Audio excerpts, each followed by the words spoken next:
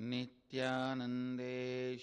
समारम्भाम् नित्यानन्देश्वरि मध्यमाम् अस्मदाचार्यपर्यन्ताम् वन्दे गुरुपरम्पराम्.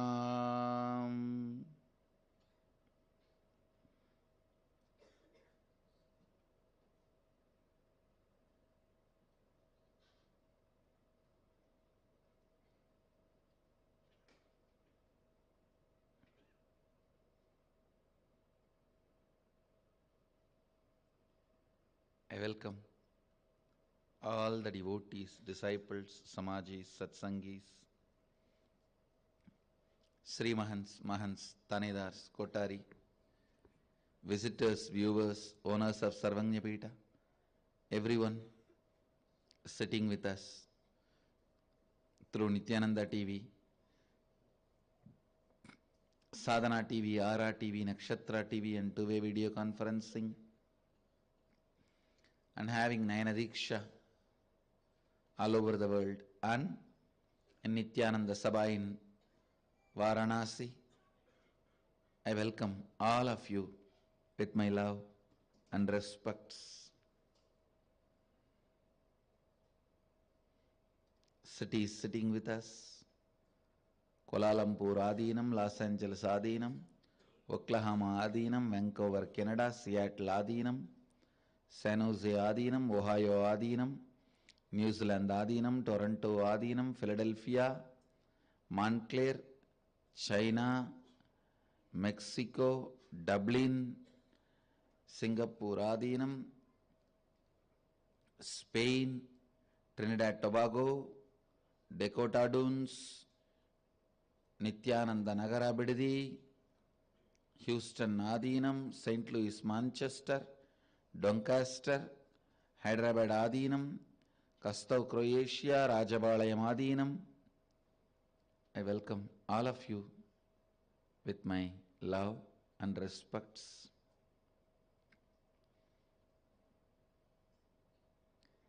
Before entering into the verse, I wanted to explain some basic truths about seeking, which is explained in these verses. See, if I explain the basic concepts, the truth expressed in this verse will become more experiential for all of you.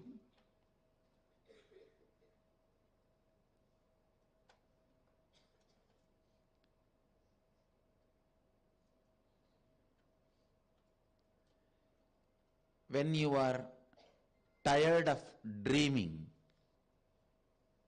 or you can't handle dreaming anymore, you decide to wake up. If there is a nightmare, if there is a fantasy dream, where the dream becomes too sweet or too harsh to handle, then you wake up.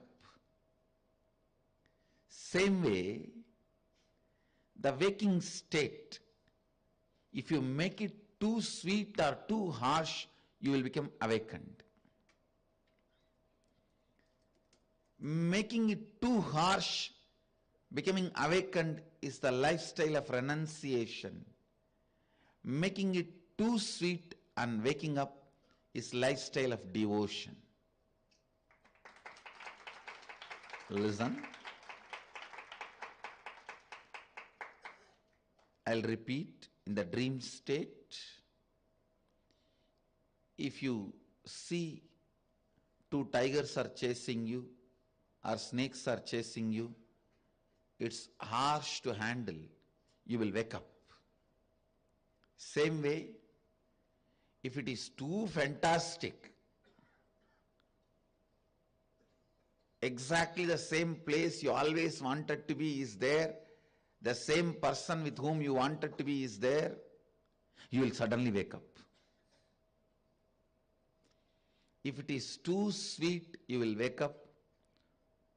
too harsh, you will wake up. So the dream state is sustained in the struggle, not in the extremes. Listen. Only in the struggle the dream continues, not in the extremes. Same way, in the waking state, if it is extreme sweetness, you will be awakened. Or extreme harshness, you will be awakened.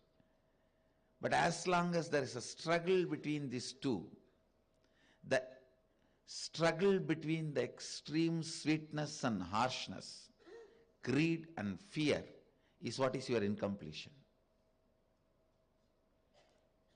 As long as there is a struggle, you will continue to maintain this waking state. This state, you will continue to maintain. If anyone takes over, it's all over.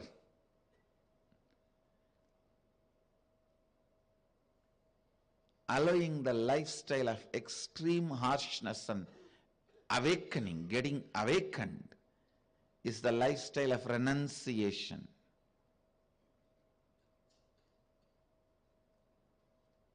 A Naga, a Agori, allowing the extreme sweetness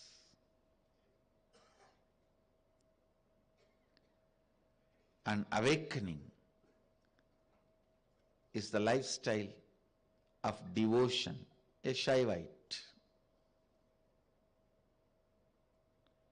Using both the process and getting awakened is a lifestyle of Nithyanandite. I use all available possible methods, process, kriyas to help you into awakening. Whether it is nightmare or fantasy dream, you will wake up. You will wake up. You will wake up.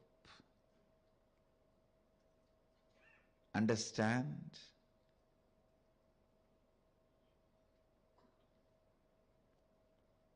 Neither fantasy, dream, nor nightmare will let you continue sleep. Same way, neither extreme harshness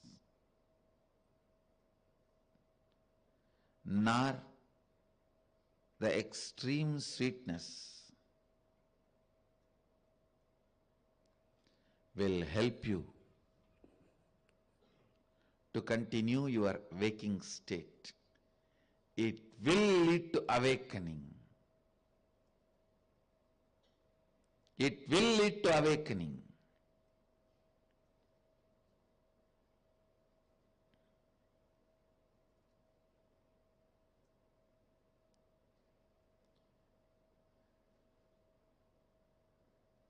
I tell you, if life itself brings that harshness and awakens you, if life itself brings that sweetness and awakens you, you will be wasting lot of time. You voluntarily getting into that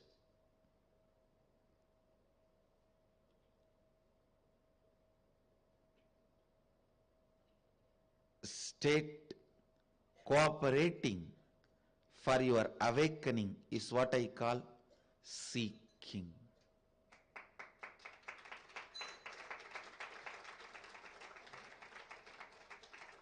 It is not that every night you wake up with a nightmare or fantasy dream. Many nights you wake up because you are too tired.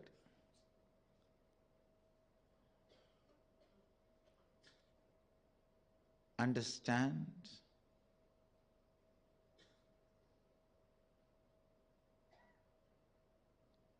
Same way in your life also. It is not that all the time you can get the extreme harsh dream, harsh reality, or extreme pleasant reality.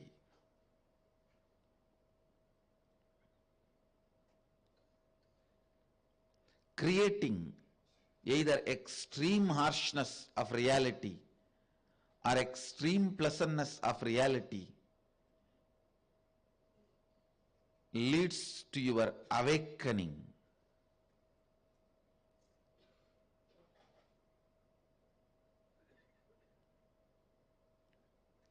Cooperating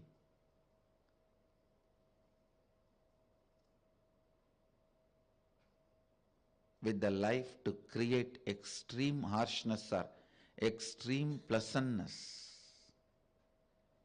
is seeking. Either with the concept of Shiva, you can make every moment of your life extremely pleasant. You know, this is the place Sadashiva walked. This is the very air he breathed. This is the very forest he and Devi spent so much of time.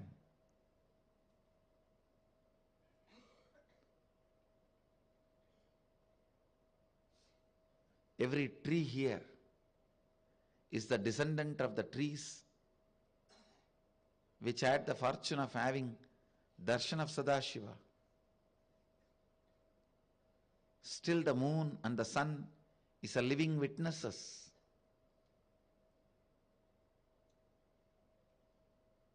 You can go on cherishing this and get into the extreme pleasantness that will lead to awakening. Or you can deny everything, including your own existence, and that will lead to extreme harshness. Again, you will be awakened. Use anyone, cooperate with anyone. Allow the awakening to happen. That's all is essence of life. That's all is essence of life. Your self-doubt, self-hatred, self-denial neither allows you to experience extreme harshness or extreme pleasantness. If you go through pleasantness, you doubt it. No, this cannot be permanent or eternal. If you go through harshness, you build a hope. No, I'll get out of it and I will have pleasantness, joy one day. The hope stops you going to the extreme harshness. Doubt stops you going to the extreme pleasantness. And you don't allow both.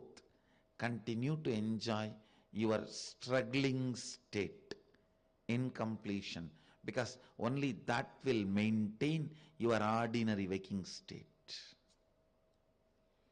Sleep is the base material out of which the dreams can be dreamt. Confusion is the base material out of which this waking state can be perceived. Only if you are in the state of sleep, you can dream.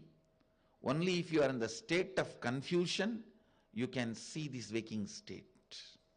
Understand, that is why confusion is a very precious investment for you.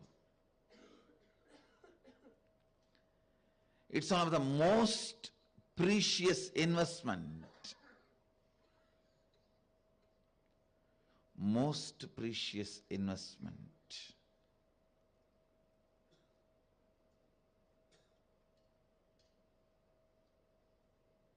But I tell you, let confusion not become your most precious investment.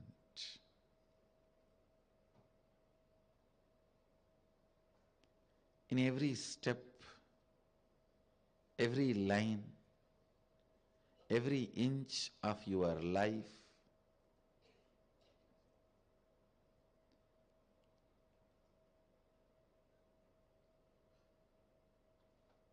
if confusion becomes your basic stand, basic foundation, then imagine the amount of time you are wasting, energy you are destroying.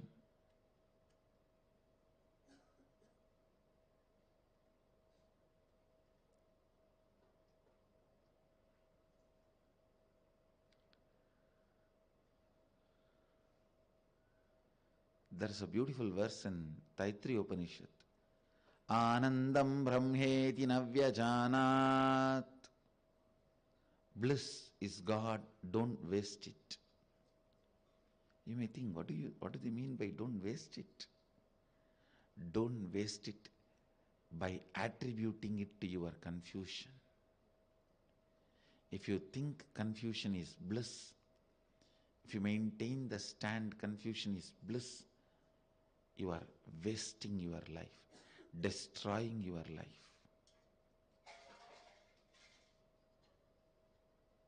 You are wasting the bliss, destroying bliss. Anandam brahmedi navyajanat.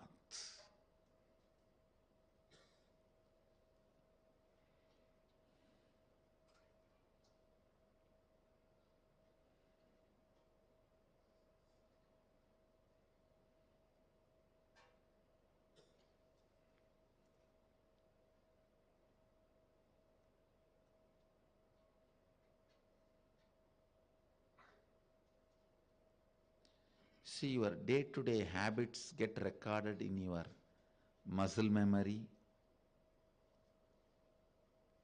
Your lifestyle patterns, like what you feel about you, all that gets recorded in your biomemory.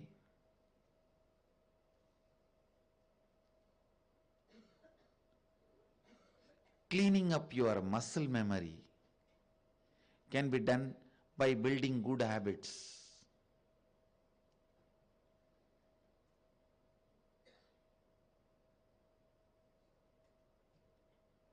But cleaning up your biomemory, what you feel about you consciously, can be done only by awakening the seeking. Awakening the seeking.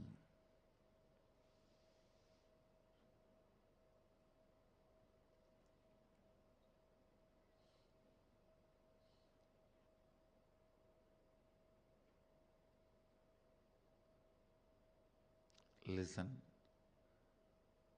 carefully to this statement, to these truths.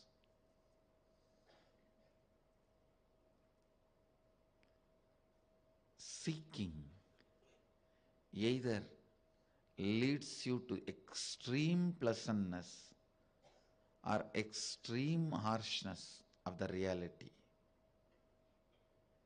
In both ways, it awakens you. Whether you get into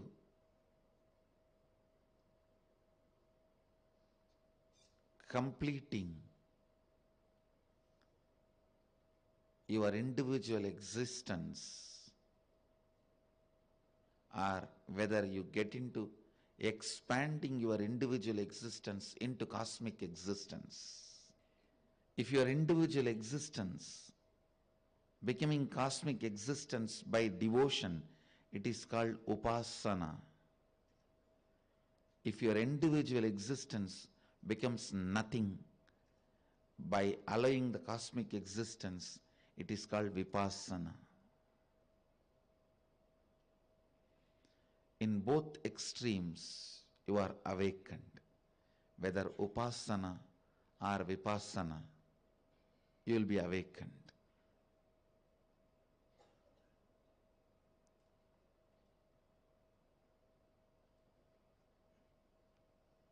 But go to any one extreme, only then you will be awakened.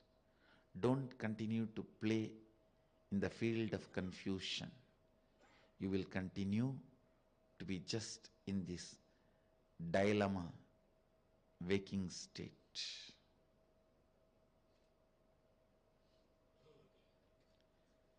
Dilemma destroys your dignity, takes away your respect for yourself.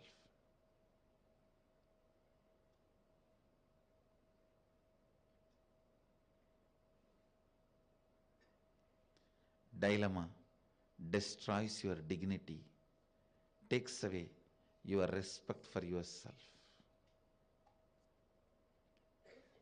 Today we are going to be having a long session for inner awakening participants.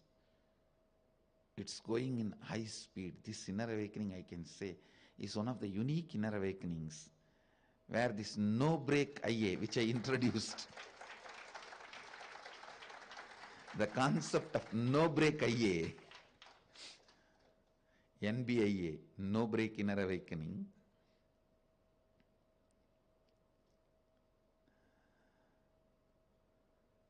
they are completing with all the inner awakening processes, and then Shivoham process and third eye awakening practice,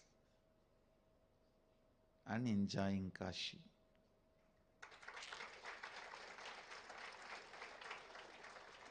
Today we are going to be working with the world and my world, which is going to be quite a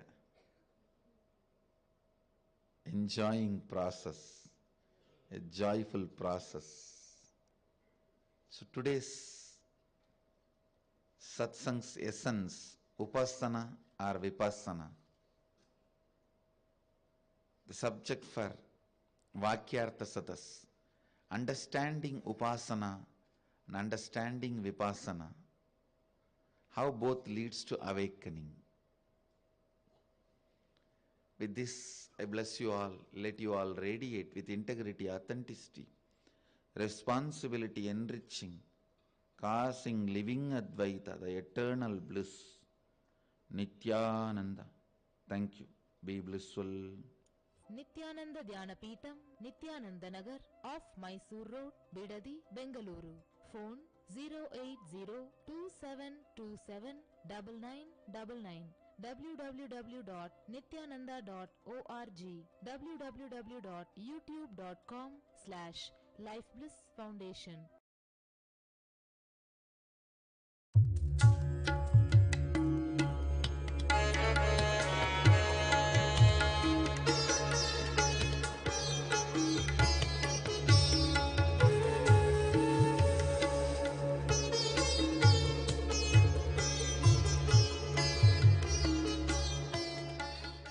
Nithyanandeshwara Sadashiva Samarambam Nithyanandeshwari Adishakti Madhyamam Asmadacharya Paryantam Vande Guru Paramparam.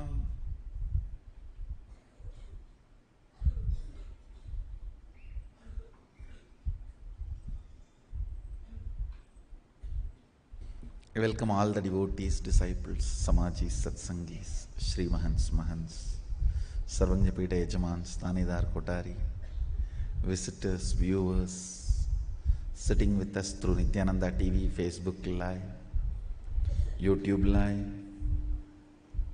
all over the world, in various ashrams, centers, adhinams, temples, having Nayana Diksha through two-way video conferencing.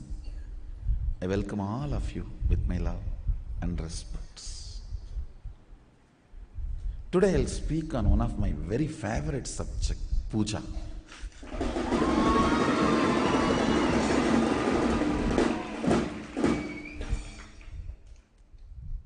If I just see last 39 years of my life on the planet Earth,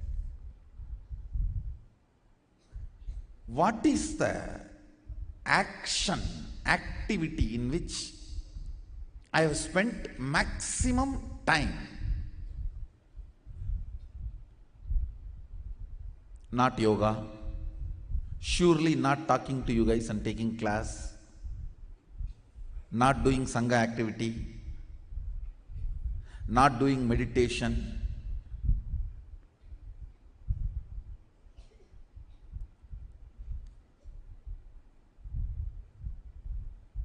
at least equivalent of the time I spent on all these activities, I spent on puja.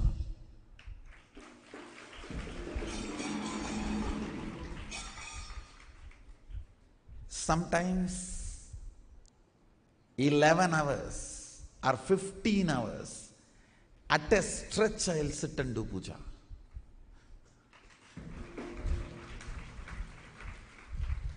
Understand, I may promote the Shaivite rituals, Agamic rituals, but I myself was Sakta.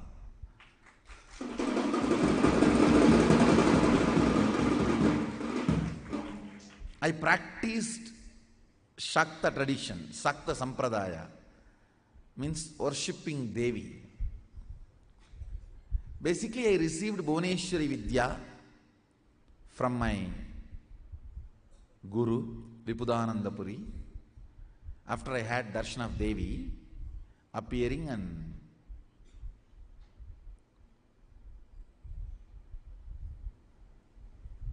I made the deity of Devi with my own hand in a stone variety called soapstone. In Tamil they say Mavakkal. It is a kind of a soft stone. I myself made tools with my own hands and carved, took the help of local carving artisans, few hours their support. So after I did this deity, my Guru was thoroughly impressed, and she gave the Bhuvaneshwari Vidya and Bhuvaneshwari puja method, the practice. In those days there was no Google, so the local library is the Google. I'll go and sit in the local city library. It is not, I should not say city library, a village library. There was a government library where a lot of books will be there. And Ramanashram also used to run a library.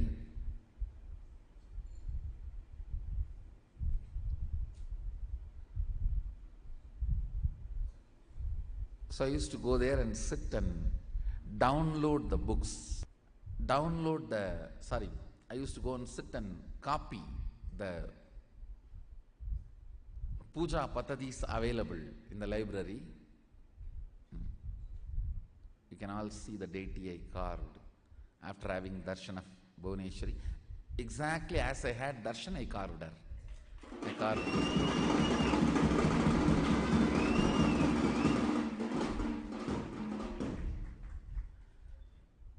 And actually my life started with puja. It is Ganapati puja, Ganesha puja, with which my whole life started.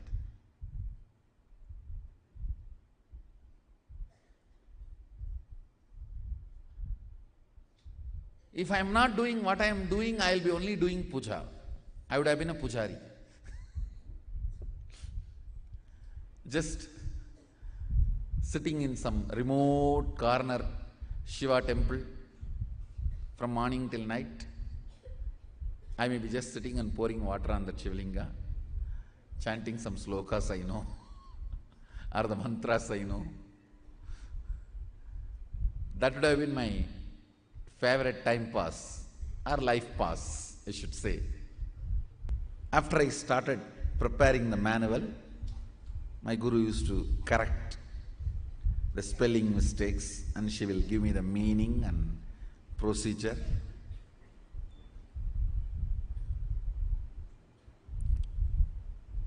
Before every puja, I'll prepare elaborate manuals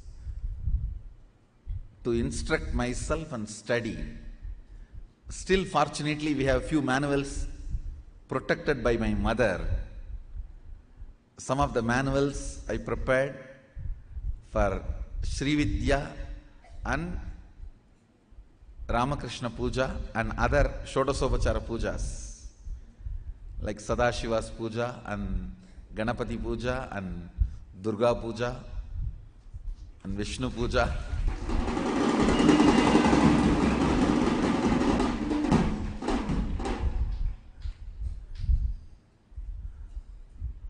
Still we have some of the manuals, fortunately.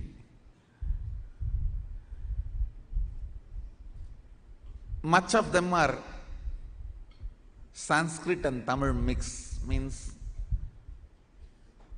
in Sanskrit script also I'll write the mantra, and then Tamil script also. I'll write the mantra and write the meaning in Tamil, procedures in Tamil. We do have some manuals with the Sanskrit script. Can you get that? Devanagari script.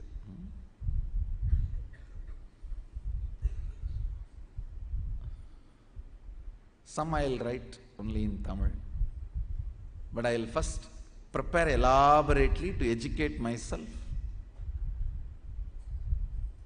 Thanks to my grandfather who put the seed of puja inside me, I have seen his sincerity.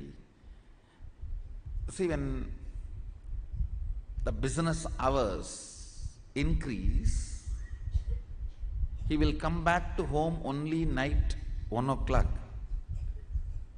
And after 1 o'clock he will take bath and do the night puja. Night puja will be only 10-15 minutes.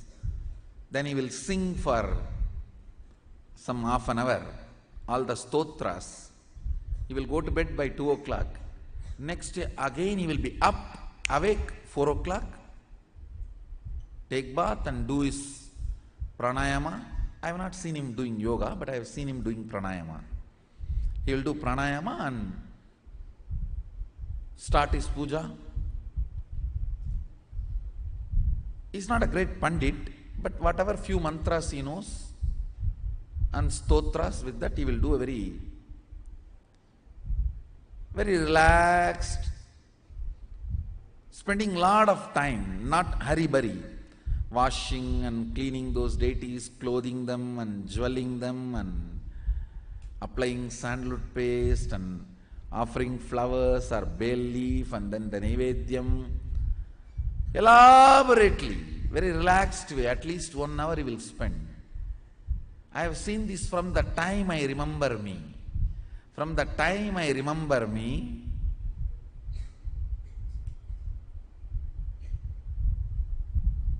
I used to sit with him. It's like a Skandamata's age itself. My mother used to put me where he does puja. So only hearing his morning puja bell, I'll open my eyes.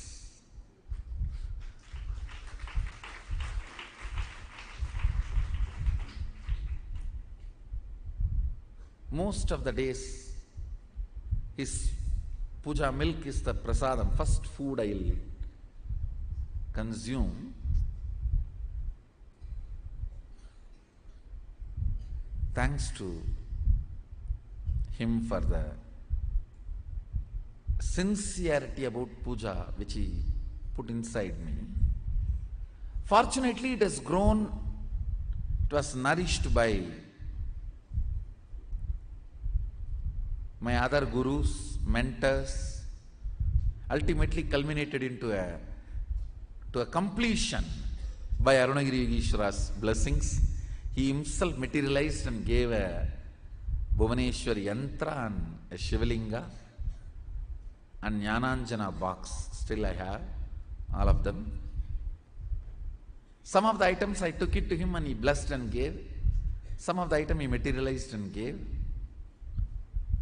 And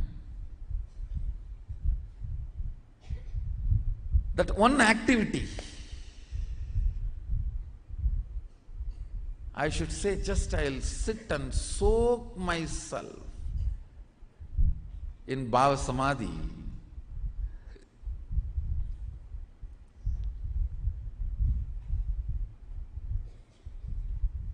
The number of hours I spent in yoga, number of hours I spent in talking to all of you, number of hours I spent in my public life, number of hours I spent in meditation,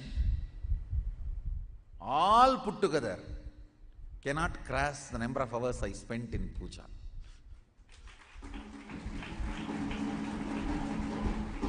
Understand?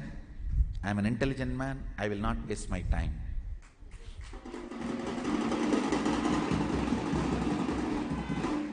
I think this statement should make sense to all of you. Why puja? If an intelligent person like Swamiji, who doesn't waste time, has spent so much time on puja, then there is something there need to be explored. Then there is something there need to be explored. These are the few deities my grandfather gifted to me.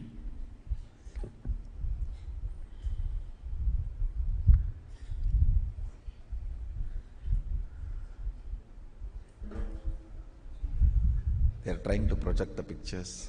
I'm waiting. Yes.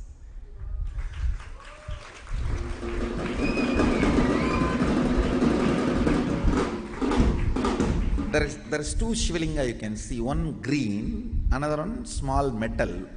I think it's Panchaloka. That green one was gifted to me by my grandfather, and that small one was gifted by Arunagiri Yogeshwara himself. He materialized and gave.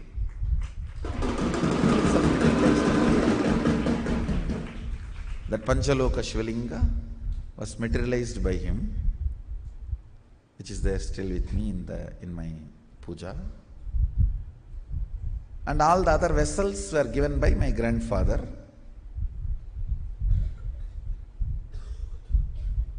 And that Annapurani he brought from Kashi. When he went to Kashi, he brought and gifted it to me. Thanks to the great love he planted inside me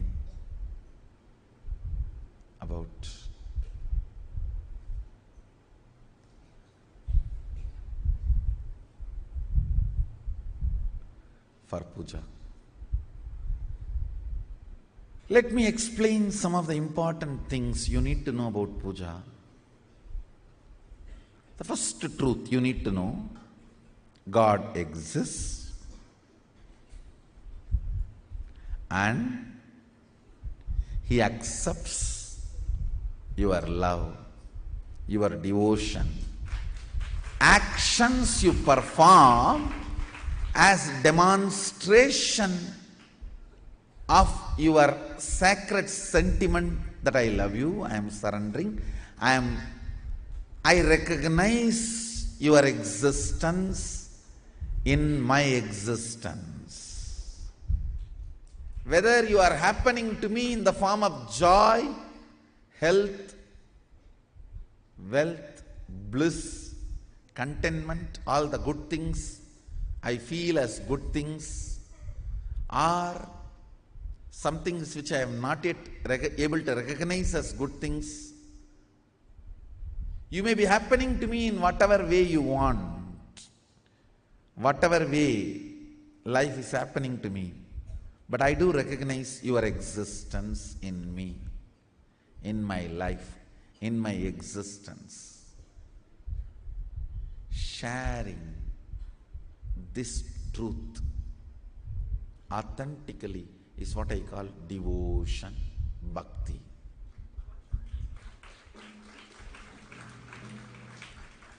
Manifesting powerful cognitions about the universe is bhakti, and manifesting powerful cognitions about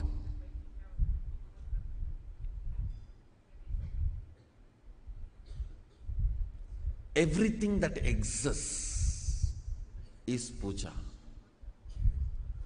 Puja is the time you naturally manifest most powerful sacred cognitions about life, about universe, about God. Especially if you understand those mantras, the sacred sentiments, meaning behind those mantras. We will start soon classes, sessions,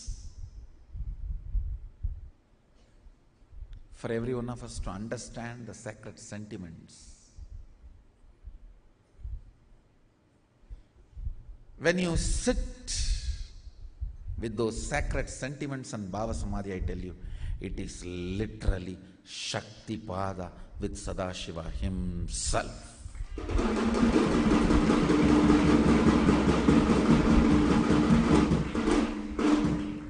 It can manifest so much of powers, state of Sadashiva, space of Sadashiva, and powers of Sadashiva.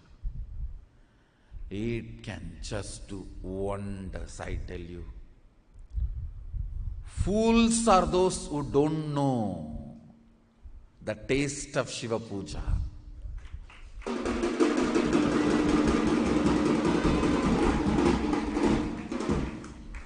It is actually literally missing an important component in the life.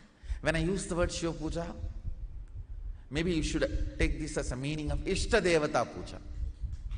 I don't want to exclude the Shaktas or Vaishnavites or other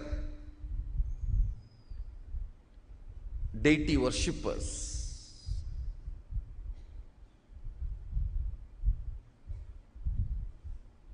Because now I am practicing and promoting Shiva Puja, I am using the word Shiva Puja. Otherwise, you should take this as a Ishta Devata Puja. Whoever is your Ishta Devata, I tell you, the Ishta Deva Puja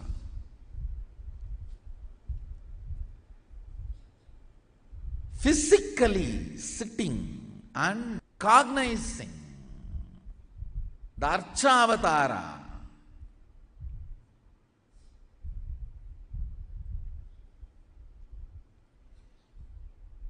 and collecting all the things needed to offer it to him, and offering by invoking the tremendous sacred sentiments and just getting soaked into it. It's a methodology of creating Kailasa wherever you are.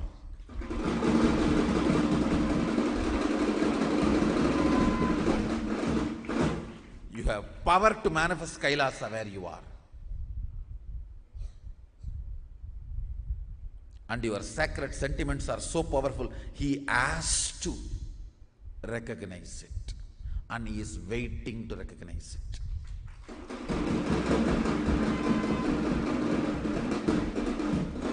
Sadashiva may not need your puja, but he is waiting to respond to your puja.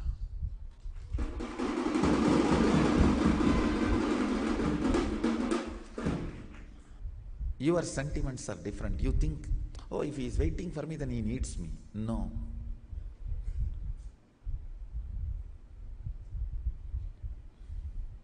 He doesn't need, but he responds. He is alive, very much alive, available.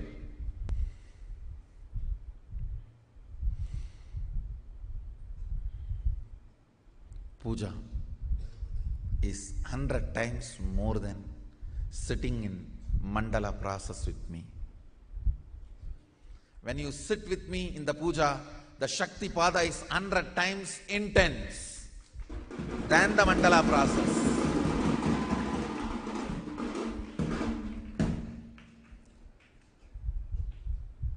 Because the sacred sentiments invoked.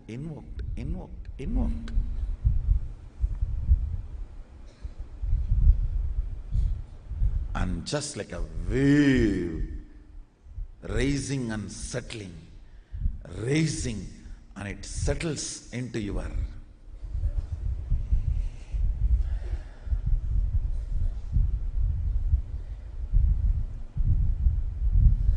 muscle memory. The sacred space of puja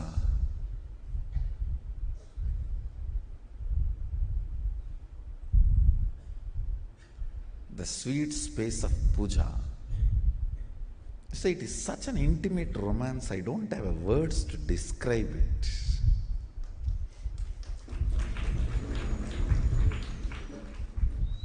Romance described loses its sweetness and sacredness, becomes dirty.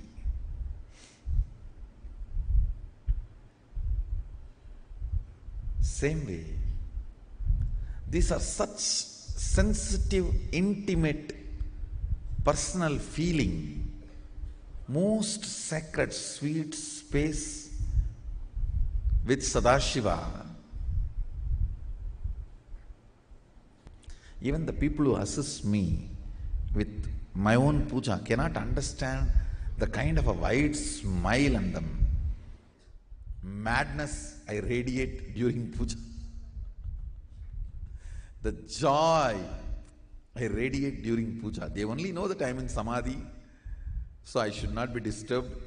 So they, out of politeness, they arrange everything and support, but even there they can't understand. Being around me so long, they can't understand the kind of the mad joy I radiate. I tell you, Bhava Samadhi should be tasted when you are in human body.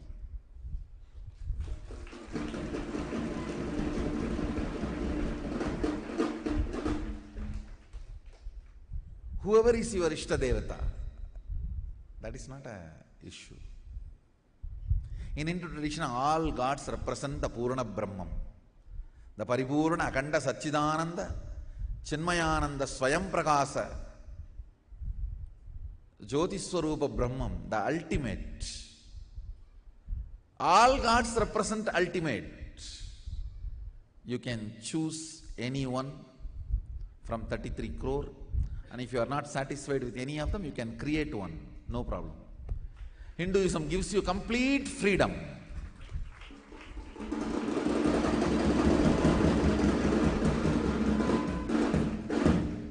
Samadhi means being one with the source. Adi means source. Sama Adi means one with the source. Bhava Samadhi means being one with the source through this attitude. Bhava means attitude, aspect.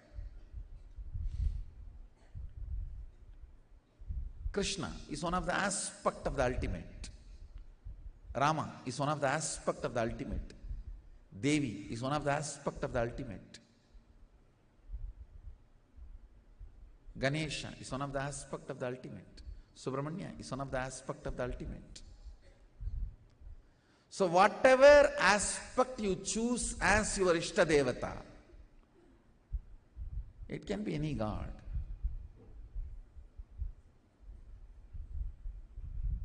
It can be Shiva, Subramanya, Ganesha, Devi, Vishnu, Munishwara, Kalabhairava, Veerabhadra. We have so much. And if you don't like anyone, you want to create something new, free, go ahead.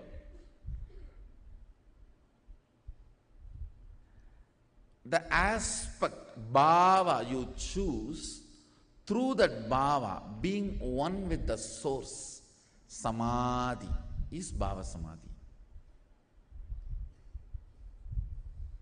Knowing this bhava is adi and being in sama with that is bhava samadhi.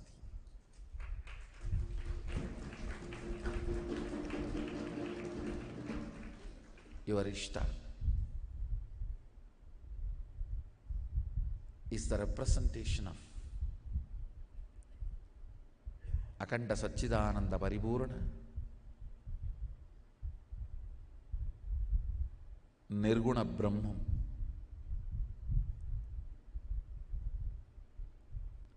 A person who has a pet and lived with that pet for years only will understand his love and sentiment with the pet. Other fellows will look at them only as dog or cat. Only a person who cherished, lived will understand he is part of his family. Same way, only if you enjoy the puja you will understand it is not stone or a deity, it is God Himself.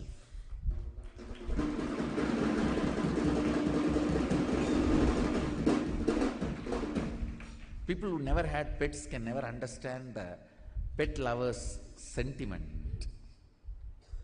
They will only cry foul. Oh, they spend so much money on dog, they spend so much money on cat, rat.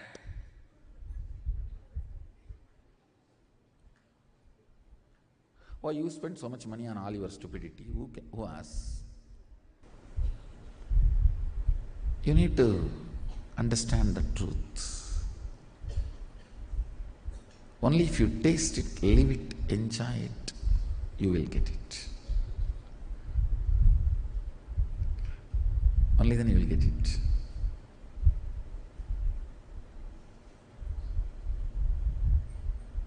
Not otherwise. You need a little bit of initiation and tuning to enjoy one of these most important aspect of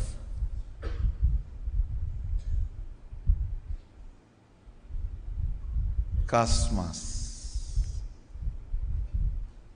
Most important sattvic bliss. So today and tomorrow we have Samaya Diksha and Vishesha Diksha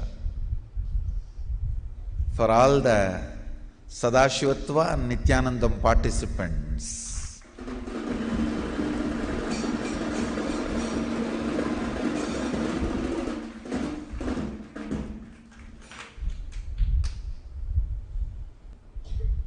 Those sacred truths and sentiments rising in your system and settling in your muscle memory and biomemory will tune you to be in Shaktipada with Sadashiva continuously.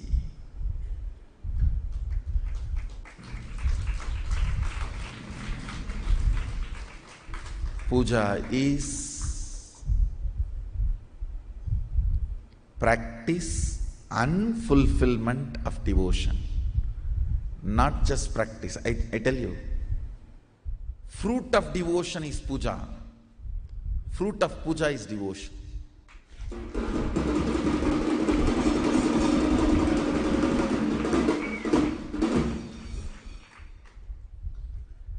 So essence of today's satsang, for all the participants, fruit of puja is devotion. Fruit of devotion is puja. So with this, I bless you all.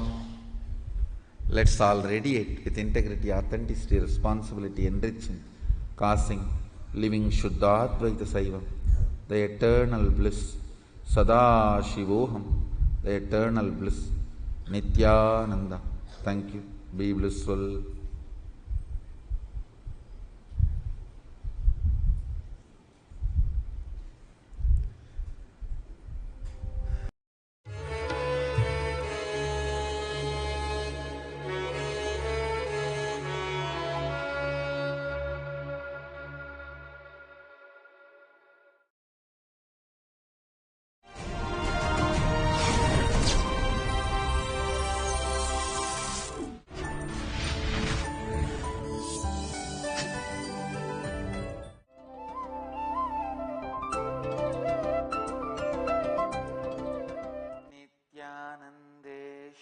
Shankarasamarambaam Nithyanandeshwari Madhyamam Asmadacharya Paryantam Vande Guru Paramparam। इस समय हमारे साथ उपस्थित सभी दर्शकों और भक्तों का मैं प्रेम एवं आशीर्वाद सहित स्वागत करता हूं। I welcome all the devotees, disciples, samajis, satsangis sitting with us in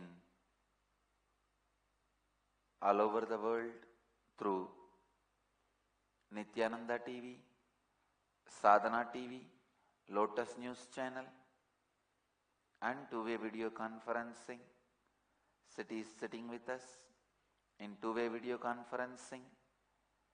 New York Varanasi, Guadalupe Rameshwaram, Ohio Prayag, Toronto Kailasam, Los Angeles Arunachalam, Vancouver British Columbia, Houston Kalahasti, Kuala Lumpur Palani, Paris Home Temple, Nithyananda Nagar Thiruvannamalai, Charlotte Sri Sailam, Seattle Chidambaram, Singapore Singapuram, Oklahoma Somanatham, San Jose Madurai, Paris Home Temple, Hong Kong Sirgari, Indrani New Jersey, Richmond British Canada. No, British Columbia, Canada. Okay. Enriching Temple, Biddi, Oman, Sivagangai, Bangalore North, Monterrey, Mexico, East London, UK, Port Washington, New York, Bogota, Colombia, Dubai, Vaidyanatham, Warrington, UK, Dallas, Dwaraka, Slovakia, Shivaloka, San Diego, La Jolla, Port Washington, New York,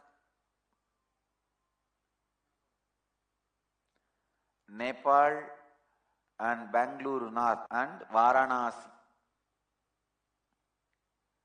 I welcome all of you with my love and blessings. Today, 20th batch Inner Awakening successfully going on 7th day. Today we are going to start completion with others. 17th batch Ingenious 7th day.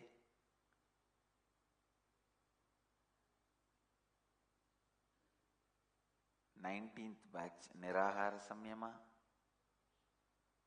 level 2, 4th day.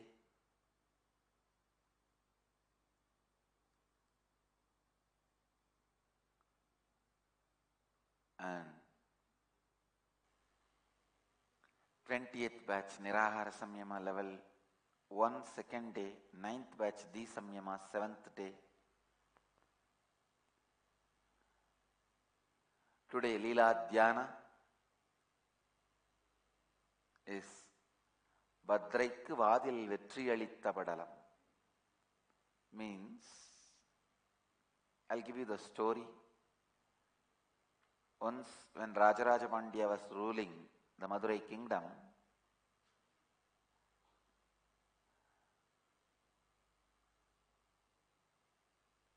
he was jealous of a singer, Panapatran, a great Shiva devotee. The singer will sing only in the temple, not in palace. But that king was so arrogant, he wanted them to come and sing in his palace. So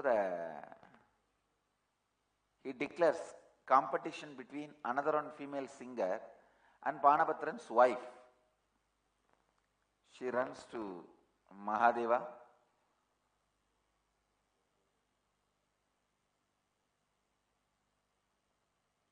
Comes and sings. Even though Panapatrai, the wife, sang well, king gave the verdict in favor of other singer. The wife says, come on, your verdict is biased. Let's go to the temple and sing in front of the Sundareshwara. Let him give the verdict.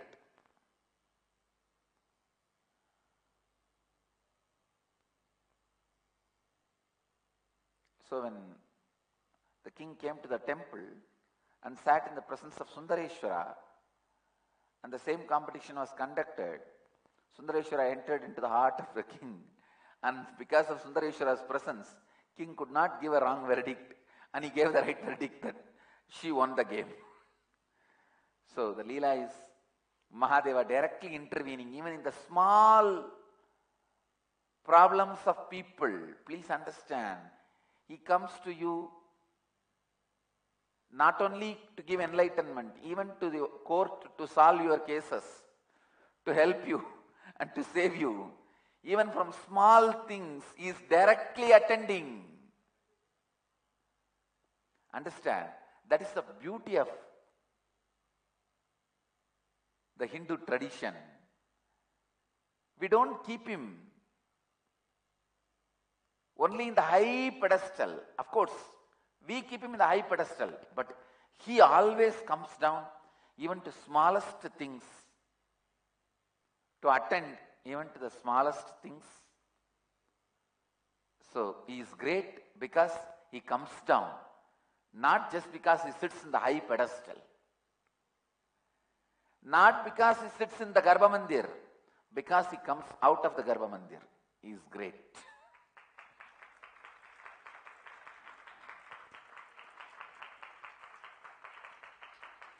He is great not just because he sits in the Garbha Mandir and receives the puja. He is great because he comes out of the Garbha Mandir and gives Sarvadarshan.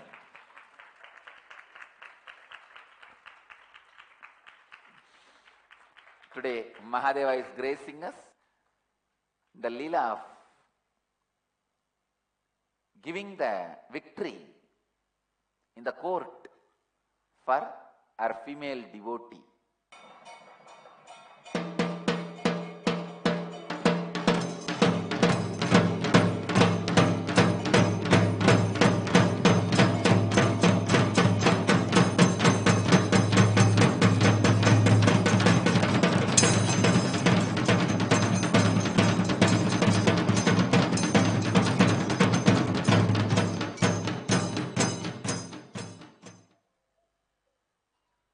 I really wanted to tell you all today this one thing. Don't take this Leela Dhyana very lightly or casually. Listen to these stories. Contemplate whenever you have a little time. I am telling you, it will help you so much in the completion. The completion process, it will help you so much because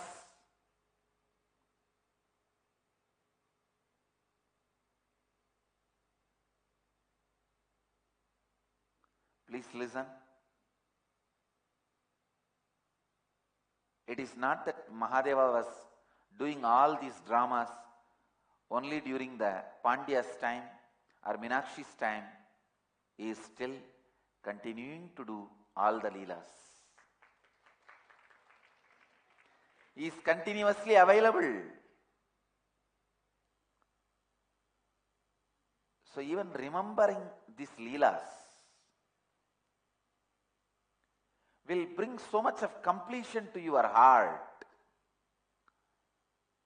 I tell you, somebody asked Ramakrishna once, "Oh, Bhagavan,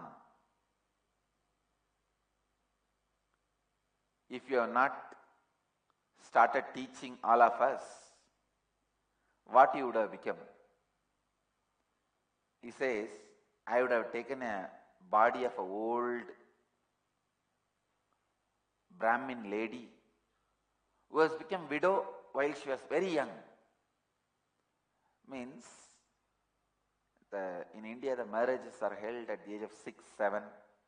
Sometimes the girl will not even see the husband fully and that fellow will die somewhere and this girl will remain as widow forever. Ramakrishna says, I will get that kind of a life where I am married at the age of 5.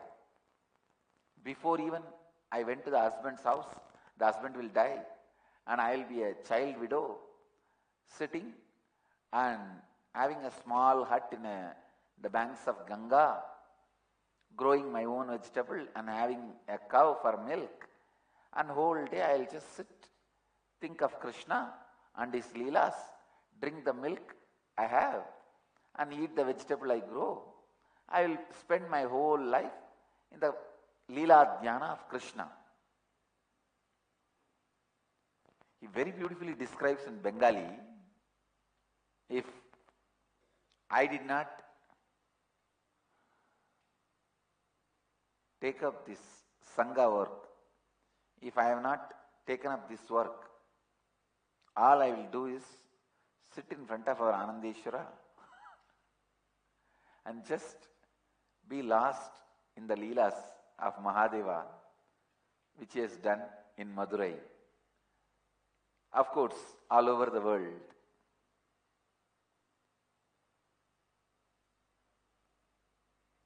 I tell you, only people who understand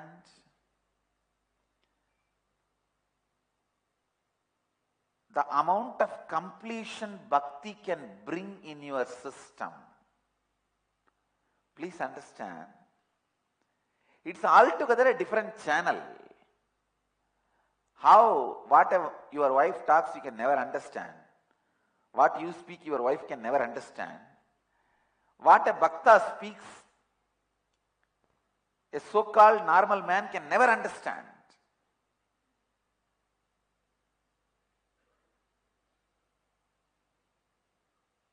That's why these so-called normal men, they always call bhaktas as crazy, and bhaktas always call this normal men as deluded or living in illusion.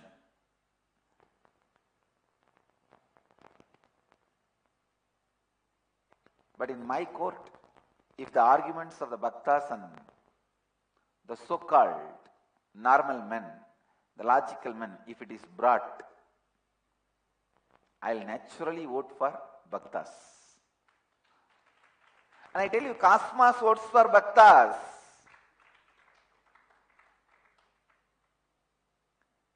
Let me define bhakti.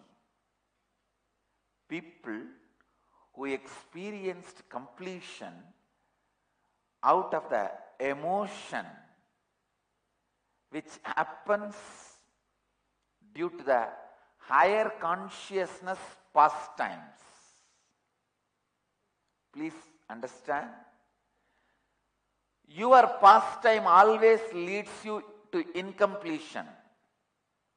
An incarnation's pastimes always leads you to completion.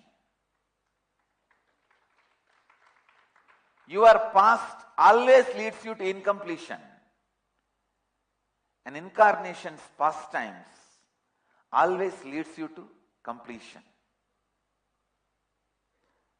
If you constantly remember what you did when you were a child, you will be in more and more incompletion. If you constantly remember what Krishna did when he was a child, you will be more and more in the space of completion.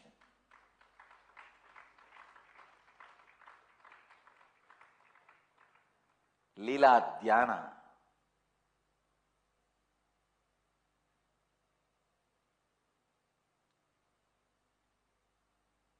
I tell you,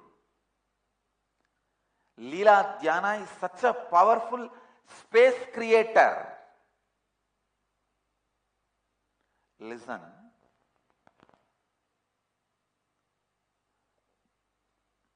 Beyond certain level, your intellect will not have a strength to create a space. For example, when you learn about the power of the space, you will create a space. Come on, I am creating a space to build 10 ashram, 5 temple, 300 ashramites, 200 sannyasis. You will fail. You may fail in one item, means one dimension, you may fail. You may be successful in some. You might have created 10 temple, you might have created 5 ashram, but you would have missed in the sannyas number. When you fail in one, you lose confidence over you. Again you will create certain space. I am creating space for this and working. You may fail in one or two things. Please listen. Your intellect does not have a strength to stand up again and again and create the space and face few failures when it happens in your life. But the emotion, bhakti, devotion is so powerful, it can create again and again, tirelessly, right space for you. That is why I tell you, always only the bhakti-based traditions survive and win the test of the time. Never intellect-based traditions. Never the traditions which are basing themselves on intellect withstands the test of time. Please listen. What I am talking is a very important thing. Your life is also one tradition. You may not know. You may not know. Your whole life, either you depend on your intellect or on your emotion. You may not remember Krishna, but you may be remembering some other leader. You may be remembering some other person whom you think as ideal. But I tell you,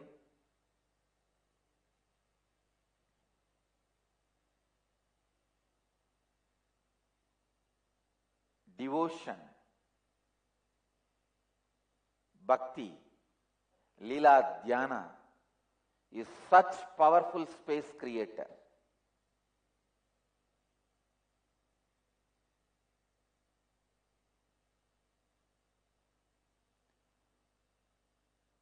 Life is nothing but ability to stand up again and again and face it. How many ways doubts and depression attack you? Doubts and depression are so powerful, it attacks you from all corners. Life is nothing but the strength to stand up during all these attacks. I tell you, I sincerely tell you, do not believe or just depend on your intellectual clarity about completion to save you and keep you in the space of completion and take you to the ultimate space, continuously creating the right space again and again and again.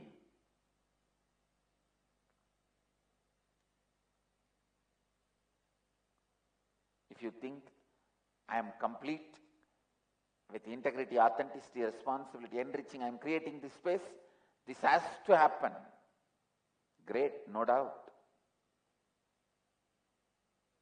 But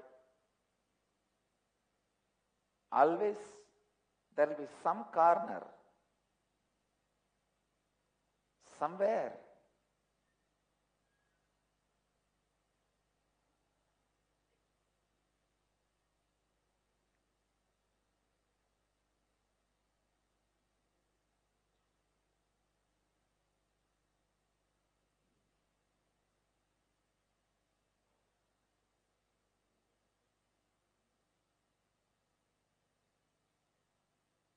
some remote corner of your life.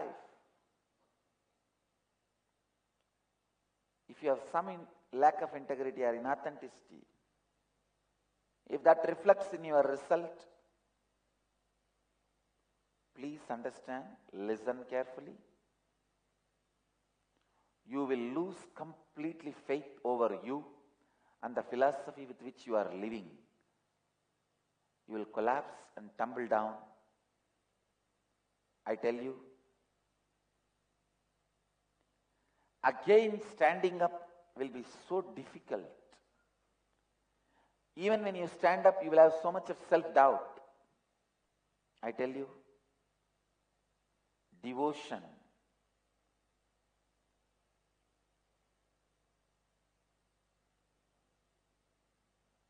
achieving completion and creating the right space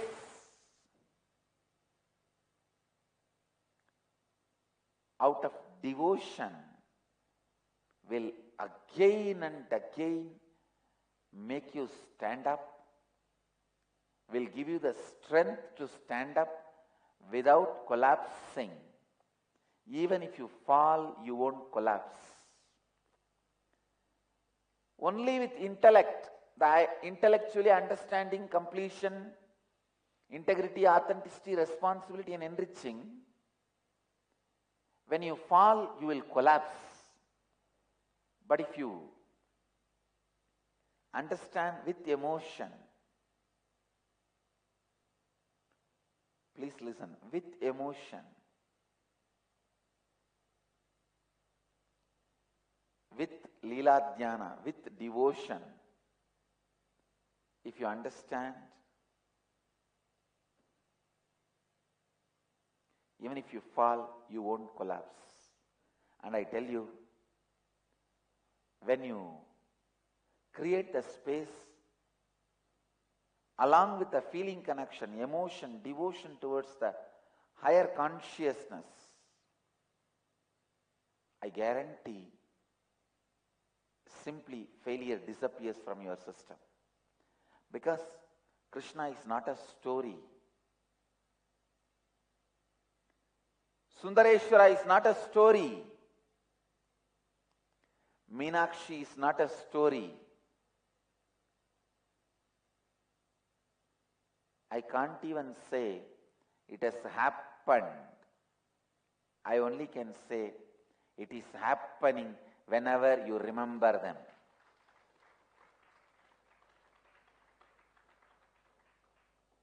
It is not past times. It is present times whenever you remember them.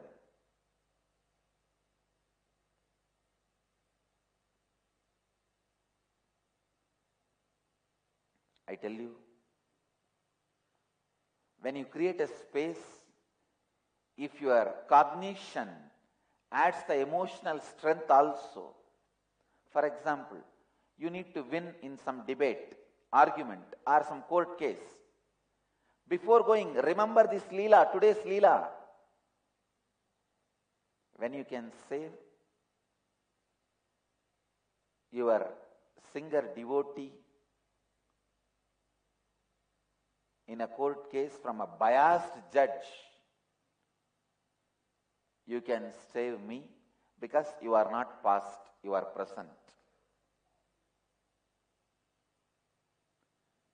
Create that space and go. I tell you, miracles will happen simply like a lifestyle for you. Miracles will become lifestyle for you.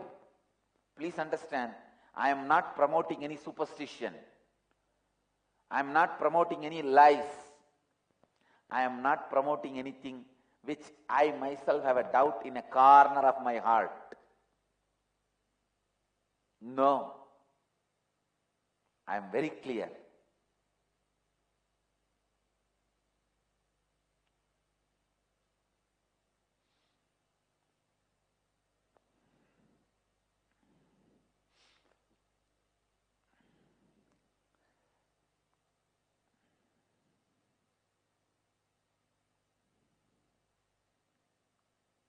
Understand,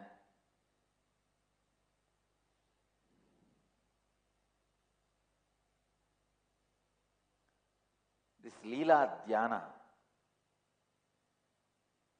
remembering the past times, please listen. Remembering your past times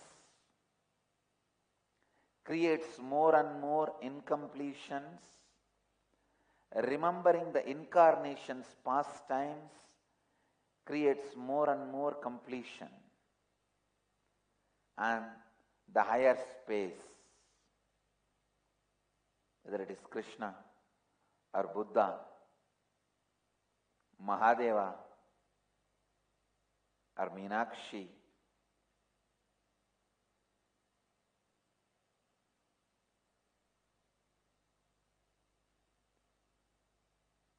even remembering their leelas.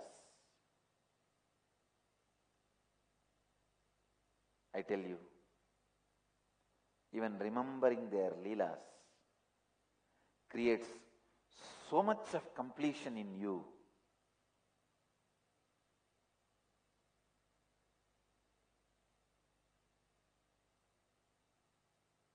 It heals your mamakara. Please understand. Medicine for the mamakara is Leela Dhyana. Your mamakara is such a pain in the stomach and head. See, your inner image is such a torture, such a pain. I tell you, Leela Dhyana is such beautiful nectar to heal your inner image. If you are struggling to get out of your inner image, you should complete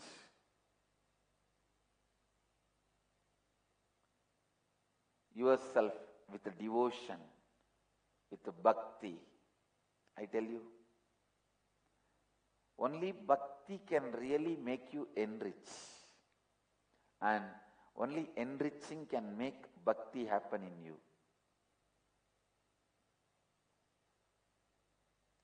If you had little bit of bhakti, no one needs to pressurize you to enrich.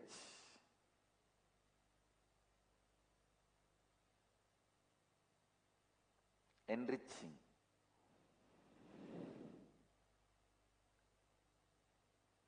Enriching will be just your breathing pattern.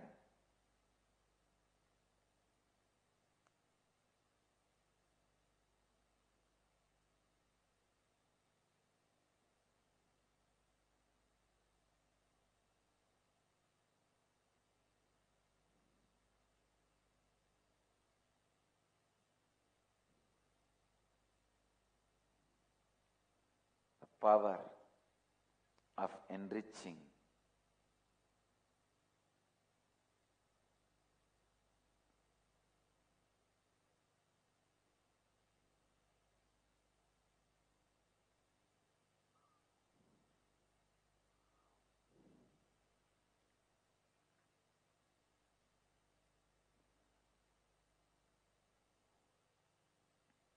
When I speak about bhakti, I am stuck with words.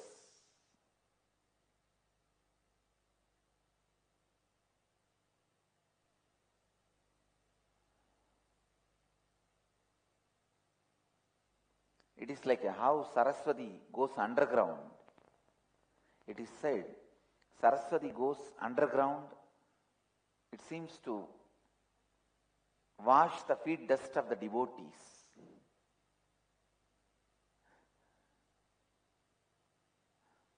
Same way, my words goes underground whenever I have to speak about bhakti, just to wash the feet of bhaktas, devotees.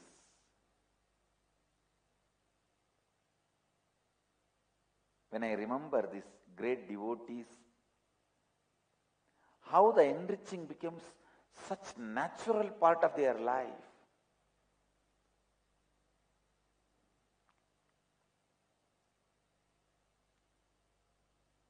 Even in our Sangha, I have seen people who connect with me through devotion. They don't need this lesson of enriching. Simply, if they breathe, wherever they go, whatever they do, it is enriching, enriching, enriching. I tell you, if you build your completion with devotion also as a part of your cognition, then you will never fall into depression. You will have so much of strength. It is like a steel inside the concrete. Just the concrete pillar without steel may collapse after some time. But if the steel is there inside, reinforced, then naturally pillar life increases multifold. Please listen. I tell you exactly, if you build your completion and life just with the intellectual understanding of integrity, authenticity, responsibility and enriching, it is like a just concrete pillar. If you build the space of completion and the space for your life with devotion, it is equivalent to putting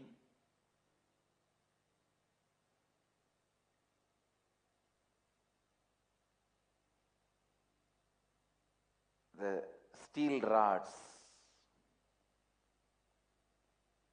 The space you create for your life will be multifold stronger. You will stand forever and enrich the world. Enriching.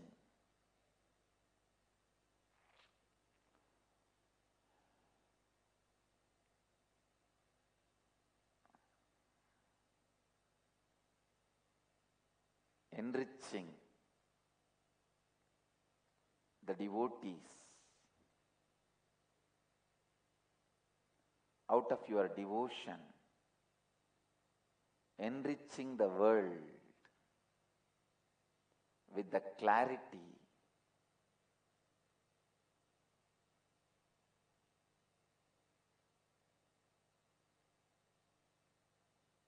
I tell you.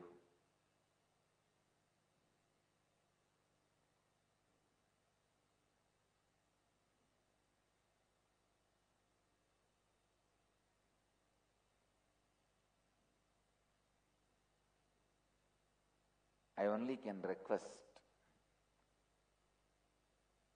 please bring devotion in some form in your cognition. When it comes to devotion, even preaching or teaching looks very aggressive. It is such a sweet, soft component of the being. It can only be shared, the smile in the eyes or as the tears in the eyes.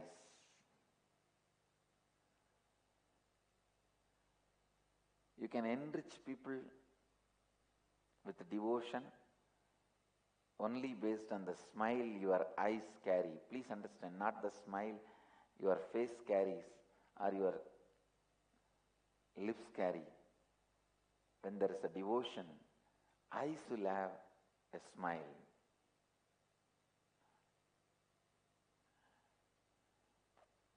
Only a person who has experienced it can recognize it.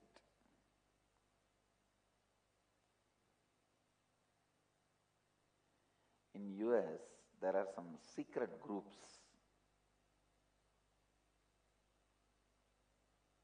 They have their own special practices, gatherings.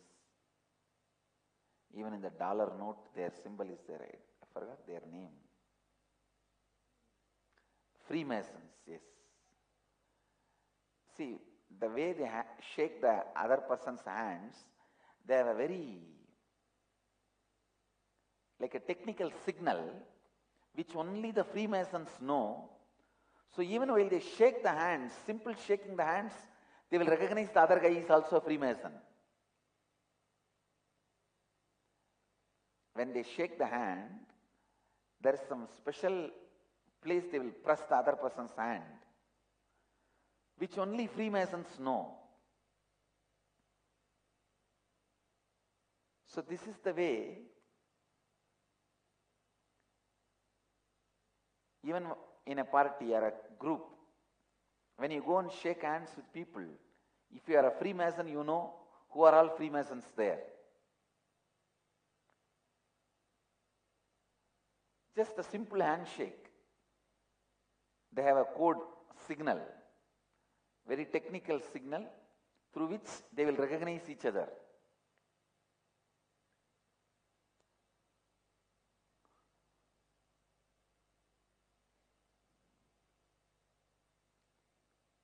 Same way, I wanted my devotees and disciples, Sangha, to recognize each other based on the smile they carry in their eyes.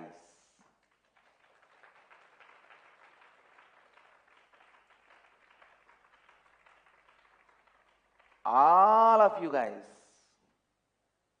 should have devotion as the component of your cognition, and that smile in the eyes, not just in the lips. Lips may not have, that is different. But the smile in the eyes is more subtle and more powerful.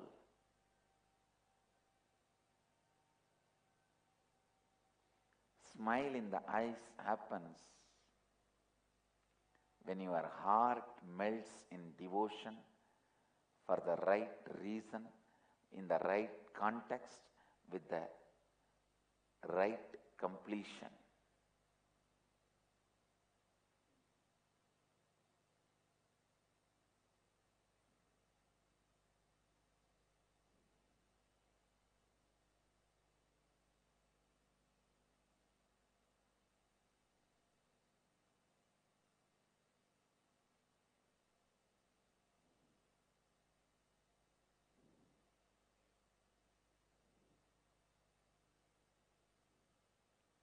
I'll give the essence in Hindi.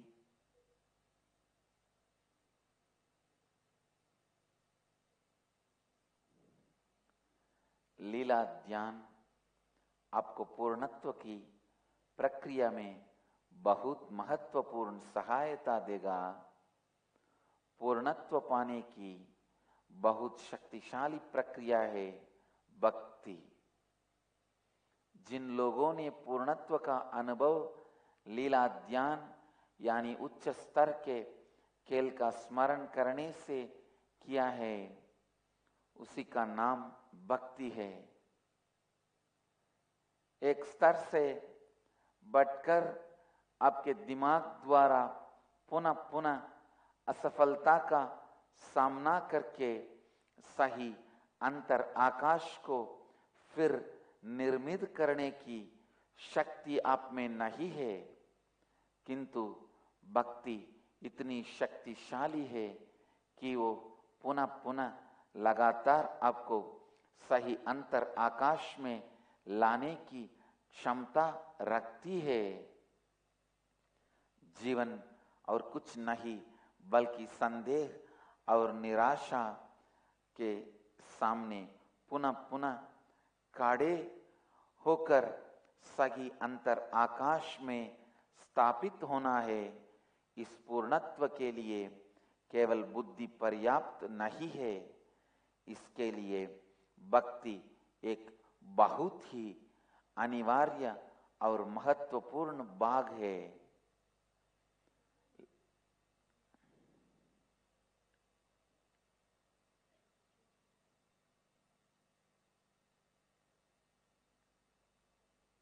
So, essence of today's satsang.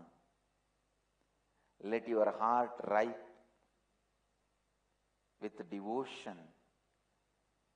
The completion achieved along with the devotion is more strong, more powerful, more stable.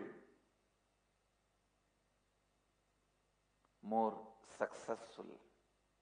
Let you all achieve, experience, live, express, radiate, share and explode in eternal bliss. Nithyananda. Nithyananda Dhyanapitham, Nithyananda Nagar, off Mysore Road, Bidadi, Bengaluru. Phone 08027279999. www.nithyananda.org. www.youtube.com/Life Bliss Foundation.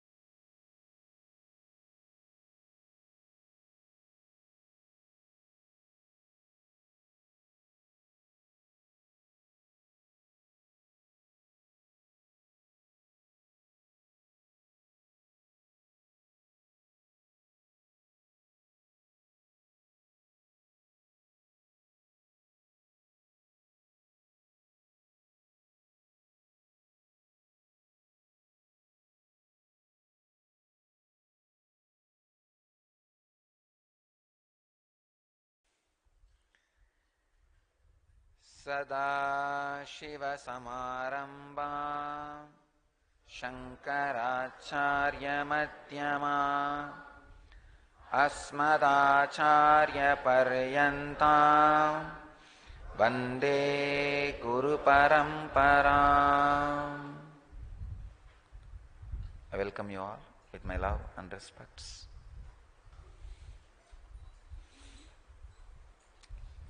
Today's subject for the morning satsang is Bhakti, the song of God.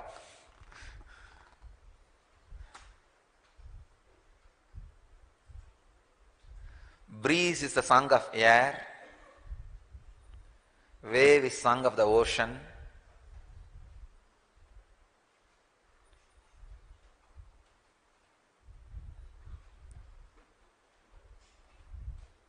flower is song of the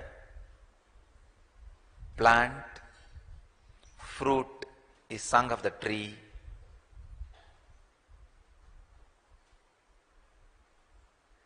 creativity is song of the man, bhakti is song of God himself. The best things each one can present to the cosmos. Best thing air can present to the cosmos is a breeze. Best thing a plant can present to the world is a flower. Best thing a tree can present to the world is a fruit. Best thing ocean can present to us is waves. Best thing human beings can give it to the cosmos is creativity.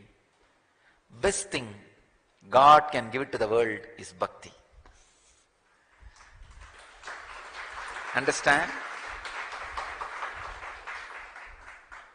And I wanted to very clearly make you understand, best thing God can give it to the world is not enlightenment.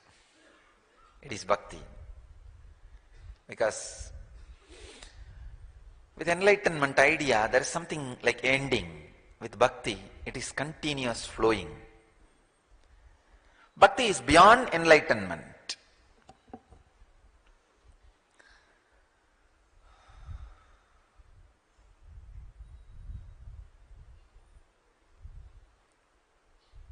With bhakti,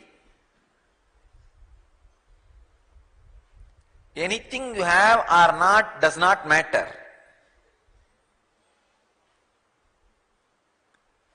Without bhakti, anything you have or not does not matter.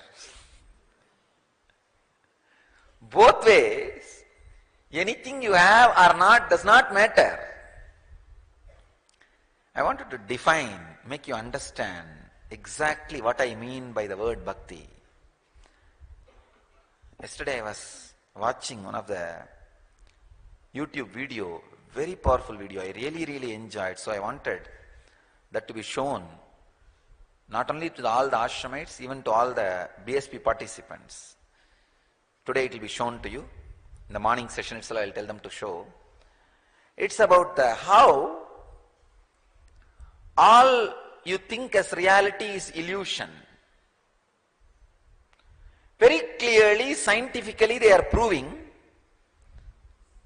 what Ashtavakra was talking. Ashtavakra is a great saint, a Vedanti, Suddhadvaiti, much more pure than Krishna and Shankara. Krishna had a line of politician in him. After all, he is a king. Shankara had a line of Brahminism in him. After all, he is born and brought up as an orthodox Brahmin.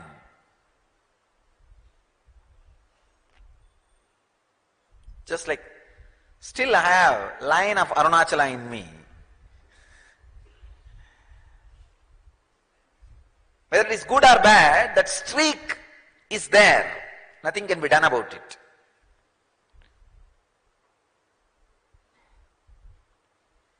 But Ashtavakra, no streaks, no line, no theories. Straight practical, extraordinary expression. Very, very beautifully describes how whatever you experience as reality is illusion. He goes on describing from his experience. Now the scientists have proved it very clearly how whatever you call as reality you experience only in the parietal lobe of your brain. How the informations get in and how you experience the reality in the parietal lobe. And very beautifully they showed, very scientifically, with a lot of research and clear definitions, if your brain is removed, kept alive, brain can be kept alive even if your body is removed. How many bodies are kept alive even if the brain is removed? Brain can be kept alive even if it is removed from the body. If it is removed from the body and kept in a box, alive, and feed all the information you are getting now through the computer. For example, now what all the informations you are receiving? You are seeing Swamiji is sitting and morning satsang is happening. You all just now finished Guru Puja in the ecstasy, just sitting in the silence, listening to the words pouring out of Master. This is the information you are receiving, this is the experience you are going through. If the same video record is fed to your brain through a computer, which is possible, and your brain will be experiencing this, that's all. Your brain will be exactly going through the same experience.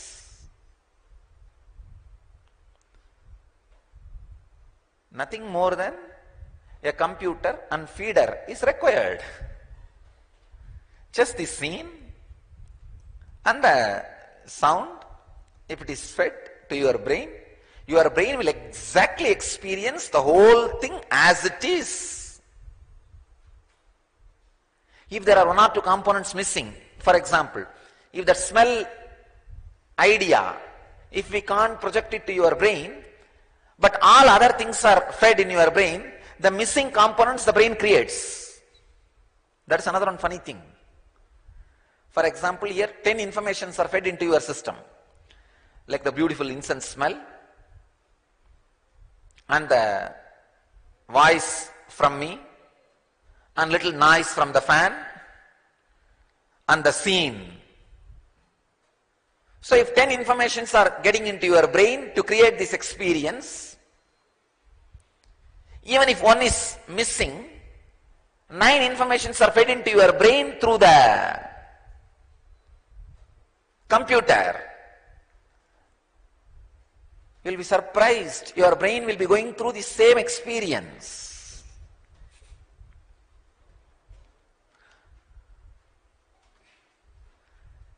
Then, how do you call this is something real and there is something called illusion? No.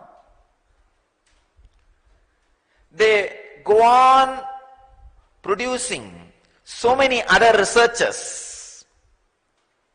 The research is done on dream state, research is done on waking state, research is done on deep sleep state. Very clearly, scientifically, they are proving how whatever you experience, including the idea of your body, you experience only in the parietal lobe.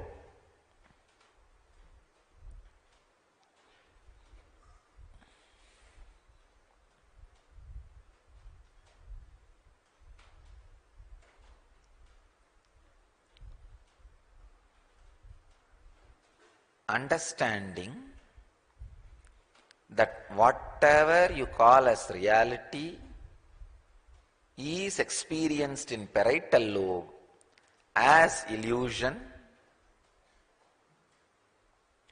and ability to feel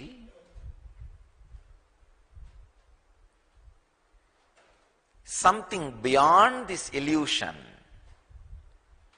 and ability to merge, relax into something beyond this illusion is bhakti.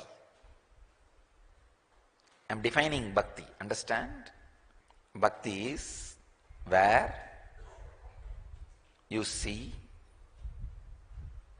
whatever is seen and experienced, including your body, as illusion, and ability to see beyond this illusion, resting into something which is beyond this illusion, is bhakti. Means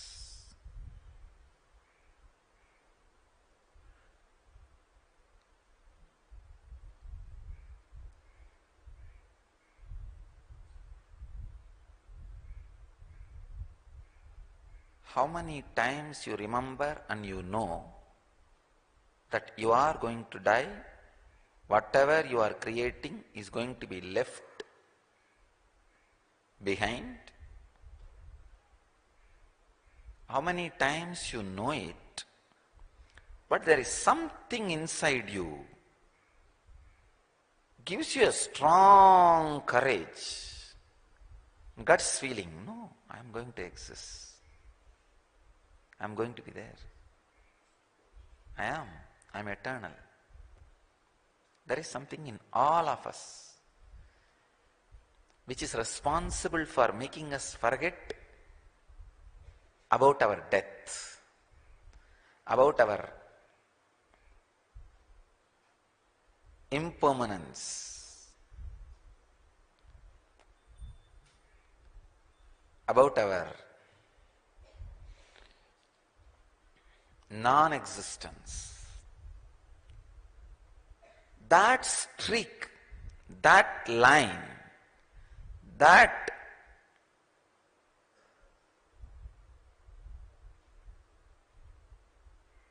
part which is in you, that part which reflects in you, becomes alive, becomes more in you when you start understanding this, whatever you call as reality is illusion. Please understand, if you think this is reality, that part which gives you the courage that you are going to be, your reality, looks like illusion. If you empower that more, this will look like illusion. In the books describing meditation techniques, especially the techniques for Advaitic experience, Vedantic experience, they have a technique. Feel like from the backside of your head, there is like whole thing, there is a huge screen. Means whatever you are seeing is, this is the way you are seeing. From the behind, this, which you are seeing, there is a huge screen. Whatever you are seeing, the whole world is a movie going on in that screen. If you have seen the IMAX theater, you can visualize what I am saying. In the IMAX theater, except your backside, the whole thing is covered. Just visualize you are sitting in an IMAX theater. From backside of your head, there is a huge IMAX screen. And whatever you are seeing, experiencing is running in that IMAX screen. In the Vedantic tradition, there is a technique to visualize like that and constantly witness. And they say 3 days of witnessing like this will completely heal your liver. Liver is the place where your strongest engrams stay, intellectual engrams. You can say duplicate intellectual, pseudo-intellectual engrams. I used to wonder, why such a description? From the backside of the head, huge screen, and the whole thing is just happening in that screen. And the funny thing is, this example is described in scriptures when there was no movie on the screen. I am really wondering how they would have visualized. Of course, in those days there was another one kind of a play. In the white cloth, they will make shadows, and with that shadows they will play dramas and show. Maybe because of that visualization, they are able to give this example. With hands, they will create shadows and show as if deer running and a hunter running. It's an art. In those olden days, there was a art. This was a nightlife. Vedic tradition is one of the tradition which had a very rich nightlife. I am studying just some of the researchers, how missing Vedic style nightlife was responsible for the destruction of our whole civilization.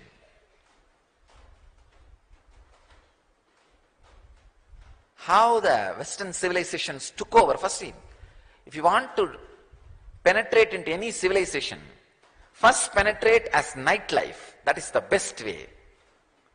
That is the easiest vulnerable way. Human beings are vulnerable in night and their activities in the nightlife. Their actions in the nightlife. What they do for fun. What they feel as fun. What we felt as fun. What we felt as joy. What we used to do for fun was the first goal of intellectual war, civilizational war done on Vedic tradition. That is the most vulnerable part.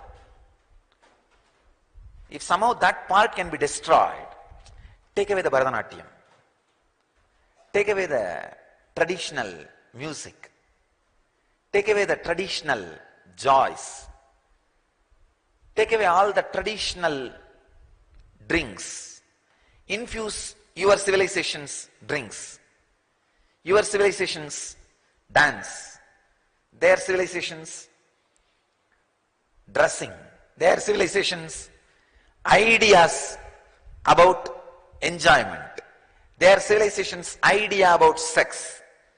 When all those things are infused, suddenly people find Vedic tradition is useless. Anything useless is useless. This is the way I can say one of the biggest attack happened on Vedic tradition. If you look back, we had a very rich nightlife. Very juicy nightlife. Even the nightlife was centered on enlightenment.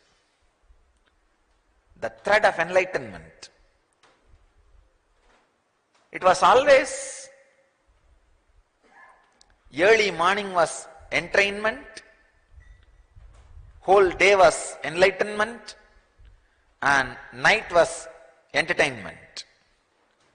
That was the way our civilization was built, but everything is on N.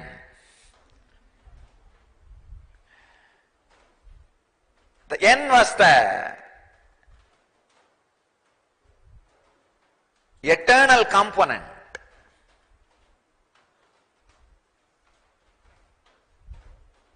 Eternal need.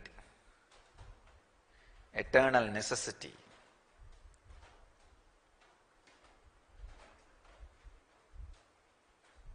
Unfortunately, the Vedic nightlife got lost.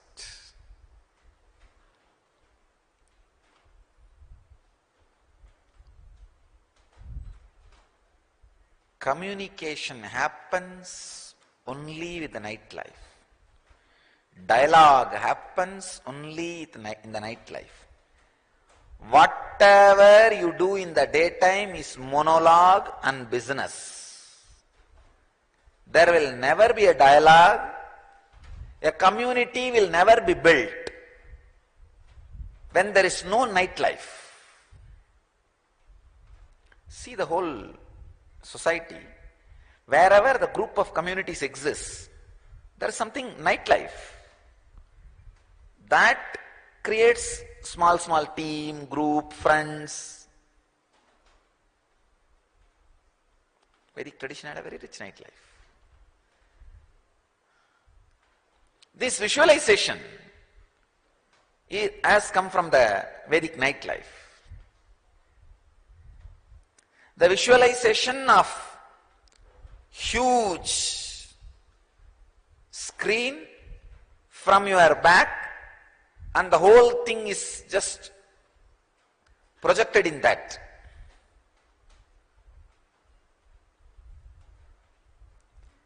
If you practice this technique, it will straight away lead to Vedantic experience, because it's a reality.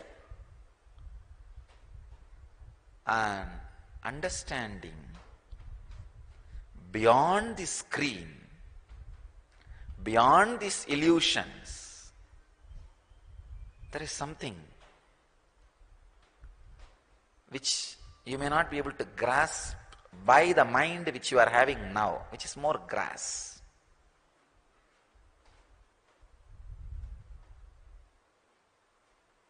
There are some things which you can't understand with this mind. All the mind which you guys are carrying, all of you are carrying a kind of a middle class mind. How you can't understand some of the great sacred sentiments, same way you can't understand some of the worst sentiments also. The other day I was reading an article.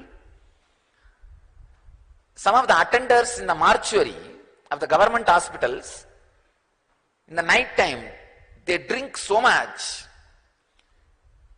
they will go and have sex with the dead bodies.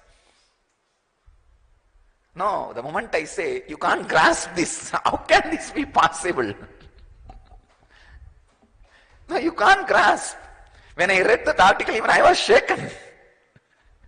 See, just I wanted to tell you this sentiment, because your mind is a middle class mind. It cannot understand some of the lowest sentiments and highest sentiments. I wanted to tell you this information just to make you understand. There are some things which you can't grasp.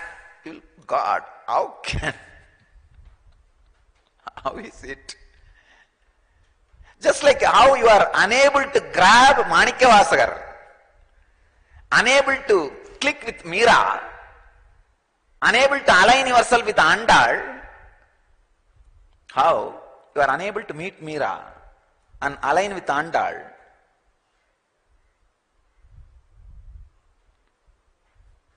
You can't grab this idea. It is too low for you. See, there are some sentiments you can't grab if it is too low for you or too high for you. So you need to understand, just because you can't grab that sentiment, don't think that does not exist.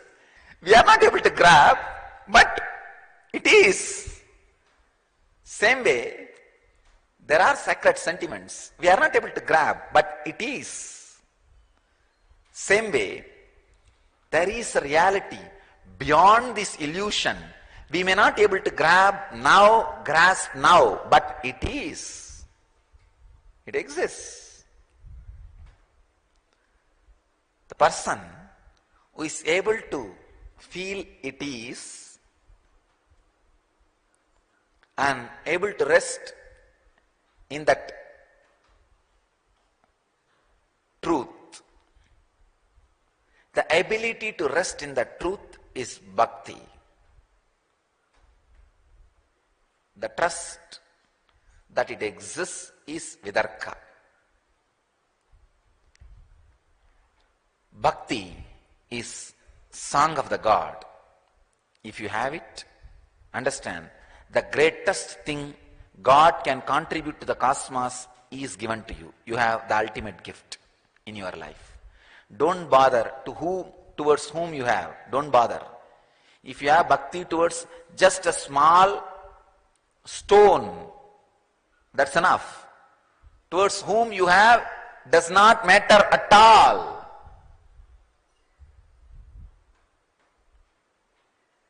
If it is towards a man or a woman or a stone, anything is okay. God or Guru, anything is okay. Or just symbol of Guru, anything is okay.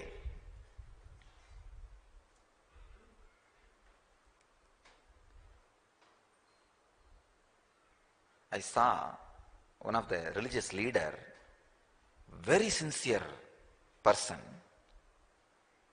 used to carry a small murti of his Guru or whom he feels as God. Always he will have that deity and worship continuously. Once in the travel, just that box in which he kept the murti fell. I could see his whole body perturbed, shaken. He is just falling, doing 12 namaskars to the deity and asking for apology.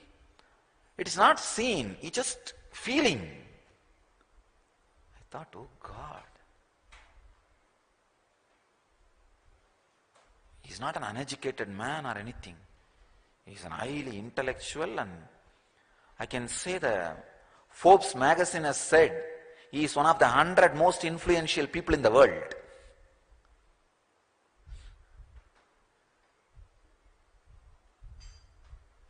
I am talking about Pramukh Swami Maharaj, head of the Swaminarayan Sampradaya. I could see his whole body radiating that sacred sentiment. The deity is God. I thought, oh God, what has seemed to be seen? Such an extraordinary sacred sentiment in human body. Very difficult to grasp. For any normal man, okay, when you do puja, visualize it is God. And after you finish the puja, pack it and put it and forget about it, do next work. And next day again when you open up, oh Guru Patuka.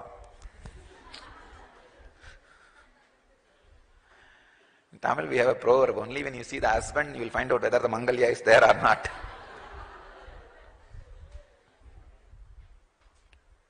So understand, with anything, if you feel beyond the screen, there is a reality, an ability to relax into it. You have bhakti. And the ultimate song God can sing is singing in your life.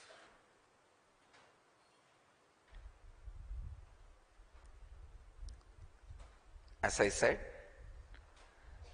breeze is the song of the air. Flower is the song of the plant. Fruit is the song of the tree. Wave is the song of the ocean.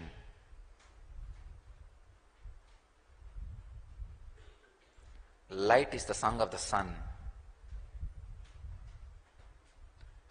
Life is song of the consciousness. Creativity is song of the man.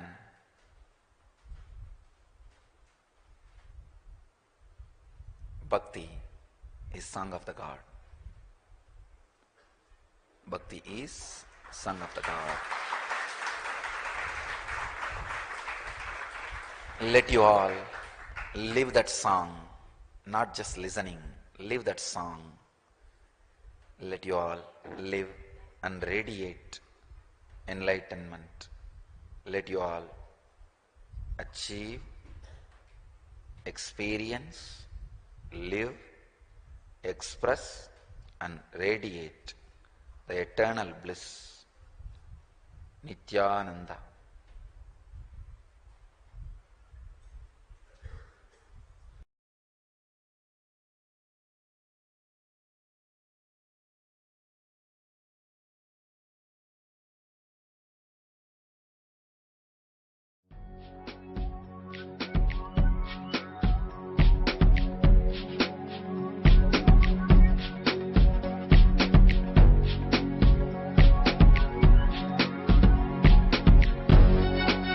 All that I taste, all that I smell, I offer to you, Swami Nithyananda.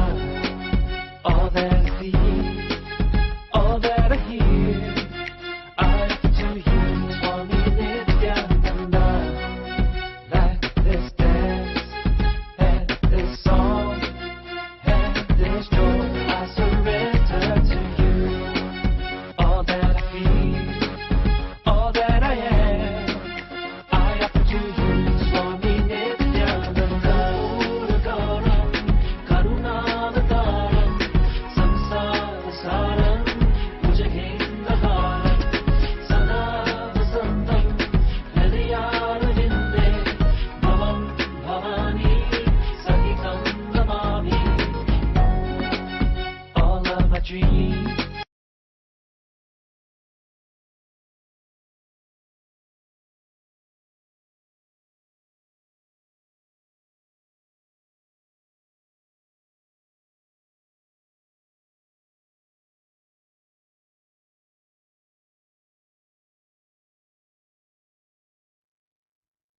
Sadashivasamarambha Shankaracharya Madhyamam Asmadacharya Paryantam Vande Guru Paramparam.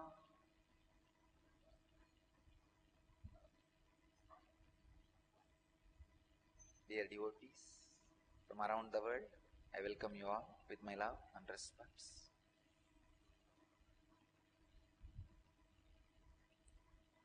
Today's subject for satsang is Prema Bhakti, the ultimate path. As you are all aware, I am talking on different dimensions of Bhakti for last 1 week, and we have Bhakti Spurana.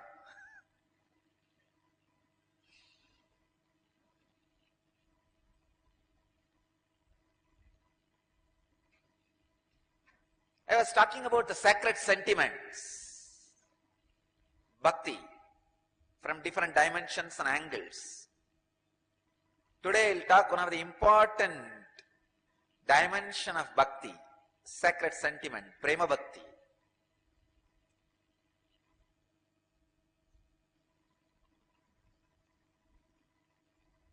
I have some sacred sentiments from different great masters.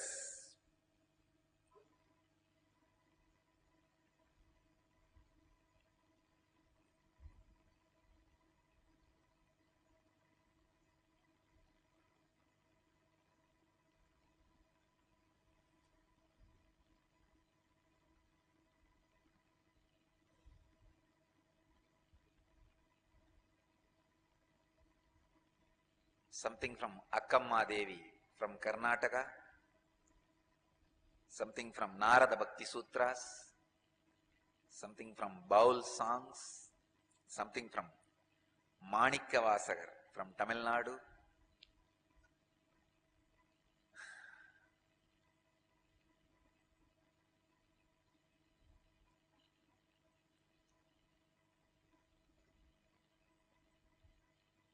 All disciples of Ramana Maharshi again and again pressed him, please talk about the Aksharamanamala you wrote. He wrote a beautiful song, the marital garland of letters, Aksharamanamala on Shiva, on Prema Bhakti, on Madhura Bhava. Again and again, people are pestering him, please give meaning for it. You explain. He said, there are something, if it is spoken, it is degraded, that's all.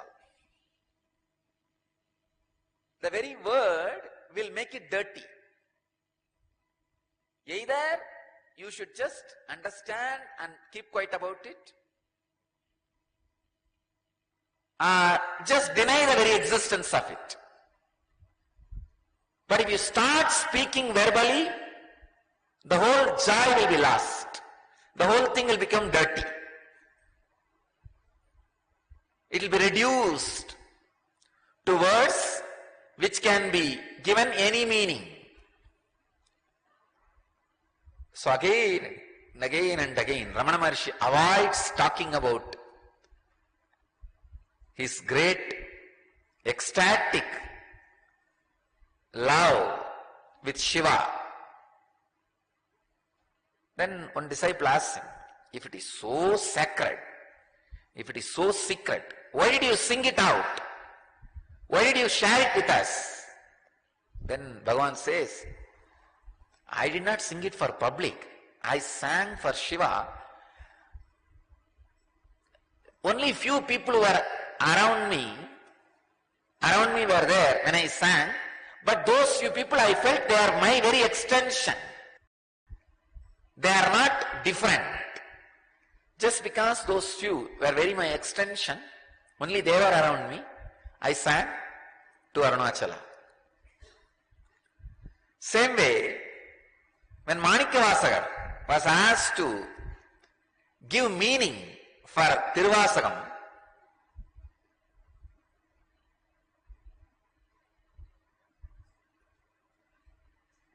he just smiled and showed Nadaraja, just climbed those steps of the Garbhamandir of Chidambaram Nadaraja and disappeared into Nadaraja. I can understand. Surely you can't reduce it by verbalizing. It's too much, too sacred. Even I cannot verbalize exactly what is the great ecstatic Prema Bhakti. Maybe I can inspire you all by talking few things about and sharing one or two techniques and definitions, that's all. So I wanted to make it very clear, in satsang today, I am not defining Prema Bhakti, I am not talking about Prema Bhakti, I am only giving some techniques for you to achieve Prema Bhakti. So whatever I am talking should be taken in the sense of inspiration or technique, because it's too sacred.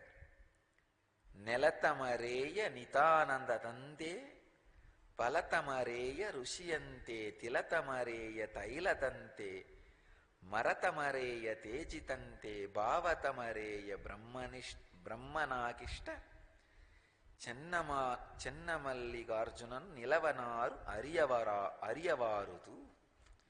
It's from Akkamma Devi. Like the treasure hidden in the ground, taste in the fruit, gold in the rock, oil in the seed, the absolute is hidden away in the heart. No one can know the ways of Channamalligarjuna. Akkamma Devi, one of the great Prema Bhakta, lived like a child in ecstasy. She sings, it is hidden so deeply, you can't sing about it, you can't tell about it. That's a truth. Manikya very beautifully says, Karandabal kannalodu neigalandar vola Sirandadiyar Sindanayul Tenuri Nindru.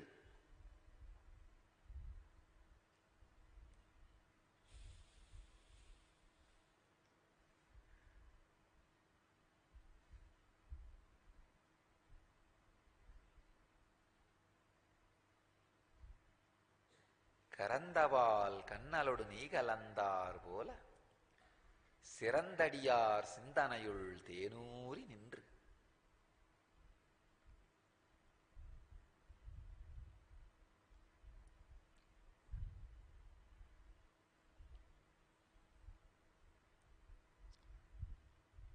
Ramakrishna says, if you go to a feast, before the food was served, there will be a lot of talking.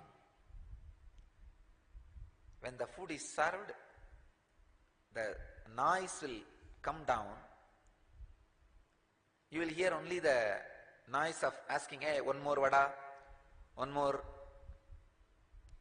laddu, a little more rice. Only those few words will be heard. But after a few minutes, even that will not be heard. Ramakrishna says very beautifully, only the sound, chop, chop, chop,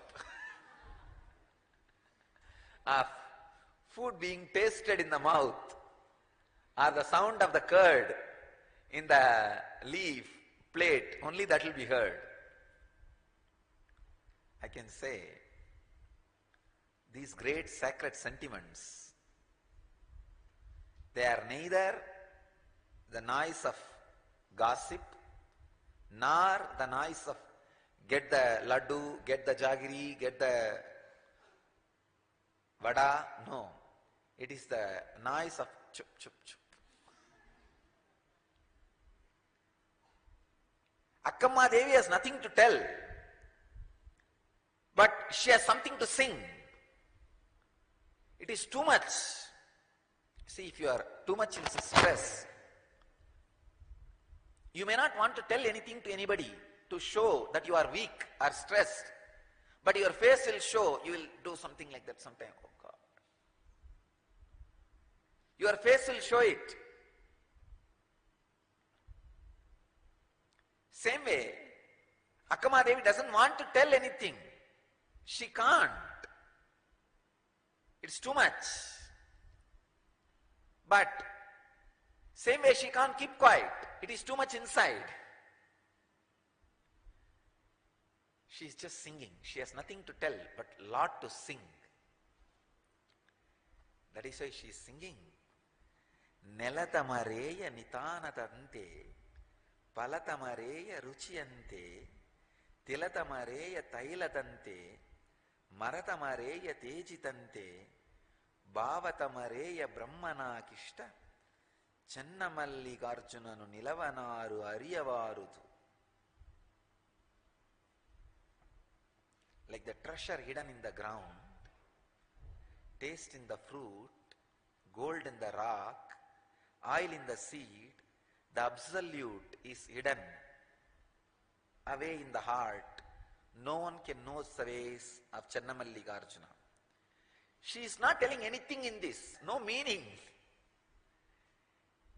Final conclusion of this whole statement is, the ultimate is hidden in your heart. Nothing can be told. Tell that in 2 words. Why do you need a big poem?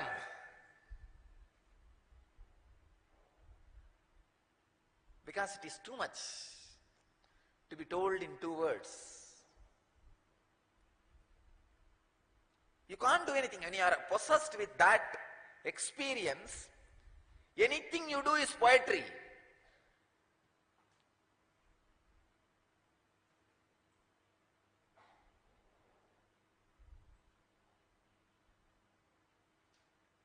Andal, every day she will wear the garland which is made for Krishna, Vishnu. One day the father, of course, who brought her up, we don't know who is the physical father, or the biological father. We only know somebody who brought her up. Nammalvar, Periyalvar, Periyalvar. So he caught her. Then all of you may be knowing the story that he made a new garland and took it to Vishnu, and Vishnu doesn't want to wear, and it fell again and again, and he asked, get me the garland worn by her. Then he realizes her glory, and somebody asks her, what do you mean by wearing the garland for Krishna? She says very beautifully, no, I am wearing it for his pleasure. I am beautifying my body because he is going to see me. He is going to enjoy me. He is going to experience me. No more independent identity. Even the body is offered to him, Krishna. Krishna Prasada or Nivedya kept for Sri Krishna.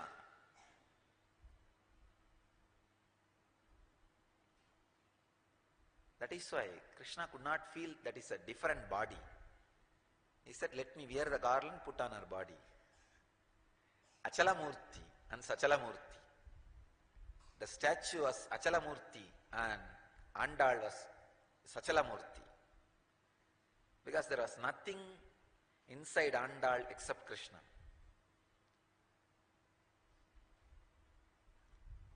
Dressing up because Krishna will see me. This belongs to him. So Akkamma Devi has nothing to tell, but she has to tell something. So that she expresses her extraordinary ecstasy. When you are in bhakti, you don't possess bhakti, bhakti possesses you. It's not like one more thing, you will have it in your house. Oh, these objects. I have bhakti also. No. Bhakti will own you. You can't own bhakti. As long as you own bhakti, it is not bhakti. It's managed bhakti.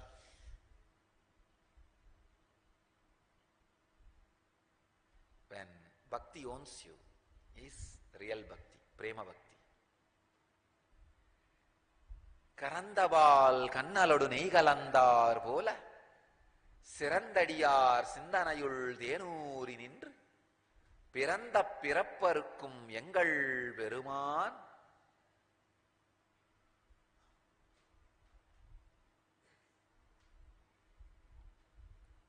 he sings just like that.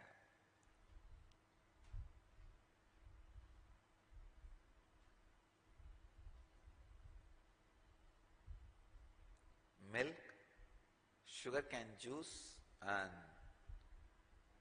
ghee, if all three are added,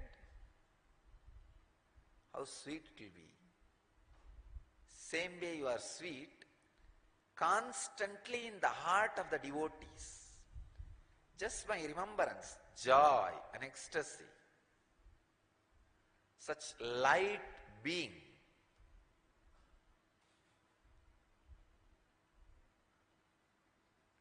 such an ecstatic being.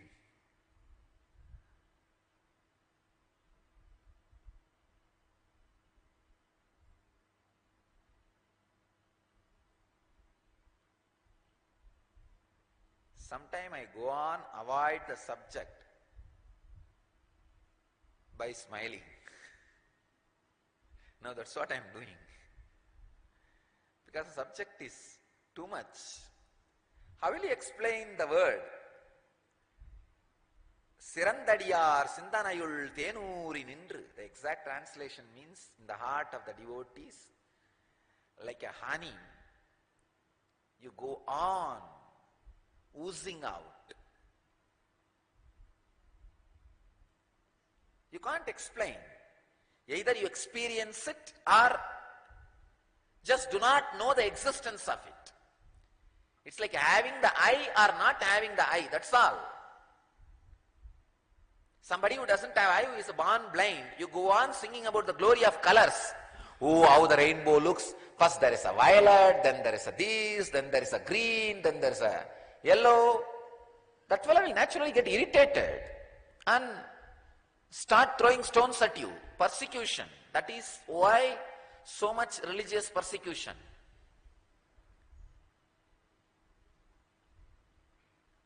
And these kings with so much of wealth, the harem of women and palace and everything, they are so deeply depressed and insecure. And these beggar fellows singing in the street, this Jnana Sambandar, Appar and Dhirunavukarasar, Manikkavasagar, Sundar, all these guys singing in the street, Namarkum Gudiyallom, Namanukku Manjom, Yemambom, Midarpadom. Looks making fun of king. That is why that guy gets completely threatened and frightened and puts him in the prison.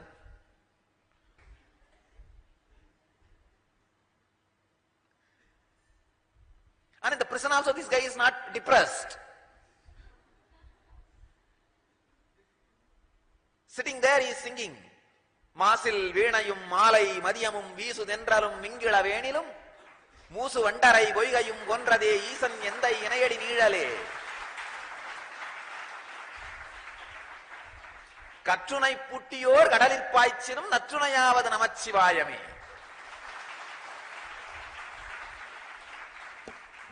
He's not keeping quiet.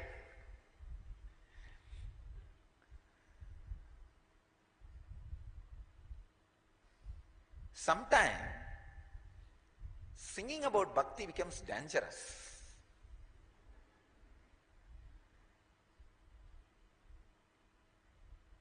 Because it is, actually I tell you, bhaktas are aliens. That is the truth.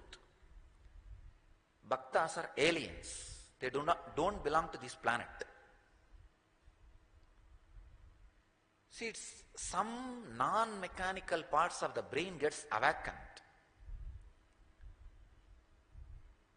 I tell you, once the bhakti gets awakened, you can't even talk to common man. I know thousands of our devotees who can't go to any party and who can't talk to anybody else, any other subject. All the old relatives, friends, everything has disappeared. It's not that you renounce them, they renounce you. Because there is nothing in common to talk. What will you do? So talking about the same thing. What about share? What about market? What about your business? How about this saree? Where did you get this jewelry? But here, you don't know anything of that. The jewel which you wear is energy bead from Dhyanapidam. The saree which you wear is ashram saree, white saree. And all you know about is Swamiji and what is the next program? What was the last program you attended?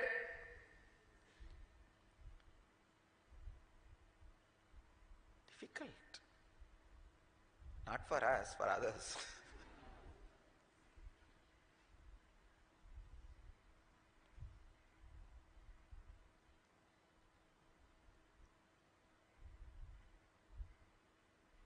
Just understand. Somebody is thinking he is the king of the whole country. An ordinary guy, Thirunavukarasar, old guy, all he holds his whole properties on small Udavarappada, in English I don't know the name, just a small weapon to clean the tool, not even weapon, tool to clean the grass, the ground. That's the only job he will do. He will go to all temple and clean the floor and do some service in the temple, sing about Shiva. But this guy is so charismatic and ecstatic. Wherever he goes, thousands gather. Come on, put him in the prison. But again, nothing can be done. This guy is sitting there in ecstasy and joy.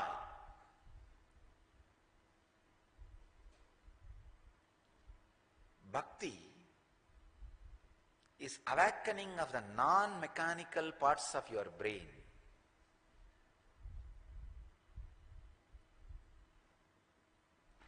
Till the end, neither I nor somebody can explain to you The meaning of Sirandadiyar Sindanayul Tenuri Nindru.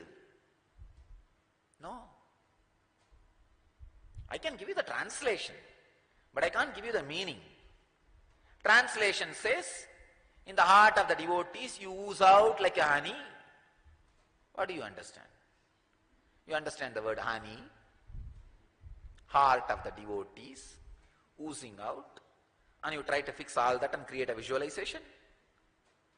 There is a heart, and like pus usually oozes out in the wound, from the wound, the honey oozes out from the heart. If really honey oozes out from the heart, what do you need? You need a bypass surgery. Or open heart surgery. How will you describe? How will you explain? It is only the ecstasy which can sing. For Prema Bhakti, explanation is not possible. Only experience is possible. Maybe. How my eyes expand when I utter these words. How my throat chokes when I sing these words. The joy my body language expresses when I recite these verses. And the courage my being radiates with these great words, these sacred sentiments. Maybe, I hope that can transmit this into you. The experience may be transmitted into you. That is the only reason I do go on singing, talking every morning.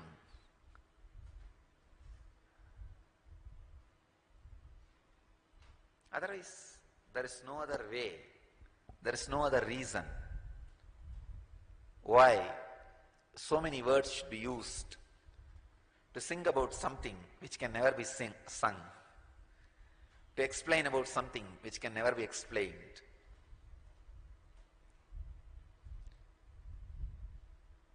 Maybe I'll try to define one or two things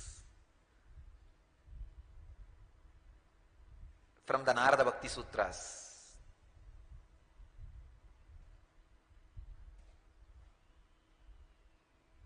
I have read thousands of books in at least 3-4 languages which I can read and understand. Only one book in my experience does not talk about the subject at all about which the book is supposed to talk. If it is Yoga Sutra, it talks completely about yoga. If it is Brahma Sutra, it talks completely about Brahma. There is one book does not talk about the subject which is supposed to be talking, which that book is supposed to be talking. That is Narada Bhakti Sutras. The title is Bhakti Sutras, but till the end Narada is not able to touch 1 inch of bhakti. He goes on beating around the bush, because the bush itself can't be beaten.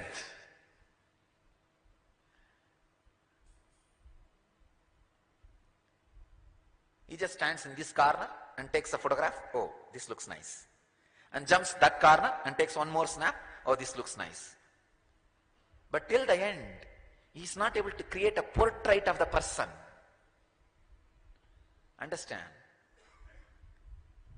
No one can create a portrait of bhakti. You may take different snaps from different corners and say that this is the most authentic snap, photograph. No. Here is a one snap from one corner from Narada's Bhakti Sutras. Naradastu tatarpata kilacharat tatvismarane paramavye paramavya kulateti. The essential characteristics of bhakti are the consecration of all activities by complete self-surrender to Him, an extreme anguish if He were to be forgotten. Oh God!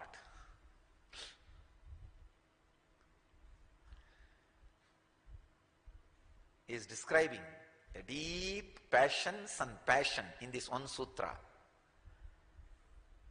Self-surrender and extreme anguish if he were to be forgotten.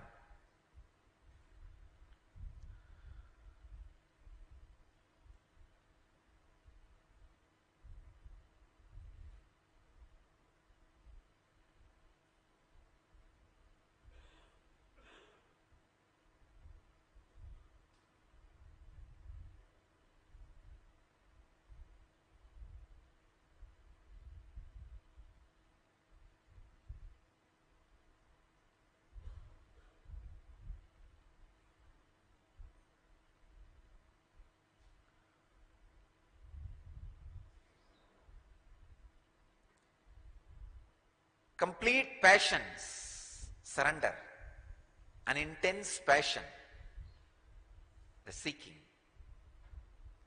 is the essence of Prema Bhakti. Again, I am also beating around the bush because the bush cannot be beaten. It can only be different directions, different sides, different explanations. But experience has to happen by the proper process. Bhakti Spurana is the process. Go through the process. You will experience real Prema Bhakti. My blessings to all of you. Let you all experience and radiate Prema Bhakti. Let you all experience and radiate enlightenment. Let you all achieve, experience, live, express, radiate the eternal bliss. Nithyananda. Thank you.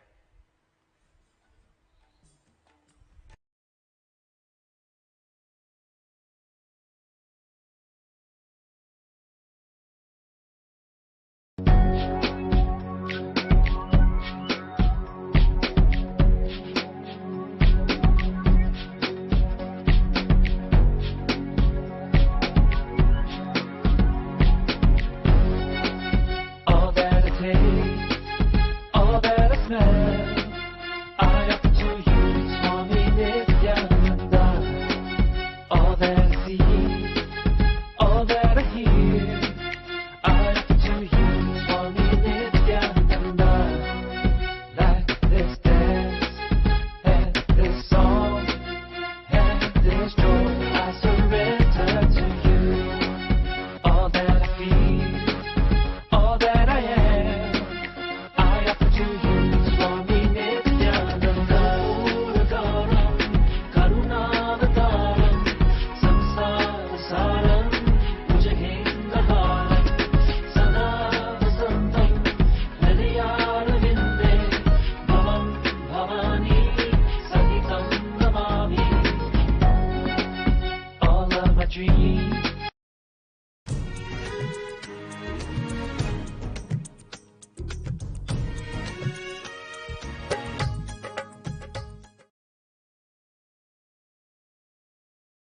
Nithyanandeshwara Samarambam Nithyanandeshwari Madhyamam Asmadacharya Paryantam Vande Guru Paramparam. I'll continue to expand on the 18th verse of Isavasya Upanishad. Agnena Yasupataraye Asman Vishwani Deva Vayunani Vidvan Yuyut Yuyot Yasya Majjuhuranamena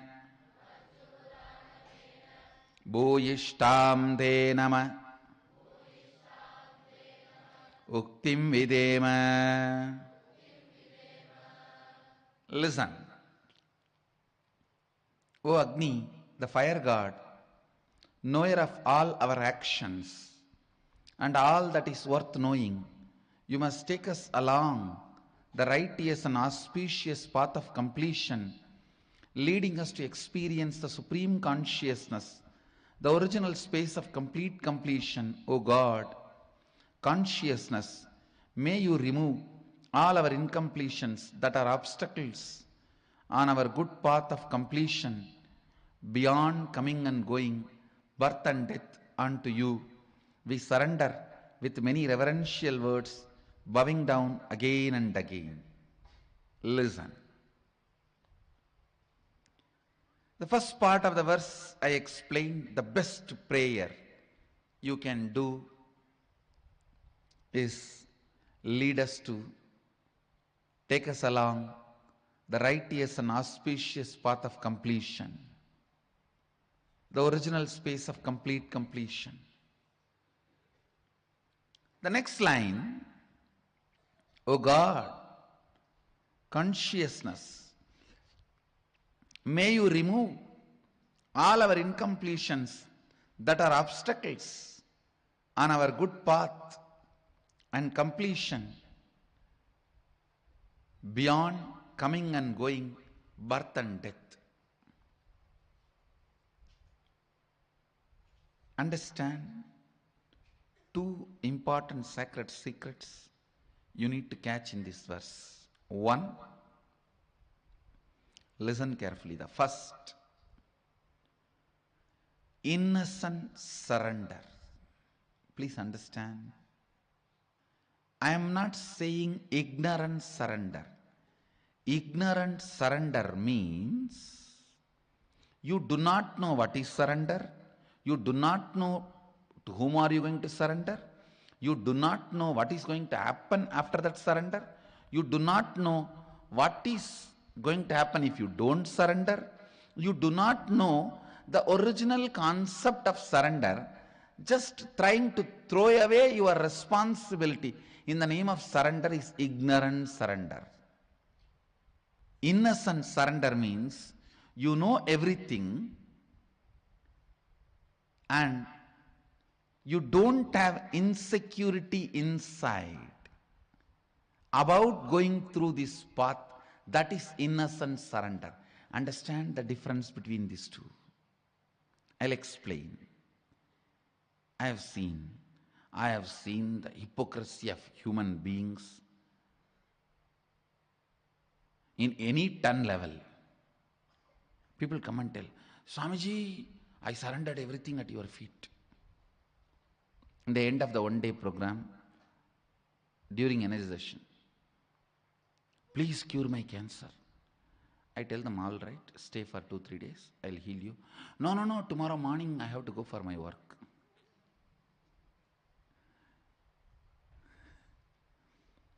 See the stupidity.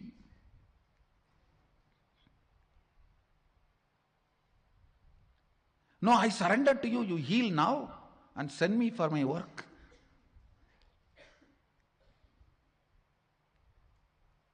Extreme hypocrisy. Here, the person doesn't know what is surrender, doesn't care about what is surrender. He is using the word for some bargain.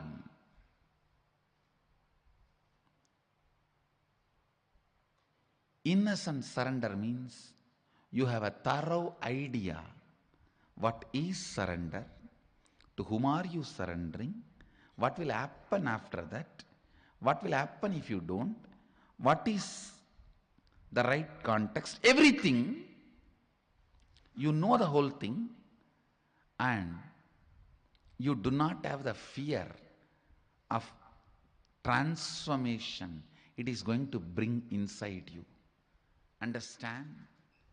You do not have the fear, the transformation it is going to bring inside you. What is exactly you are afraid?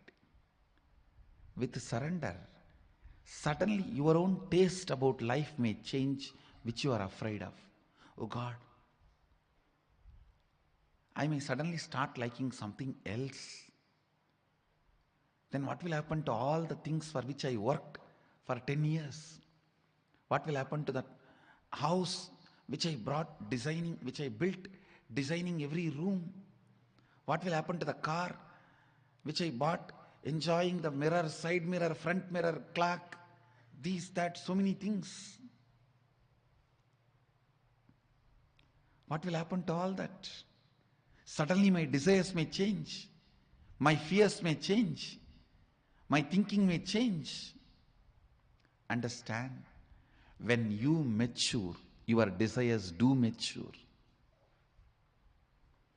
If you decide your desires should not get matured, you stop your maturity. You stop your maturity. Maturity of the desires and fears is what I call renunciation. Renunciation is not denunciation. Understand? In Hindu tradition, Vairagya is not aragya. Viraga is not araga. Renunciation is not denunciation. Maturity getting added to your desires and fears. Understand? You might have heard thousands of conspiracy theories. I give you the worst conspiracy done against the humanity is creating a fear in people about the possibility of their desires getting matured. Understand? There is a worm sitting inside that small shell. And if you frighten that worm, hey, if you become butterfly, how will you eat? Here at least your food is guaranteed. Inside the shell itself you have a food and nobody can attack you. If you become butterfly, how will you save yourself? What will you eat? I tell you, trying to suppress human beings without letting them taste off the grid life is the greatest conspiracy. I tell you, all the best things India has, Sanatana Hindu Dharma has, is by the rebels who learned to live off the grid when they were young. When you are young, learn to live off the grid. The powerfulness that brings inside you. After that, even if you are hooked to the grid, grid will be at your feet, not you will be at the feet of the grid. After that, nothing can bind you. I am glorifying all this by wearing them, not getting glorified by all this by wearing them.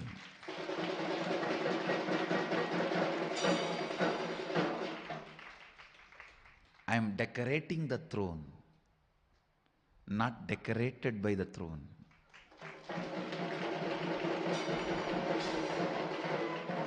I just want to make a statement to the world.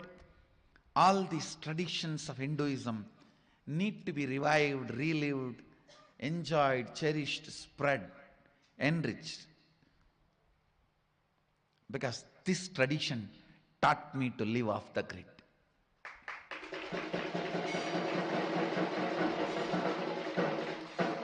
And no society is more compassionate in the world than the Bharat Indian society, which loves, respects, reveres the people who decide to live off the grid. In any other country, if you decide to live off the grid, it is illegal. In this country, decide to live off the grid, the people will wash your feet and give you food. I am waiting. I am waiting for my Balasans to become 18. First batch I am sending to live off the grid.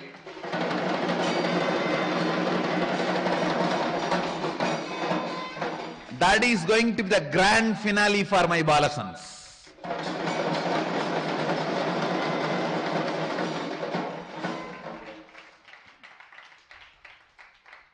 the march, all the Krama Brahmacharis and Naishtika Brahmacharis are going to enjoy the off the grid life in March. I have plans. All the Krama and Naishtika and the Ashramites are going to enjoy off the grid life in March.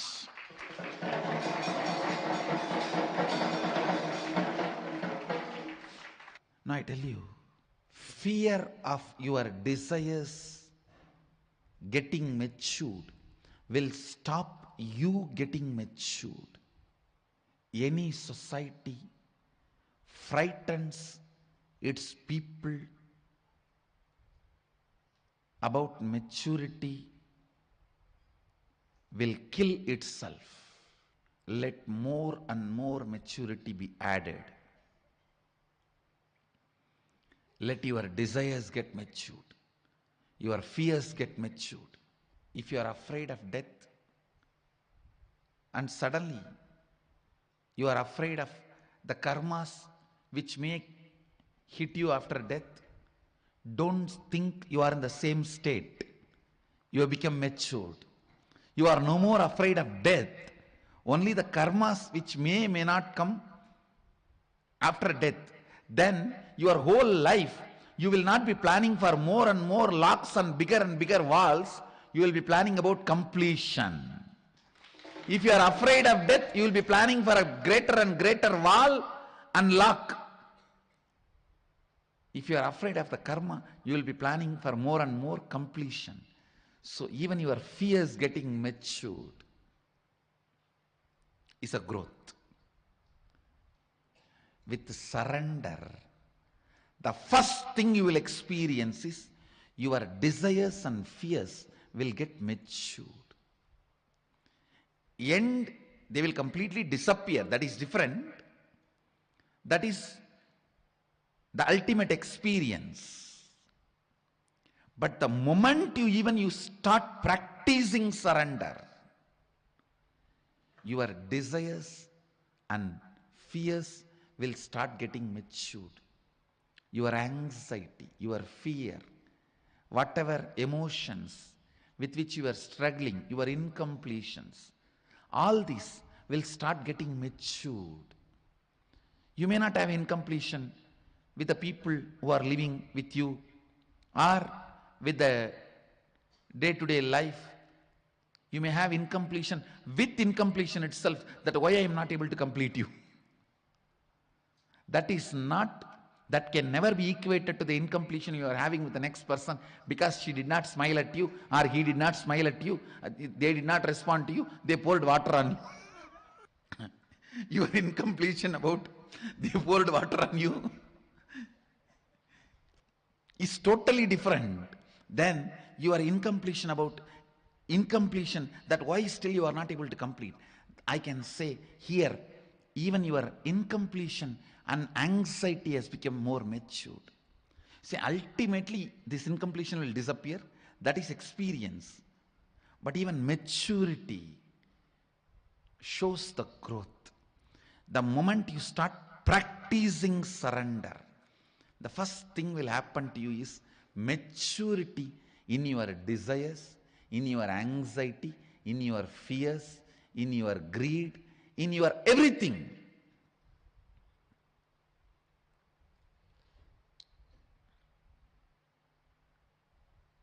I tell you, live with the people who are matured. You will love the life. You will love the life. This whole prayer, you see, such matured prayer, matured surrender. If you are surrendering to somebody to save your life or to have 2 square meal, it is stupid surrender. You are becoming slave. If you are surrendering to somebody, asking for enlightenment, leading you to beyond coming and going, birth and death, that is matured surrender. Even in surrender, there is maturity. The context, understand? That is why I always insist. Some people use me only as an orphanage head. Very few use me as the head of a monastery, Guru Maha Sannidhanam. Understand?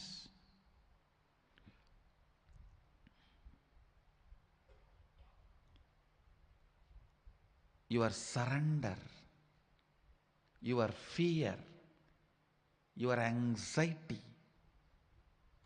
your desire, everything will get matured the moment you start practicing surrender.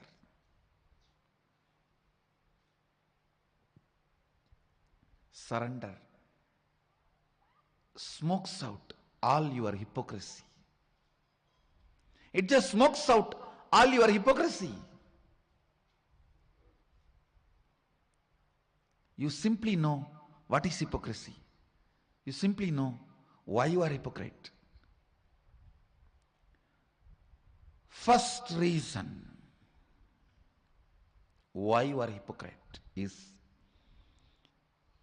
the fear implanted in you by society about your desires getting matured. I've seen people telling, oh, I'm afraid to come to the ashram. I may just settle down there. Hey, you think then we are all fools?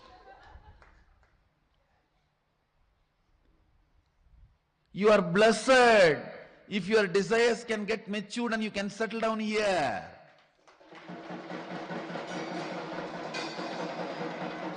It's only the people whose desires were matured can settle down here. Otherwise, I have enough bhuta preta ganas to pour water on you.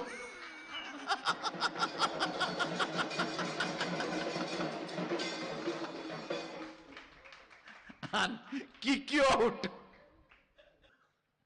The moment you say, I'm afraid to go and attend inner awakening, I may stop drinking, it means what? Fear of your desires getting matured. It is exactly that warm feeling. Oh, if I become butterfly, where will I get my food? How will I protect myself? I heard many big worms will try to eat me. Hey, just become butterfly. All these problems won't even exist in you. Making your old problems redundant, not solving. Redundant is renunciation.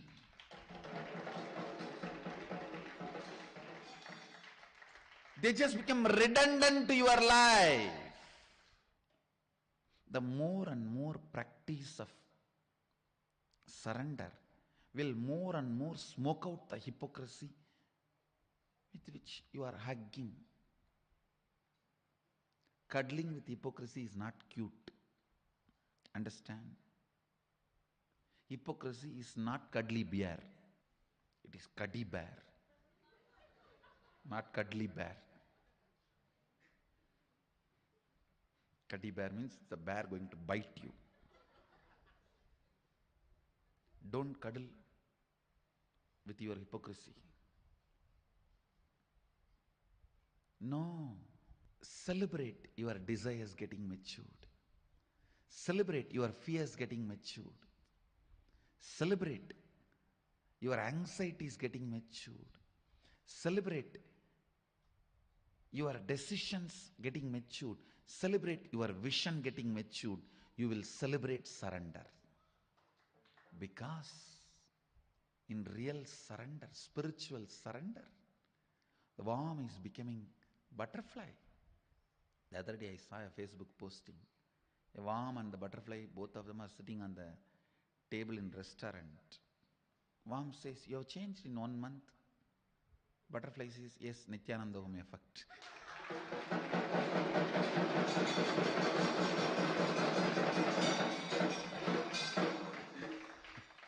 Yes, Nithyananda effect. And that photo was really a lot of meaning. The worm, in front of worm, there are food items. In front of the butterfly, nothing was there.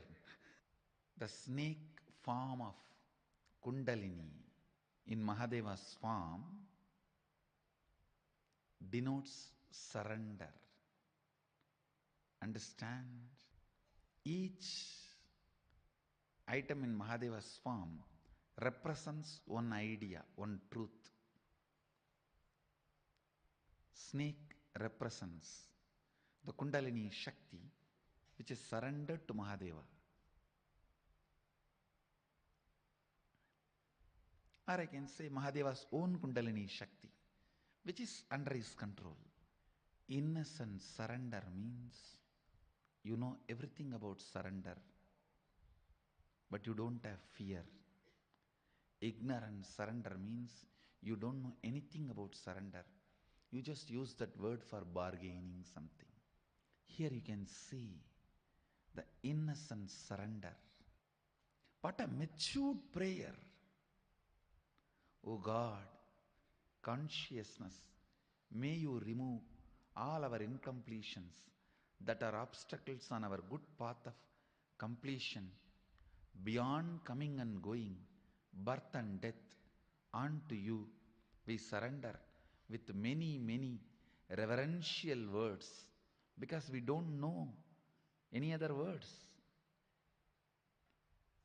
We only know the reverence we carry in our heart, and we don't know how to verbalize it.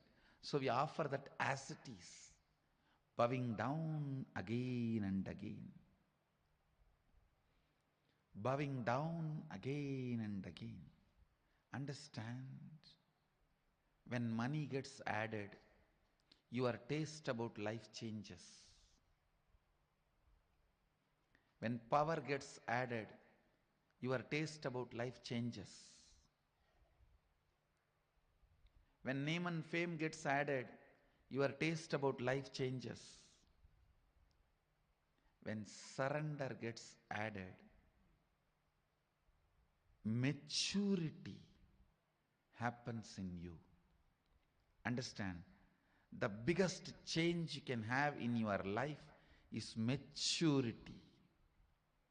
I'll explain the difference. When money gets added, you have a new desires, new way of thinking, new fears, everything. But that does not mean your old desires have gone. They become redundant. Does not mean your old fears have become redundant. When name and fame gets added, you have more desire, more fear. That does not make your old desires and old fears redundant. When power gets added, you have no new desires and new things. That does not mean the old is redundant. But when maturity gets added, constantly the old desires and old fears are becoming redundant. Whatever is today your desire and fear, tomorrow it will become redundant. And tomorrow, whatever is desire tomorrow and fears you have, that will become redundant day after tomorrow. Constantly, the old desires and fears becoming redundant is what I call maturity. That is what is renunciation. Renunciation is not denunciation. It is just making old redundant. They are no more part of you. They are no more part of you. Ability to make old desires and fears redundant is the ability to keep life alive. If you have that ability, you can make disease redundant in your body, boredom redundant in your mind, suffering redundant in your emotions, pain redundant in your relationships. At one point, you will become redundant due to enlightenment. Ultimately, you will become redundant. That is enlightenment.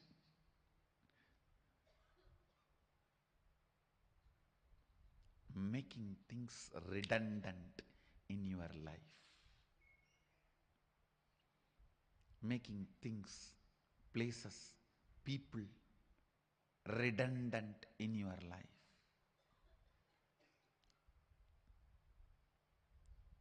When you mature, the people who all the time talk about share, clothes, car, bank balance, your net worth, they become redundant to you. And I have seen these stupid NRI parties. All the time these donkeys talk about only this. The moment they gather, what is a share? What's the car you are driving? How many swimming pools you have in your house? How many bedrooms you have in your house? Do you have a tennis court? Make all these people redundant in your life. And when these women gather, oh God, NRI women, sari, jewelry, kitty party, make all these people redundant in your life. When your taste changes, they become redundant. When you get matured, they become redundant. The innocent surrender, where you know everything about it, you are not afraid of it. I tell you, the fear of maturity is the worst fear taught to humanity. This is the biggest conspiracy done against humanity. Attack on your body is chemical agriculture and pharmaceutical companies. Chemical agriculture and chemical medicines is the attack on your body. Overly sex and violence based entertainment is the attack on your mind. Fear of the maturity is attack on humanity. Understand, I am neither revolutionary nor rebel, I am just evolutionary. Maybe I can coin a new word, revive evolutionary.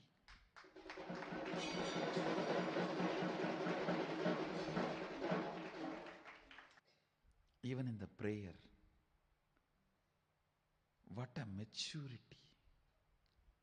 This one verse, I feel there is so much to tell about this verse. That's why I'm not moving. Maybe the first day of the inner awakening, I'll start the Kenopanishads. February 4th.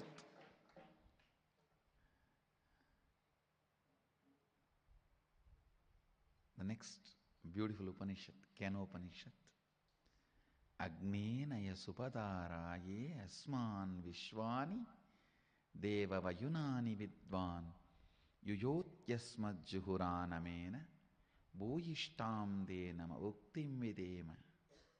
What a prayer. What a prayer. The moment I read this mantra, I can see the whole bioenergy becoming alive. If you want to pray, I think this should be your prayer. With the clarity, even while you pray, Sohamasmi.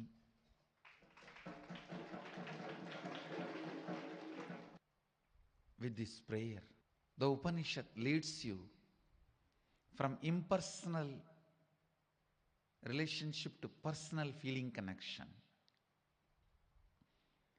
You can always just cheat yourself with just some good ideas, concepts, but never connecting to the source.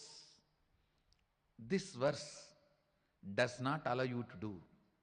This verse really awakens that feeling connection. Essence of today's satsang, innocent surrender, not ignorant surrender. With this, I bless you all.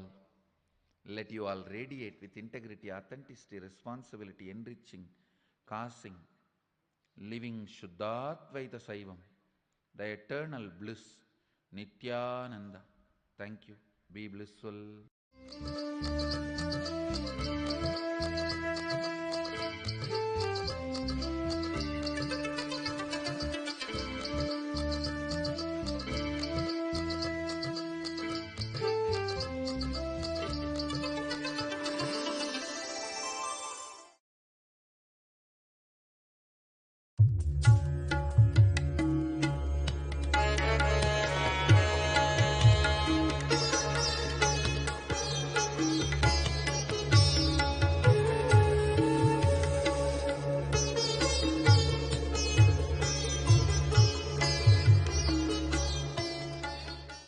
Nithyanandeshwara Samarambam Nithyanandeshwari Madhyamam Asmadacharya Paryantam Vande Guru Paramparam.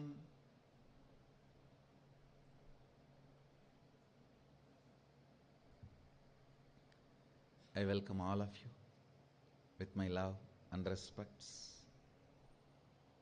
I welcome everyone sitting with us with my love and respects. City is sitting with us, a long list, so I welcome all of you with my love and respects. I'll continue to expand on integrity. The first and foremost sacred secret I want you to know,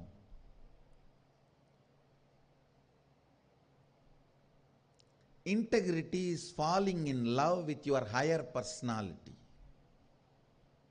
Understand? You do have Sadashivatva in you. You are hardwired for it. It's not that your Sadashivatva is gift from somebody. No. Understand? Just like how when you fall asleep, you put an alarm and tell the alarm, hey, wake me up tomorrow morning. Same way, that's exactly the way I sent my gurus. I sent my gurus to the planet Earth ahead of me and said, hey, I'm coming. Wake me up when I assume the human body.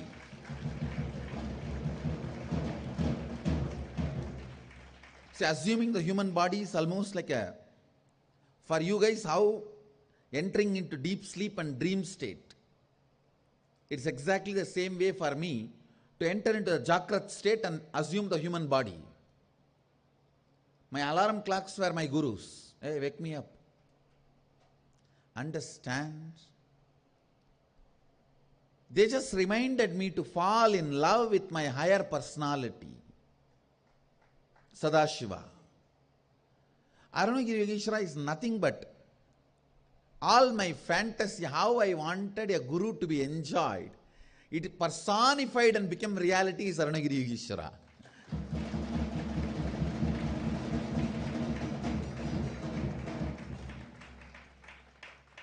How best way the guru should be enjoyed. That personification is Arunagiri Yogeshwara. He is nothing but helping me to fall in love with my higher personality. Who is Arunagiri Yogeshwara again? Understand? From outside, he made me fall in love with him. From inside, he made me fall in love with him.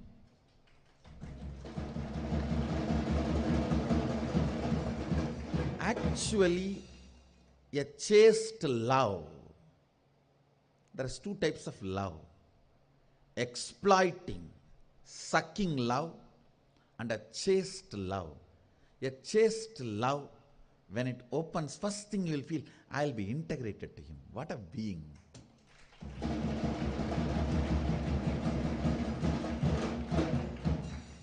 This exploiting, sucking love means, let me possess and do what I can, get what I can get out of him. A chaste love, Means the moment you fall in love, wow, I have decided I'll be integrated to him from my core. That is the first decision I took when I had darshan of Arunagiri Yogeshwara. Wow. Of course, I did not measure or I did not understand him. I just know he is something which is more than what I expected as possibility, or whatever I know as possibility.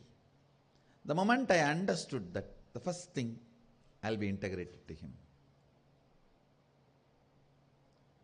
Integrity is nothing but falling in love with higher personality of you, higher side of you.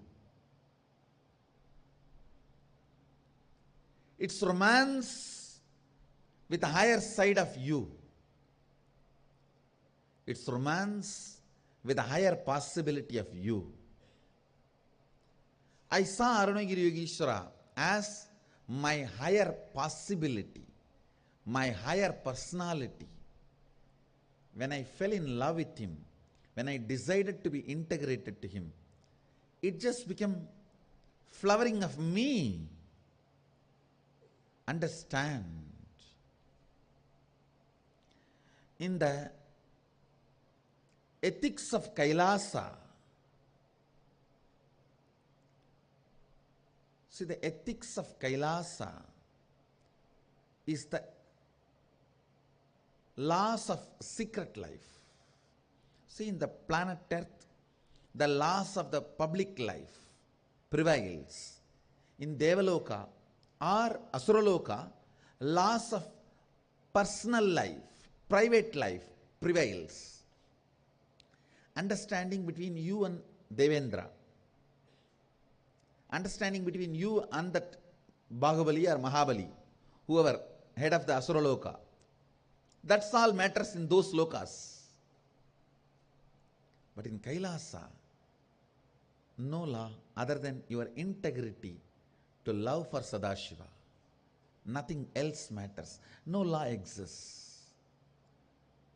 Being in Bhuloka means you are part of somebody's public life. Being in Devaloka or Asuraloka means you are part of somebody's private life.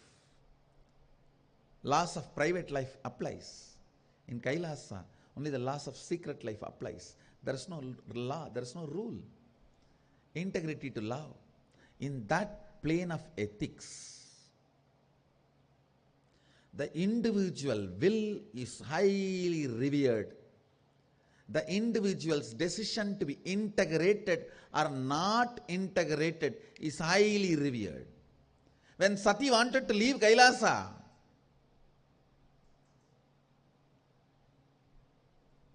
I tried to support her and make her understand. But when she is adamant, I sent Veerabhadra to destroy Daksha but did not protect Sati. Understand. How much of time it would have taken for Veerabhadra to protect Sati instead of destroying Daksha? But the instruction was destroy Daksha, not protect Sati.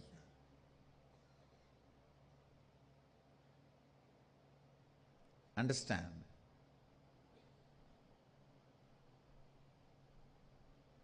She is Adisakti herself. She took another one body, became Parvati, came. All that is great.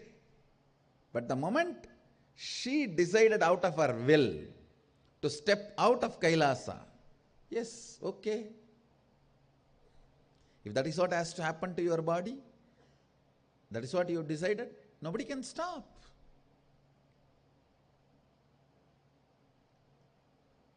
Then Veerabhadra was sent to destroy Daksha, to teach lesson to Daksha,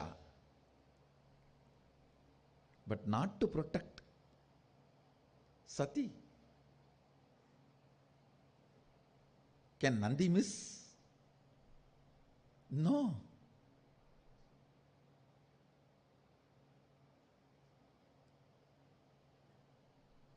Can Veerabhadra miss? No. They were not instructed to protect Sati. The moment you decide, your will is respected. Understands? When you fall in love,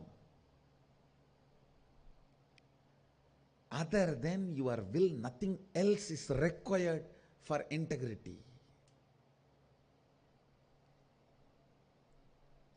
If you are saying, I want to be but I don't know, and if you are believing, I want to be integrated but I don't know, you are the worst hypocrite. The area you need to attend is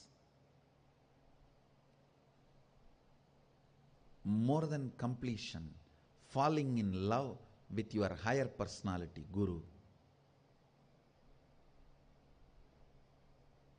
I can see very clearly, whoever is in love with me, they are in love with integrity. Integrity is so smooth for them.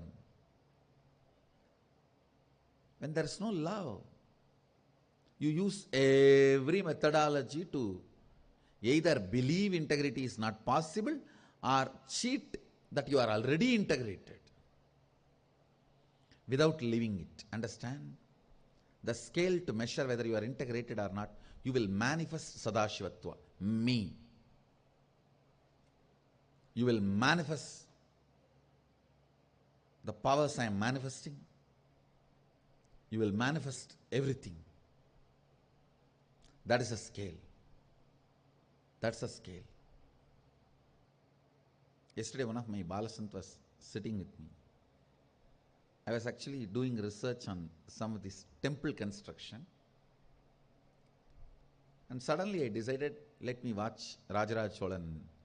There was a old kind of a Tamil, I can say it, I should not even say it is a movie because it is not done cinematically. It is done more in those days, movie. Very mom shop, pop shop, homegrown. So I wanted to watch that to catch some glimpse of how he would have built the temple, have they done some research and presented. I was sitting and watching with her. After some time I asked her, how do you feel sitting in my breathing space? The statement she made, I am so sure she got me. She said, Swamiji, I am having the space of listening.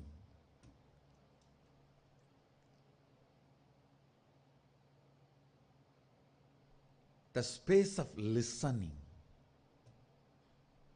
When you fall in love, that is what exactly you will feel. When you fall in love, that's exactly you will feel. I thought she's a kid, so maybe maximum she'll tell, I'm feeling joyful, I'm so happy, I'm watching this movie with you, Swamiji. But she's not kid. Or I should say, my kid.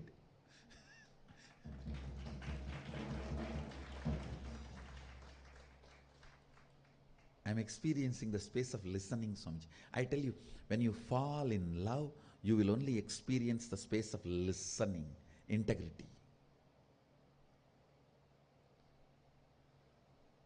I just know I have a daughter.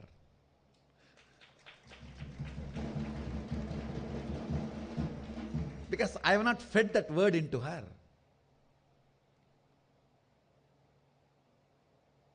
I only looked at her and she was having a wide smile. I think catching me so close up. Actually, there were scenes where Rajaraj Cholan and his daughter are relating and talking. Whenever she sees those scenes, I'll see a big shy and wide smile will be there on her face. So I thought maybe she's enjoying the Rajaraj Cholan's. Rajaraj Cholan had a very sweet daughter. And he was a complete father. I can say he was a complete king and complete father and complete Shiva devotee and complete ruler, a complete hero, a complete a complete being. So I thought maybe she's enjoying the father dimension of Rajaraja. So I just wanted to find out what she's exactly going through. She said, I'm in the space of listening, Swamiji. I thought, oh God, this is my daughter.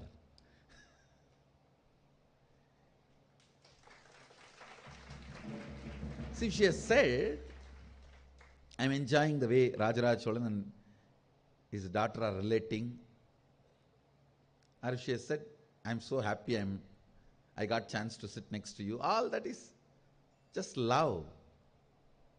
Understand? Love, becoming listening, or integrity is what I call literally living enlightenment.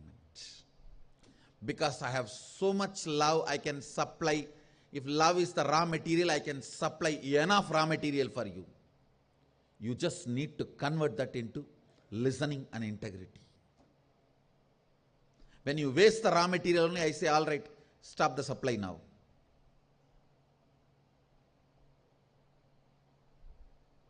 If you convert my love into listening and integrity, I'll give you unending supply because I'm ocean.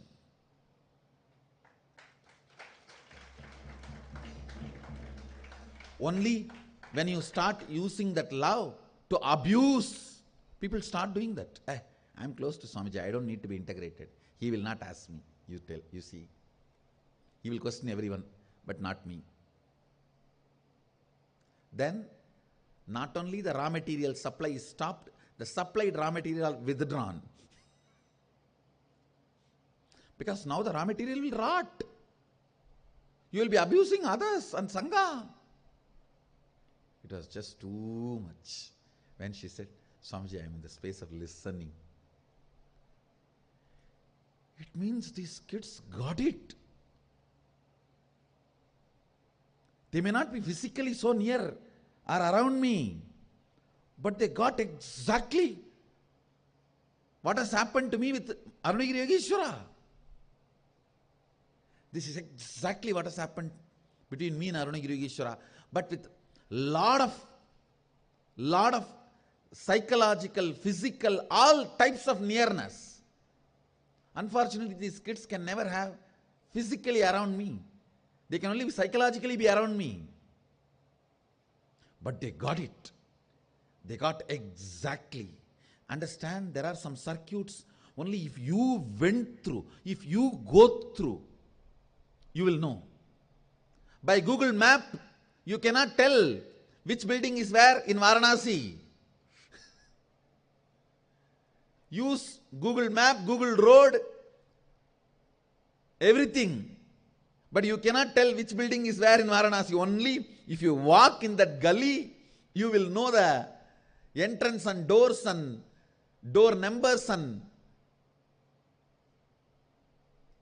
describe. There are some scenes, only if you physically walk in that gully, you can describe. So this word she told me, I am in the space of listening, Swamiji.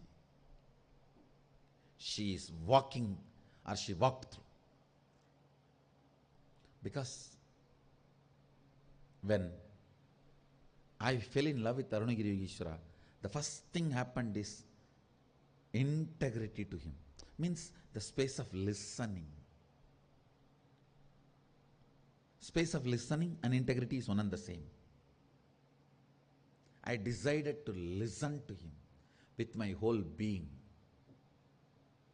I decided to be integrated to him with my whole being.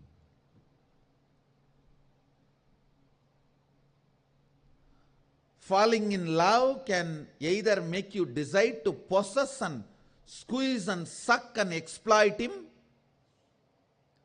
or it can make you decide to be integrated and listen to him. Both can be done. Both can happen. That will only decide whether you are going to be Rudraganya or court dancer. Whether you are going to be a chaste woman or a prostitute. Chaste woman, when she falls in love, decides to be listening and integrated. A prostitute only plans to exploit, suck and possess and fleece. Whether it's money or power or whatever.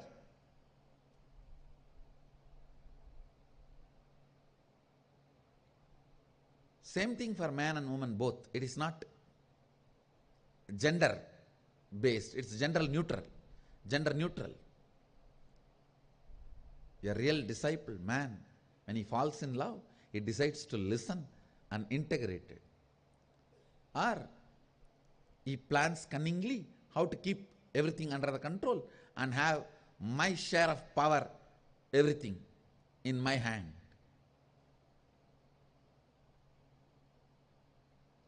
When I fell in love with Arunagiri Yogeshwara, I decided to listen and be integrated. How to prove I am in love with him?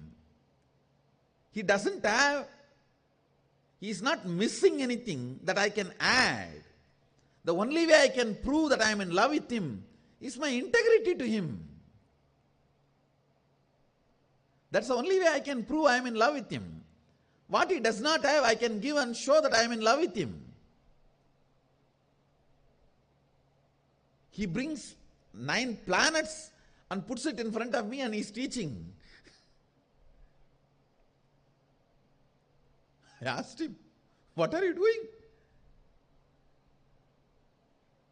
If people look up, the sun will not be there. He said, don't worry.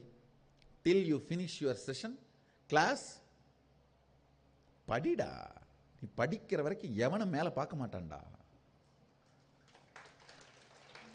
Means learn, till you finish learning, nobody will look up, look here.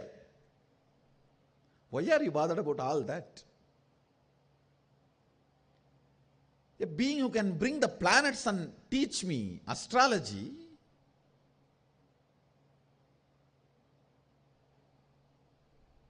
what can I give him? My integrity is the only gift, or my integrity is the only way I can say I love you. The only way I can tell him I'm in love with you is just being integrated to him. Few days before, I was watching a video clip of Nepal earthquake. Suddenly I saw from my Anandaganda the power manifesting which can make earthquake happen. I was looking, what is going on? Why should this power manifest now from this body? Then I was given an instruction. When the temple foundation is done, I have to create an earthquake there for the foundation to settle down. So for next 10,000 years, any earthquake, the temple will stand, nothing will happen to temple.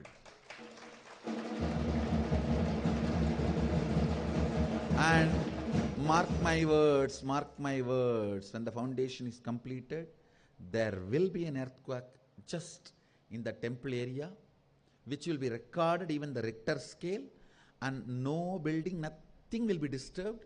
There will not be any damage. Just the foundation will get adjusted and get settled. So that for next 10,000 years also, no earthquake will affect the temple or affect the whole temple things in any way.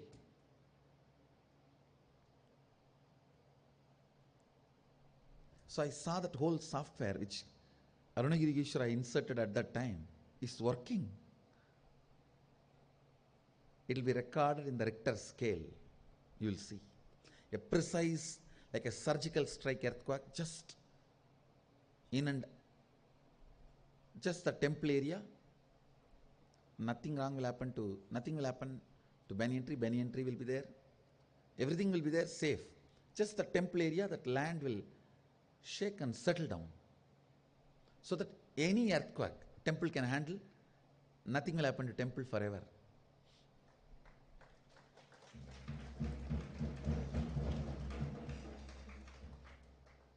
Of course, I am putting it on record so that when it happens, you guys know Swamiji said that time itself.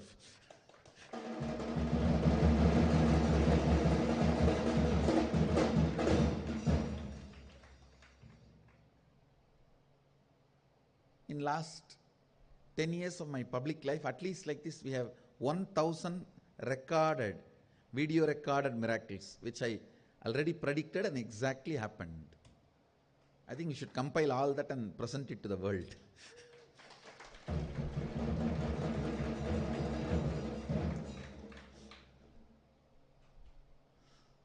Anyhow, when you fall in love, integrity is the first decision you make. Because in Kailasa, only integrity is revered and respected. Nothing else. Nothing else.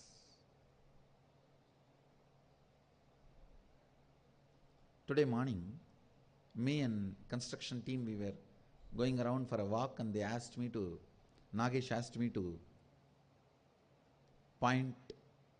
put a point for borewell. It was very funny. I went there, I asked them, where do you want? And they showed me where they want, and I was about to place in one place. They said, no, Swamiji, if you put it there, the vehicle coming there will be little difficult. We'll have to remove all these bushes. Then I said, come on, tell me where you want. Where you want. Where the vehicle will come easily, you tell me.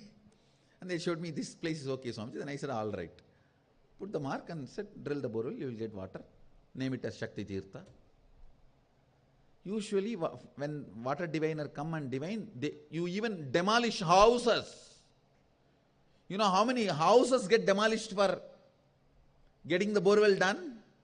Here, one old broken fence and a small 2-3 bush we don't want to remove. You better move the point. I was laughing. And I moved it. Same way in the sacred arts. I put a point, Nairuti Tirtham, and I said, there's a huge water source here, go ahead. They went to 1,000 feet and they got water, but the drill bit got broken. I said, go at least 1,100 feet, 100 feet more. They said, no, Swamiji, the drill bit got broken. All right, don't worry. I came just maybe within 100 feet, I put another one point and said, drill here. That guy who drills borewell was, we went there 1,000 feet and we got water, but not that much. And once, 600 feet, 5-inch water.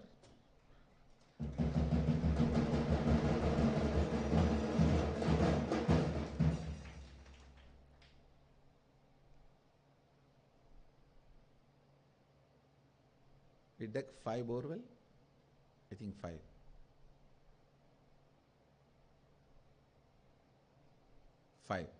All 5. Full water.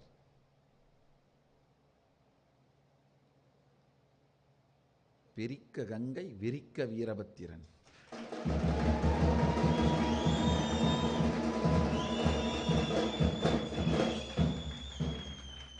Sadayai Pirikka Gangai, Virikka Veerabhattiran.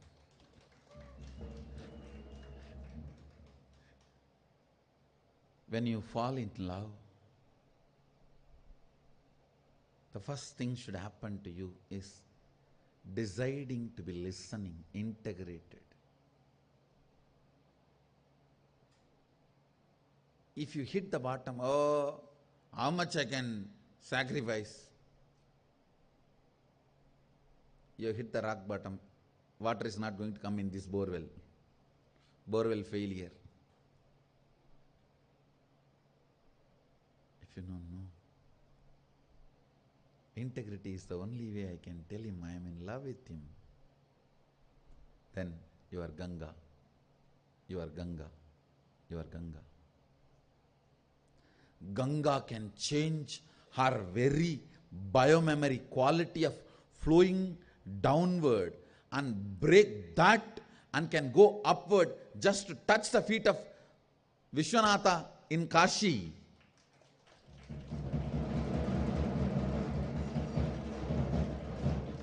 Taking Uttaravagini means taking a turn towards north.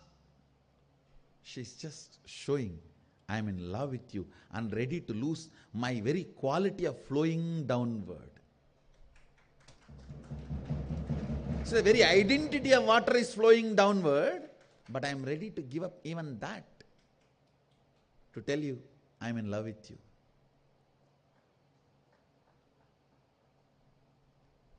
That is the integrity.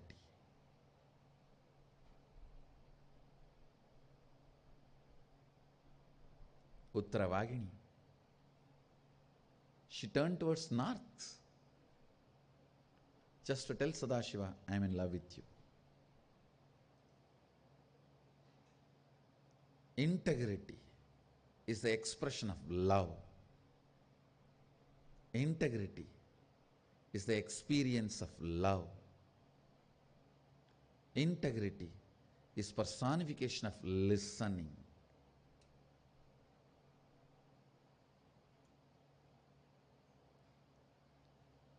Now nobody need to train her. My kid. Nobody need to train her. Because, see, when the sugar cane is supplied to the factory and it is getting properly converted into sugar, how much ever raw material you supply, you are going to get the sugar. Now I know how much ever love I supply to her, it's all going to become a listening and integrity. And I have plenty, I am ocean. Now nobody else need to train her. My love is enough.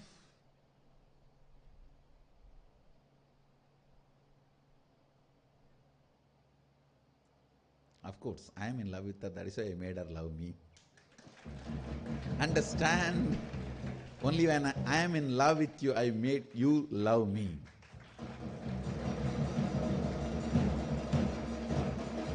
The biggest gift you can receive from the Master is Guru Bhakti.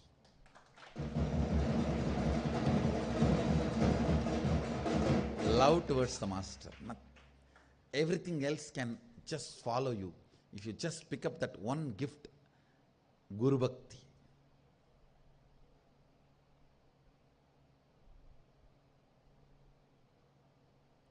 Ramakrishna will say to Kali, you take away anything from me, you punish me in any way, give any prayaschitta, just don't take away my love for you. You do everything else, anything, I have no problem, because with that one I can manage my whole life.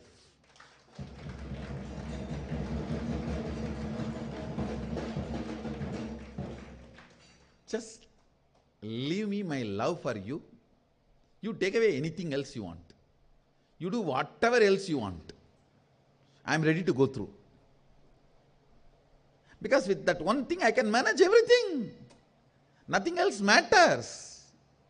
Never you will find a yogi like Yogananda, Paramahamsa Yogananda.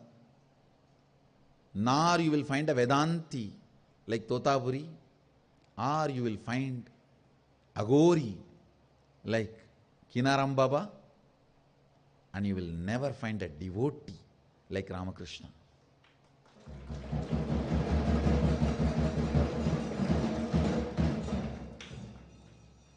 If Kinaram Baba is symbol of Agoris, Yogananda is symbol of yogis,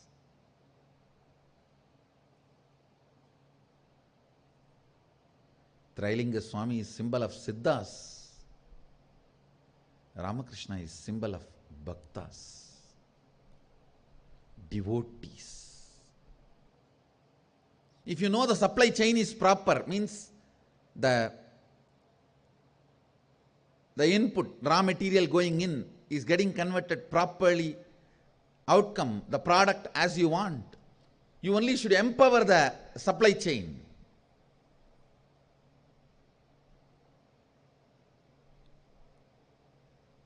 Same way,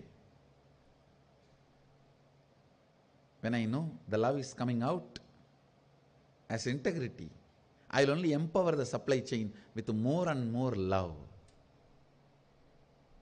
with more and more joy. Because I know now, it's only becoming integrity, it's only becoming listening, it's only becoming enlightenment. Come on, give more, supply more. Sanctioned, approved. If it comes out as arrogance, possessiveness, abusing, becoming power center, all that stupidity, then all right, why to destroy that fellow? Stop the supply chain, divert it. This is the secret of my love. Use it for listening and integrity, you will be showered. Abuse it for anything. Not only the supply chain will be stopped, whatever was given also will be taken away. So even the past will become a faded memory. It will no more be part of your cognition. It will be remote memory. After all, past, present, future is in my hand.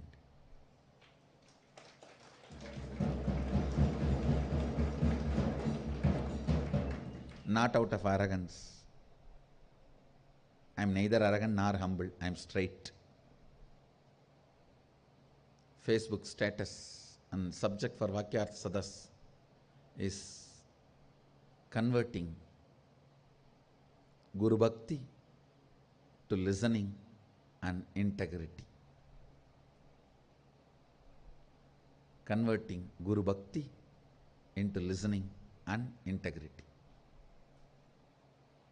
That's a statement for Vakyarth Sadas, subject for Vakyarth Sadas, and Facebook status.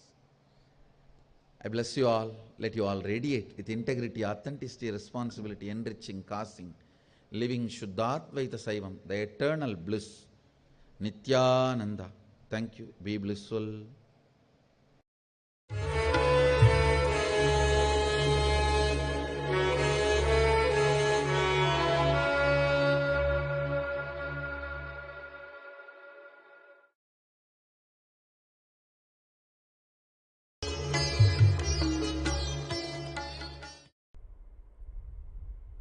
I welcome you all with my love and respects.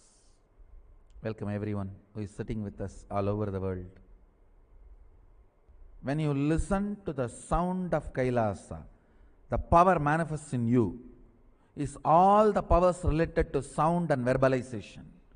You can read your mind and others' mind. Whatever goes on anywhere, verbally you can see.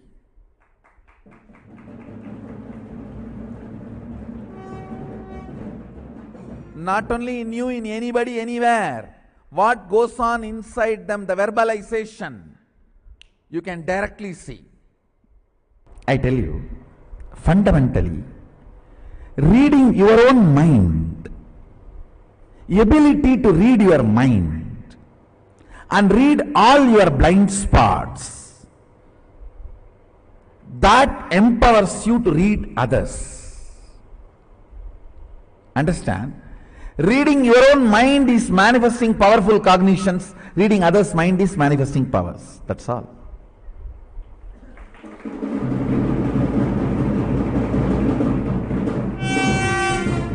How many of you are successfully able to do? Raise your hand. Wow. What a percentage. Keep the hands up and just look around. All of you look around. And one more thing. When you read others' mind, it is not that you are exploiting, cheating or doing anything wrong. You will make, actually by reading their mind and informing them, you will make them understand many of the blind spots which they are not able to discover on their own. It is one of the very big spiritual support you are doing. A very big spiritual support you are rendering. See, many times, we are not ferocious with ourselves. We just try to be in the slumber of blind spots. Cozy, cute, ooh. When others read that spot and expose that to you, you wake up and you can become ferocious with yourself. It's wonderful. Such large number is able to manifest the powers. Now let's experience Kailasha's length, breadth, depth, time, space.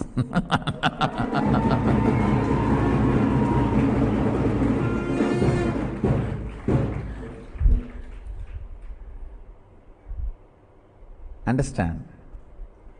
This can happen only by the tremendous surrender to Mahasadashiva.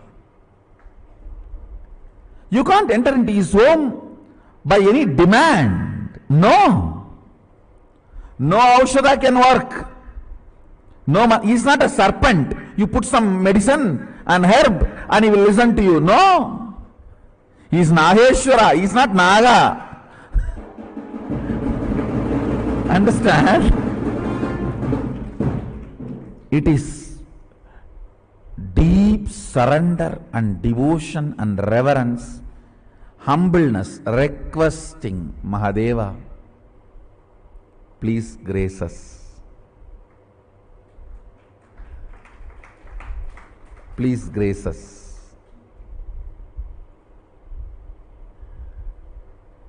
It is only with the tremendous humbleness and surrender, with the tremendous respect, reverence, devotion, understand? As long as you exist in relative reality, be devoted. It is oneness. Oneness is the only currency which works on all the 11 dimensions. Dvaita, only 4 dimensions. Bhur, Bhuva, Suva, Tapa, that's all, not even Satyaloka. But now I am making a statement. As long as you are in relative existence, be devoted. Yes.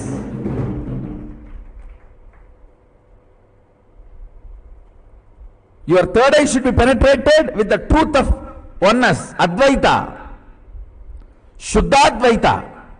But as long as you are in a relative existence means you are able to feel I and you, means first person and second person. As long as there is a first person and second person. See, when you decide to sit, manifest powers, oneness is the reality. Oneness is the truth with which you manifest powers. That's the ultimate truth. When you are operating in relative existence, be always devoted. Devoted even to your own oneness. Understand. Understand this word. Upanishad says, Soham asmi. Even when I pray, I am you. Even when I am you, even when we are one, I pray to you.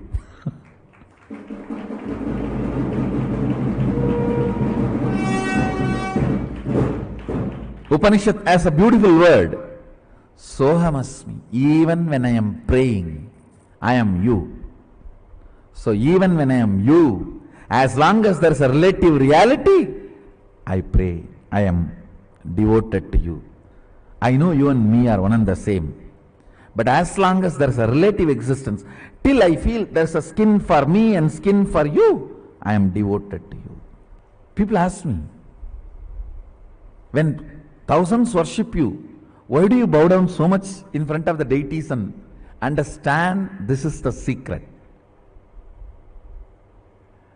When you sit in oneness, you should know very clearly, even when I pray, I am you.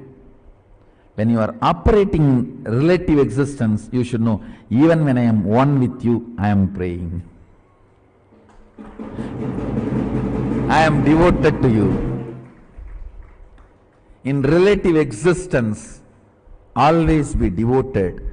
In reality, always be one. Understand, duality is not ultimate. I am repeating again. Oneness is the ultimate truth.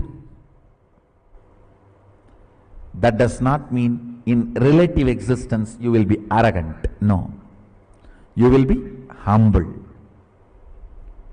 In relative existence, you will be humble. That is why I say, the Advaita I am teaching is Sutta Shivadvaita. In oneness, even when we pray, we are one with you. In relative existence, even when we are one with you, we are devoted to you. Be humble, be devoted even to your own oneness. Sometimes when I go to devotees' houses, I directly go to puja room and do the puja. Some of the devotees will keep my photo also. When I do the arti, I have to show to all. I cannot move the hand. I have to show all only. They ask, what is this, Swamiji? You are showing arti to your own photograph. What can I do? It is the symbol of my oneness. I am devoted to that.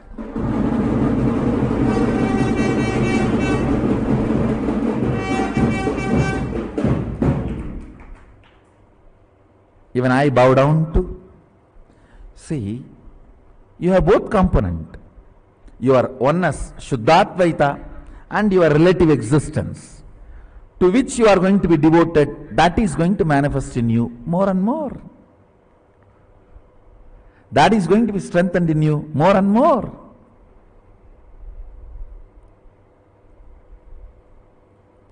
Kailasha is the space of ultimate oneness.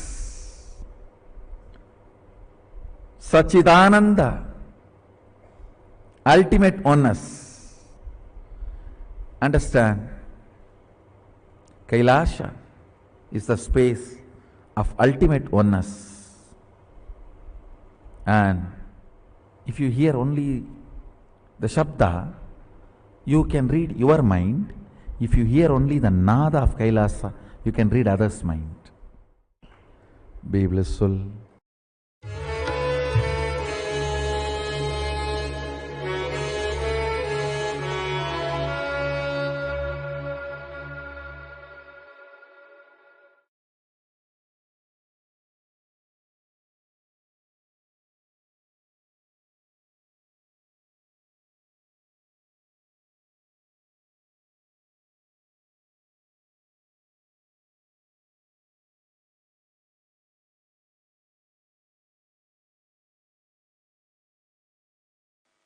Sadashivasamarambha Shankaracharya Madhyama Asmadacharya Paryantam Vande Guru Paramparam.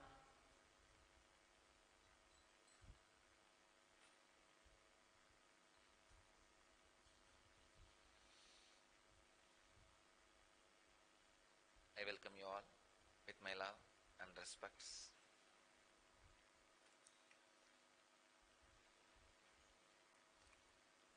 Today's subject for satsang is devotion. Dance your way to divinity. As you are all aware, I am continuing my series on the sacred sentiments, devotion and bhakti.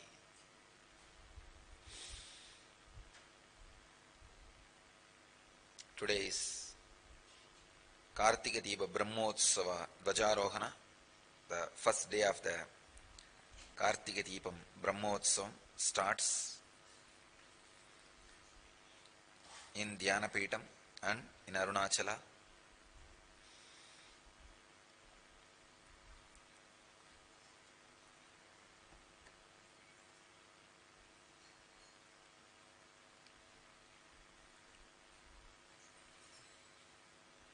Dance your way to divinity. If you are walking, you are not going towards divinity. Be very clear. If you are walking, you are just dragging your body. If you are walking, it is always towards graveyard. If you are dancing, it is always towards divinity.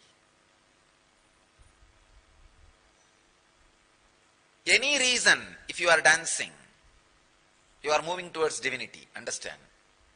Of course, not with drugs or alcohol.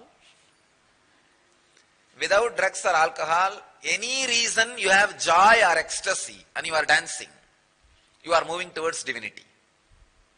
Even if it is ordinary, simple, worldly reason, you are filled with joy and dancing, understand, you are moving with divinity, towards divinity, no doubt. You are moving towards divinity.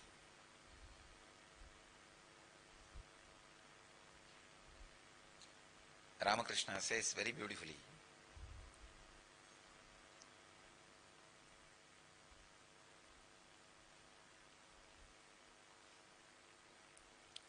if there are a lot of birds on a tree, if you clap your hands standing below the tree, all the birds will fly away. Same way, if you are clapping your hands and dancing, all the karmas in your heart will fly away. It's a very colloquial village example,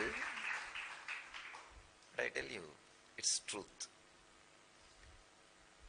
Not just Ramakrishna says, thousands, I don't know how many, hundreds or thousands, long ago, at least few centuries ago, when Jnana Sambandar sings, Adi Padi Annamalai Kaitoda Odipom Namadu Ulla Vinagale. The load you carry in the heart, he says, the exact translation is, if you sing and dance and worship Arunachala, all the load and suffering in the heart, the karmas in the heart, will just run away. Even Bhagavatam describes Kirtanam as one of the important way towards enlightenment. At one step, Bhagavatam goes to the extreme of Kirtanam is the only way for Kali Yuga. In Kali Yuga, only the Kirtanam, singing and dancing, his name is the only way to achieve liberation. Narada very beautifully describes the different expressions of devotion. Shravanam kirtanam chasya smaranam mahatam gate savejyavanati darshyam saravyam atma samarpanam.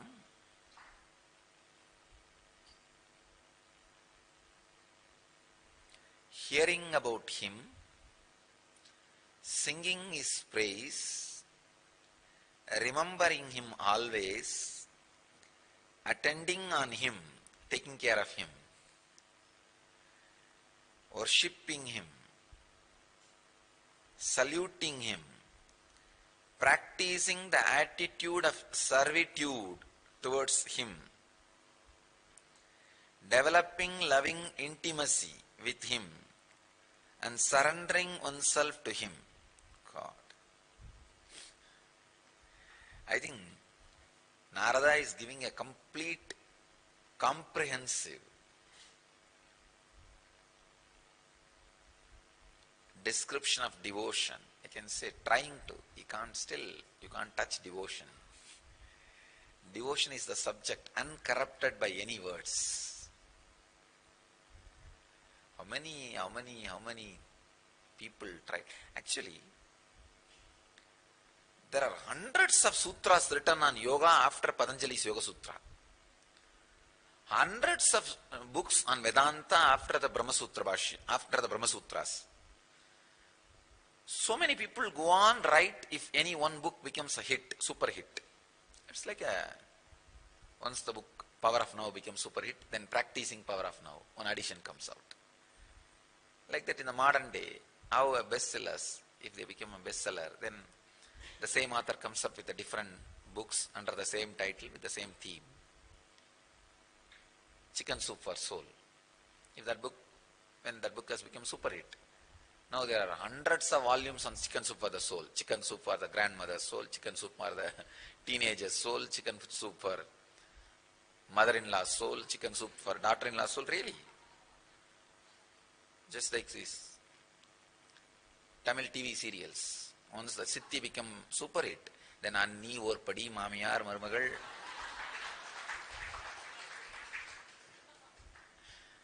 Same way,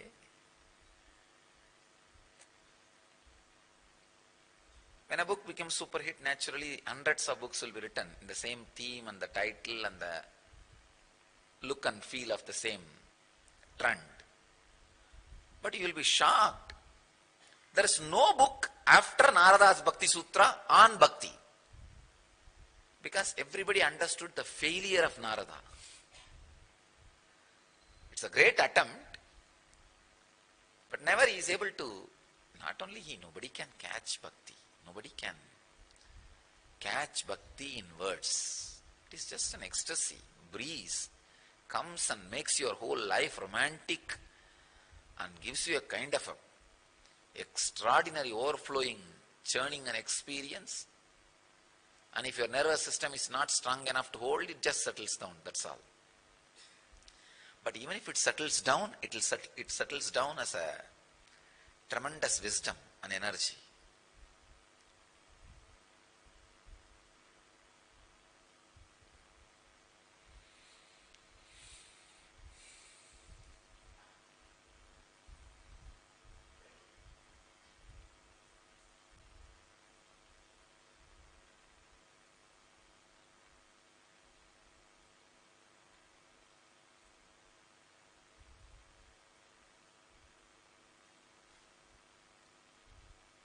Nobody was able to capture Bhakti. Even the greatest devotee, Narada, tried.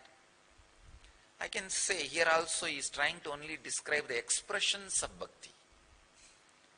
The very experience itself, I don't think anybody can catch. Shravanam kirtanam chasya smaranam mahatam gate Save Javanati Darsham Saravyam Atma Samarpanam. Hearing about him,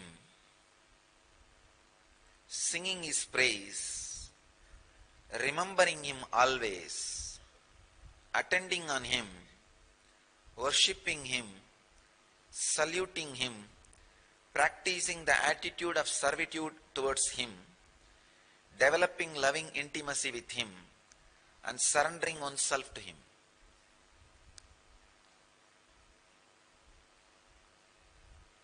Nine different process, different expressions to experience bhakti.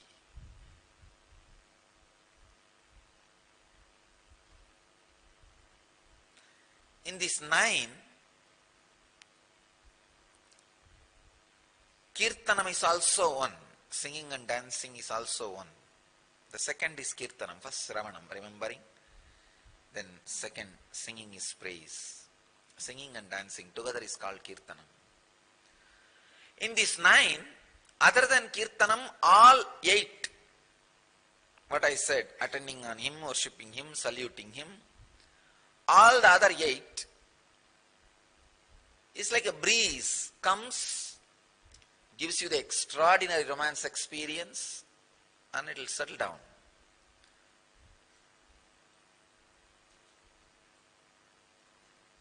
All other eight are not techniques, but the Kirtanam is a technique. Means you can practice it. You can practice it to experience bhakti.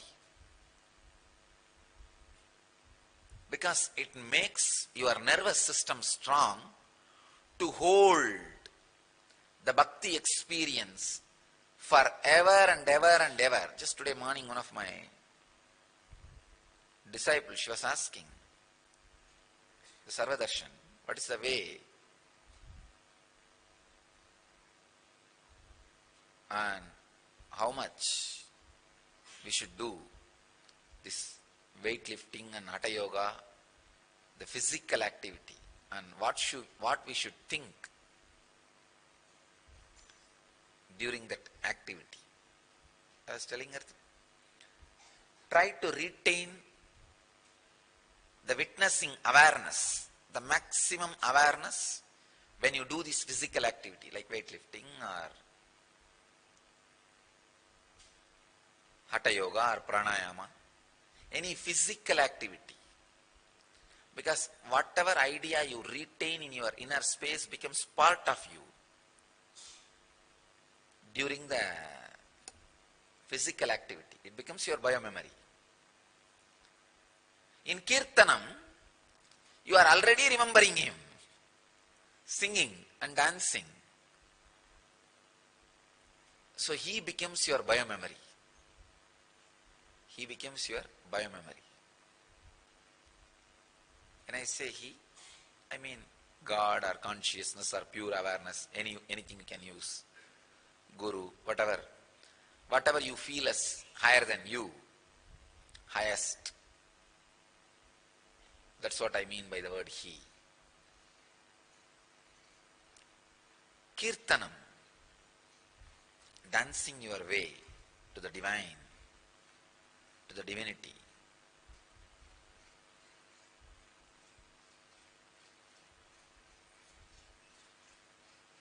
Can be a very powerful technique. It just makes you a light being. Ramakrishna again and again says, he had some of the educated disciples. When there is a kirtanam, singing and dancing, they will not dance because of the prestige and the social thing. He will tease them. He will tease them. Kirtanam makes you a light being. I tell you, carry a light being. Nothing can touch you. Nothing can touch you. Just a light being. Always carry a light being. Understand, I am defining character.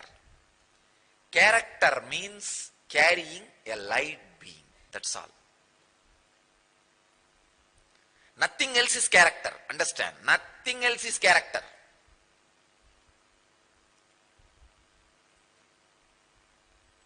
Each fellow who wants to exploit you gives his own idea about character. I am telling you, all ideas about character is lies. Carrying a light being is character. Character can never be defined by whether you smoke or drink or womanize or use alcohol. All those things are habits. Habit is different, character is different. Understand? Habit is different. Here I am not talking about habit. I am not saying drinking, smoking and all is right. Please understand. No. I am not encouraging drinking, smoking, womanizing. No. I am not encouraging. I am not saying all those things are right or wrong. No. I am only saying they have nothing to do with your character. They are habits. Character means carrying a light being. Very light being, simple being. The moment I say this, I can remember only one person, my father. Today is his Mahasamadhi day. As we all know that we celebrate in our Sangha today as Mahaparinirvana Day, the day of liberating all the disciples who left the body after taking initiation and after attending NSP. So today we remember and liberate and celebrate all the disciples who left the body after attending NSP, after having that Nirvikalpa initiation, Nirvikalpa Samadhi Diksha. He is such a light being. Liberating him was not a big job at all for me. In his whole inner space, nothing was there inside. There is no obstacle. There was nothing holding. I tell you, carrying a light being is liberation. Only a person who carries a light being will be able to sing and dance. And whenever you can, just have some divine music which inspires you. Go on spending time, at least half an hour a day. You can make time. Or at least 3-4 times a week. I don't want you to make it as a rigid routine. Then again it will become a routine. No. Whenever you find time, just sing and dance wildly. Your whole being will become such a light being. Carry light being. You will not be a soil where the negativity breeds. Brooding mind is breeding soil for negativity. Kirtanam will destroy brooding over. I have seen. Only reason for the disciples falling from the path is brooding over. If this happens, what will happen? If that happens, what will happen? If that happens, what will happen? If that happens, what will happen? Die.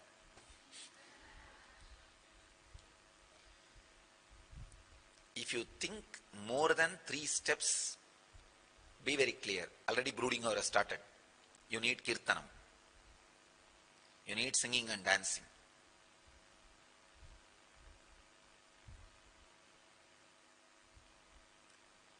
Shravanam kirtanam chasya.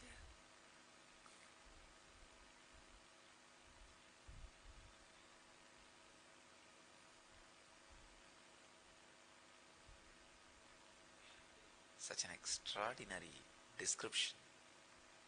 Remembering and dancing. Smaranam mahatam gate. Hearing, singing, remembering, attending on him.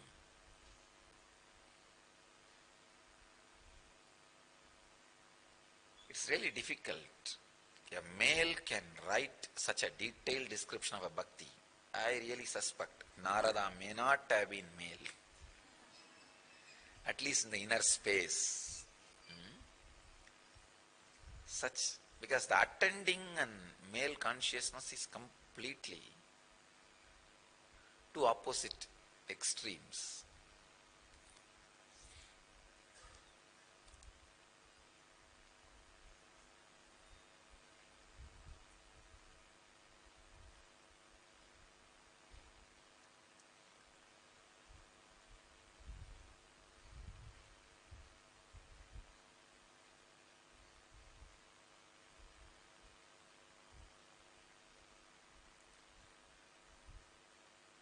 All these other methods are more like expressions. You can't do anything to have it. But Kirtanam, you can do it. It can not only create the experience of bhakti in you, it can help you to hold the bhakti experience on your biomemory, on your nervous system.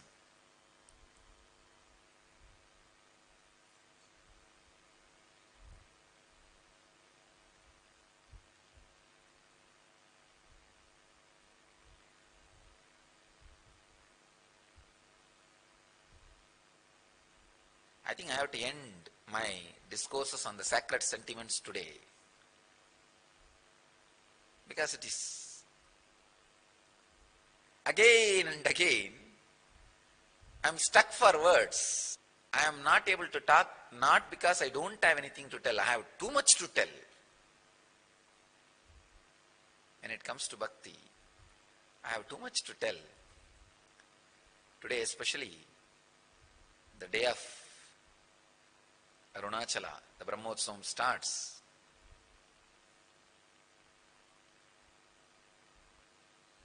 Just on that one line, Adi Padi Annamalai Kaithoda Odipom Namadu Ulla Vinegale can go on expanding.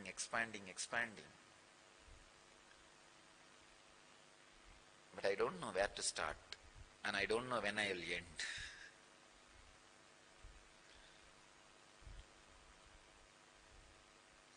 So more than giving expressions and descriptions, I'll end with a technique. This whole series of sacred sentiments, I'll end with giving you a solid technique. Experience of Nataraja, Kirtanam, Chaitanya. Experience of Chaitanya and Nataraja, Meera and Manikkavasagar can happen in you just by singing and dancing in the name of the divine. Sing God or Guru's name and glory. Dance. Use this as a technique. I tell you, whatever sacred sentiments describe will be awakened in you.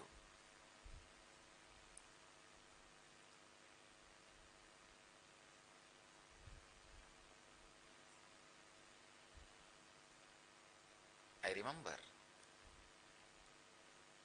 when I was doing my Parivrajaka, in the road I will be just singing and dancing and walking for hours.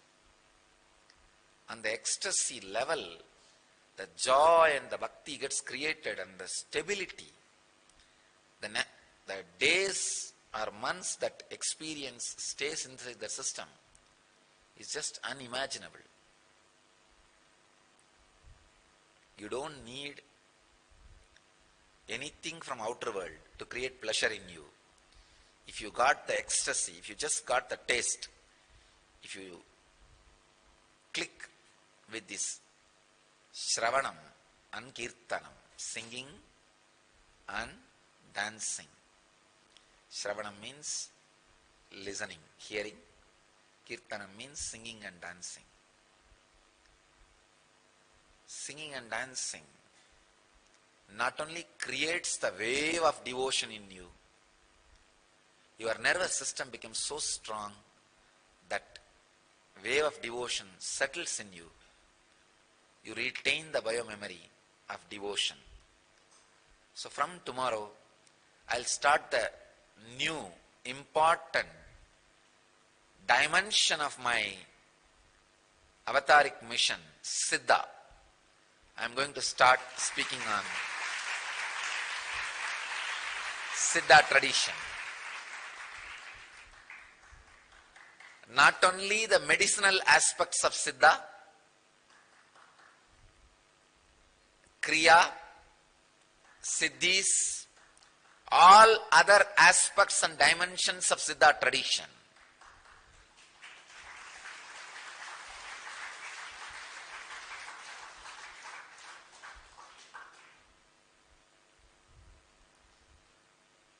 I myself learnt Siddha very traditionally and formally, the dimension of Siddha medicine and dimension of creating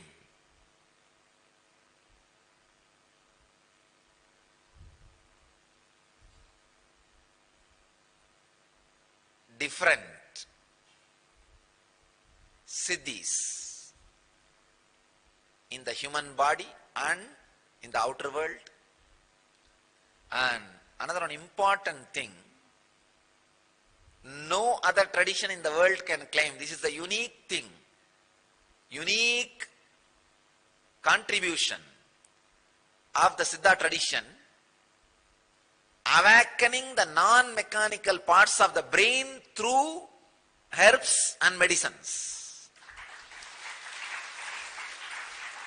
Understand, Only Siddha tradition was able to give spiritual experience through medicines and herbs.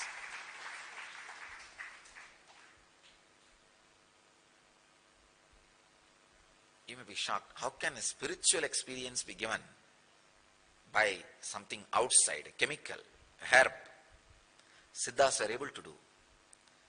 They will give you a set of ideas, means great truths, and ask you to contemplate and add some of the herbs.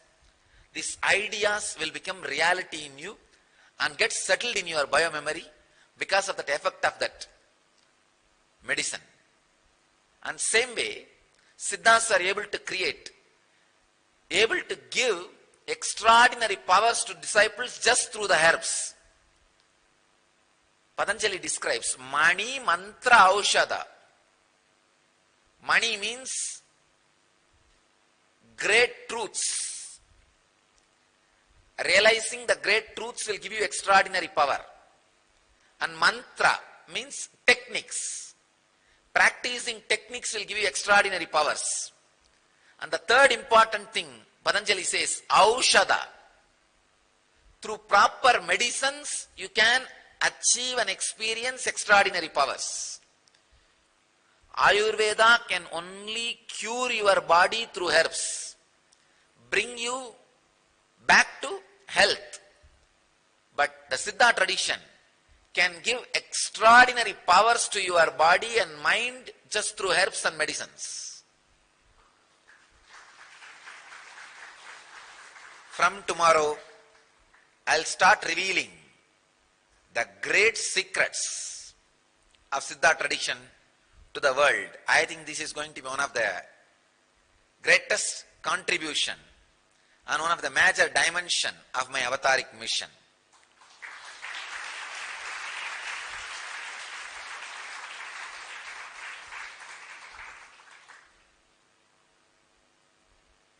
I'll revive Siddha tradition.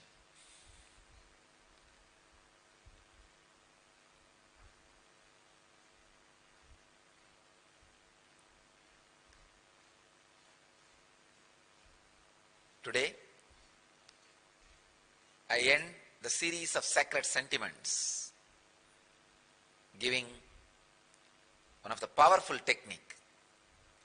Listen to the music, sounds, glory and praise of God or Guru who creates devotion, who stimulates devotion in your heart, and dance wildly using the whole body. Enjoy that music using the whole body. That's what I call dancing, kirtanam. At least 21 minutes. Let this become part of your lifestyle. You will carry a light being which is soaked in devotion always. All the sacred sentiments will constantly be experienced and expressed in your system. So I bless you all to experience kirtanam and experience and radiate enlightenment. Let you all achieve, experience, live, express, radiate the eternal bliss, Nithyananda. Thank you.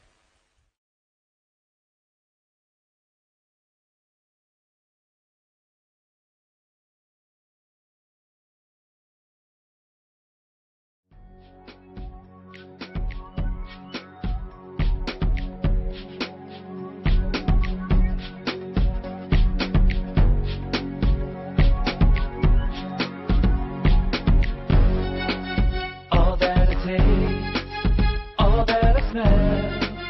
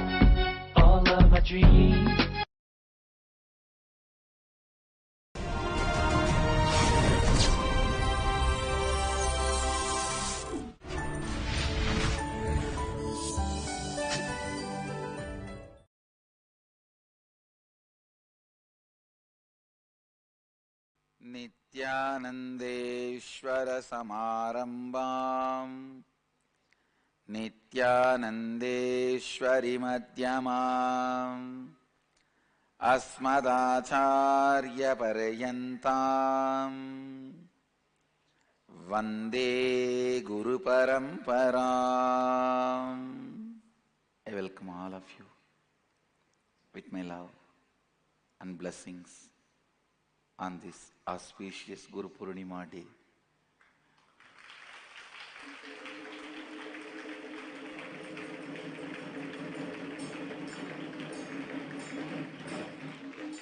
I welcome all the devotees, disciples, Samajis, Satsangis, Sri Mahants, Mahants, owners of Sarvanya Pita, Tanidar, Kotari, Balasans, Rishis, Swamis, Mahaswamis, Goswamis, visitors, viewers, everyone sitting with us from all over the world in Bidadi, in all over the world from Bidadi.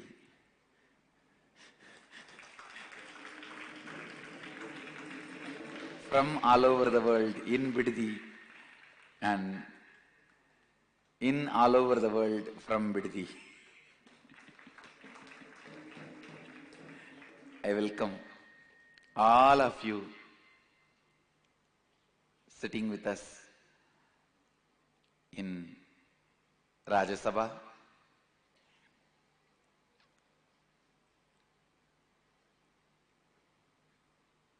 newly refurbished, inaugurated Rajya Sabha.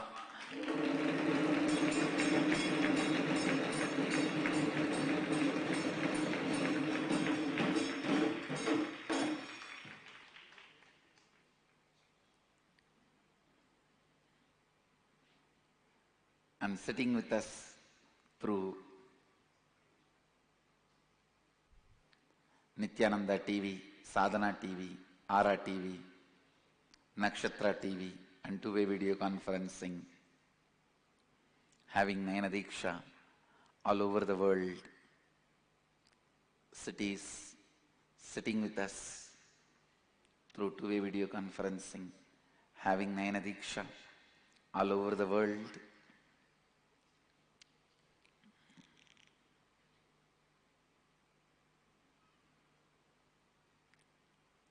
First, Nithyananda Nagara, Bidadi is offering 1008 Nivedyams.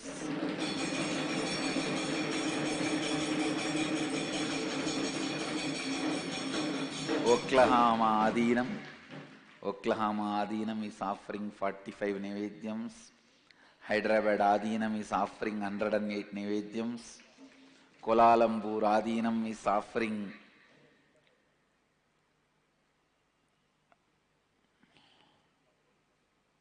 108 Nivedyams.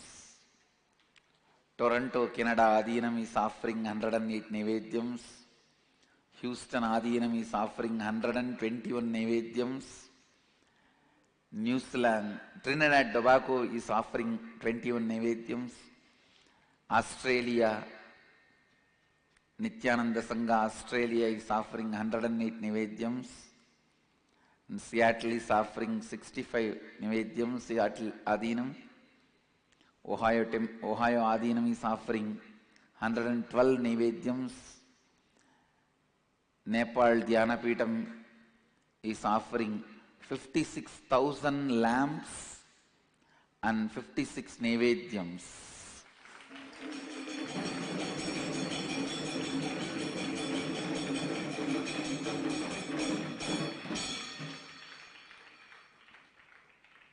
I accept the Nepal's 56 Nivedyams and 56,000 Deepas. I also commit on this day all the persons, animals, beings suffered during the earthquake, all of them will be liberated.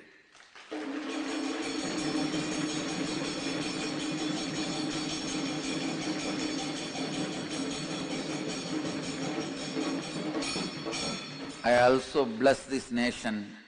Come back to Hinduism.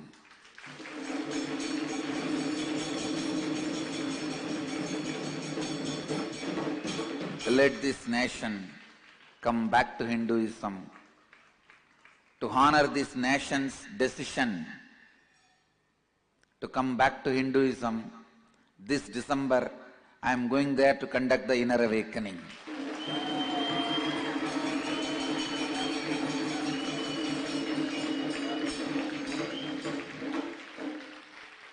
All the parties in Nepal have decided to come back to Hinduism.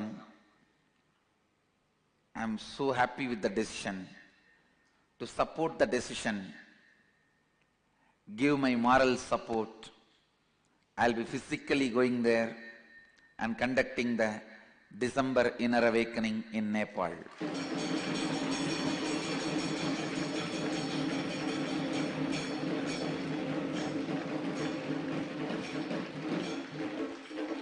And I also wanted to encourage the spiritual tourism for Nepal, which has suffered due to earthquake. I am committing to revive it whatever way I can and support Nepal.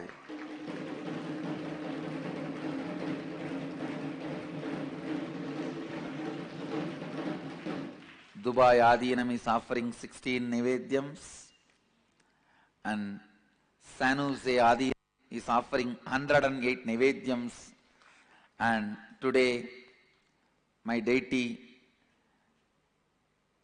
in San Jose Adinam is ready. Through this, I energize and do the Prana Pratishta. Let the energy of Ellam Valla Sittar explode in San Jose.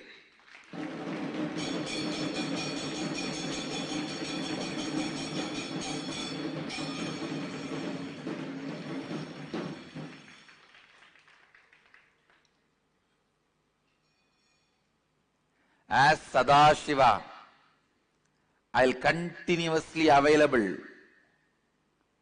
be available from that Murti to whole US.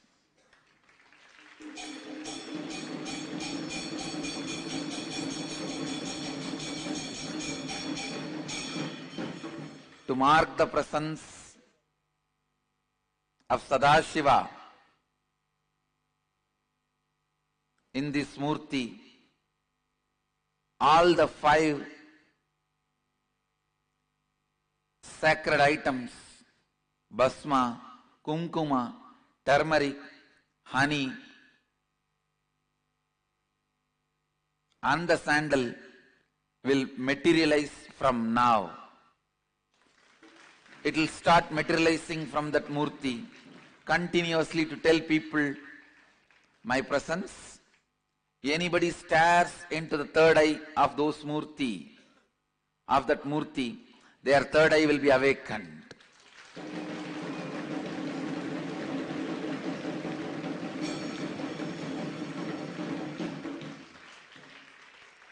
In that Murti, I'll always reside and be available as Sadashiva to the whole universe.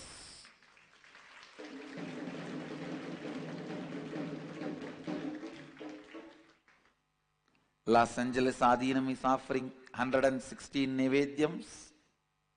St. Louis Adinam is offering 108 Nivedyams. Oman Adinam is offering 51 Nivedyams. Mill Valley Vairavan Goil is offering 21 Nivedyams. And Hyderabad Adinam, Oklahoma, all the other I already read out. There are many more cities sitting with us: Houston, Texas, High Point, North Carolina, Phoenix, Kanchipuram, Baroda, Vadodara, Washington DC, Sripuram, Mill Valley Vairavan Goil, Selayang, Malaysia, Philadelphia, Trinidad, Tobago, North San Antonio, Singapore is offering 121 Nivedyams. Kulim is offering 21 Nivedyams, Pinang is offering 21 Nivedyams, Vadodara is offering 26 Nivedyams, Sun Prairie, Wisconsin. So all the cities I read out and which I have not read out, I accept all your offerings, devotion, Gurumudi, everything. So many more Adinams and Ashrams are joining. Pudvai Adinam is offering 21 Nivedyam. Tiruvannamalai Adinam is offering 21 Nivedyam. I accept everything, and as a living expression of Adi Guru Sadashiva, I accept all this as a personal seva to me and bless all of you. Let you all achieve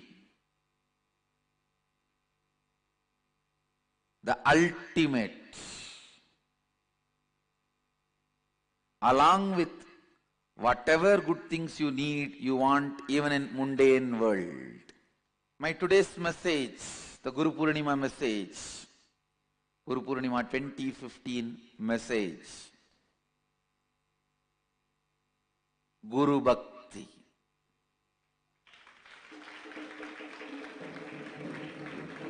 Understand this word Guru Bhakti.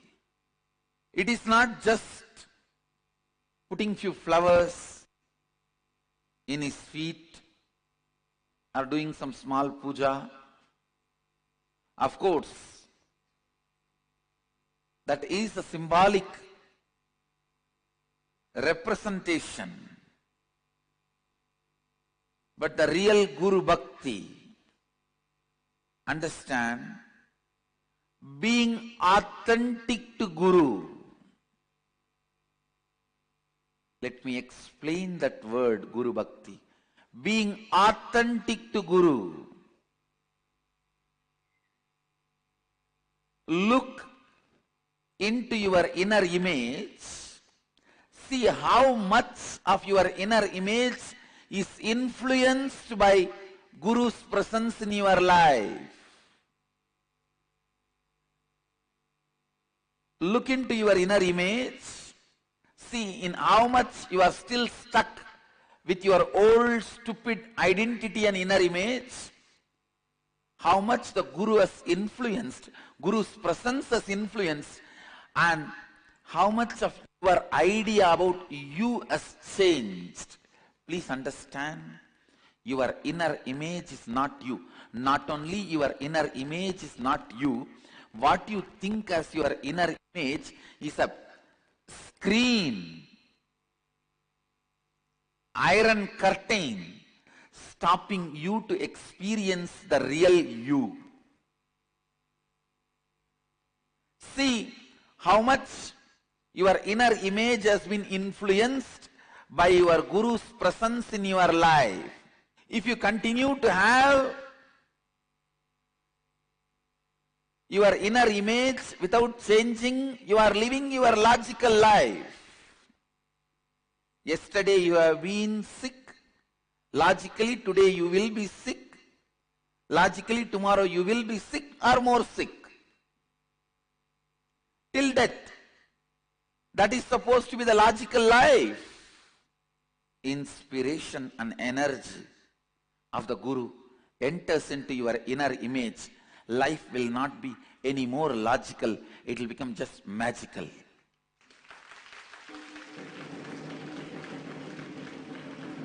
It is not any more logical. It will simply become magical.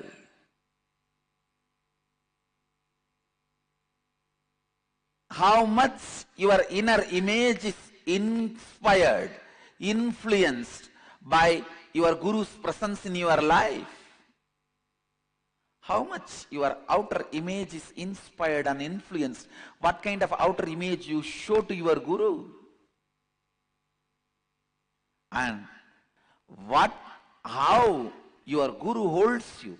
What is the anyakara he is having about you? Have you taken responsibility for it? What kind of an image you hold about Guru and the life around Guru, the Sangha. Understand, Guru Bhakti is bringing authenticity in your relationship with Guru. Let your inner image be as your Guru wants. Whoever considers me as your Guru, understand, whoever considers me as your Guru, for all of you, I am making it very clear. The inner image I expect from you. I want you to have the inner image of Shivoham.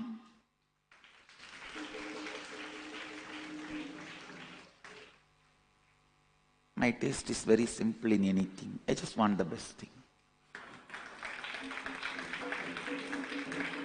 My taste is too simple.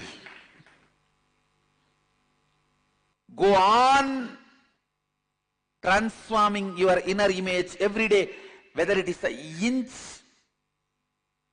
or meter or kilometer or mile.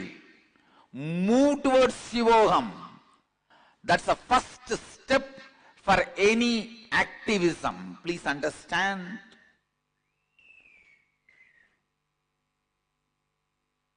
Any activism in your life, the first step is moving towards Shivoham.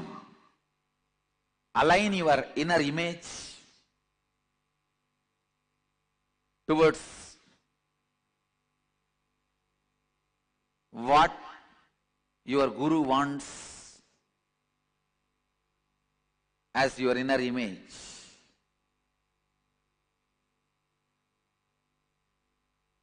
How you project yourself to your Guru. Sit and align. Sit and analyze how he holds you. What is his anyakara for you?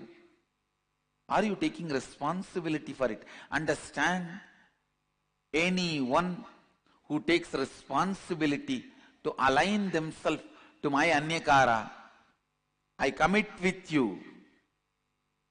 You experiencing Shivoham is my responsibility. As Sadashiva, I give you the boon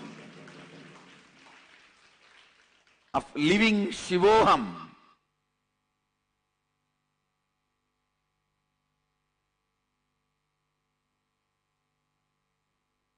When Guru ordains, he sustains. Understand. I never ordain anything which I cannot sustain. If I have told you, do completion for 3 months, I already sent the energy to do completion to you, and then only I ask you to do.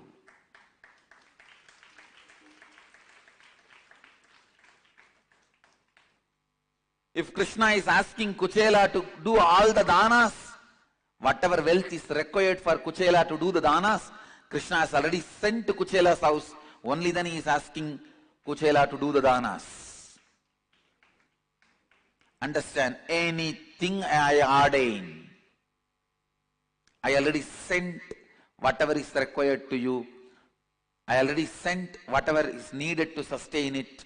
Only then I ordain. Be a man to stand up to Guru's anyakara. Impossibility is not cute. Impossibility is not cute. Nobody is here to celebrate your powerlessness. Powerlessness is not fashionable. Impossibility is not cute. Nobody is going to tell you, oh, how innocent and cute he looks. No.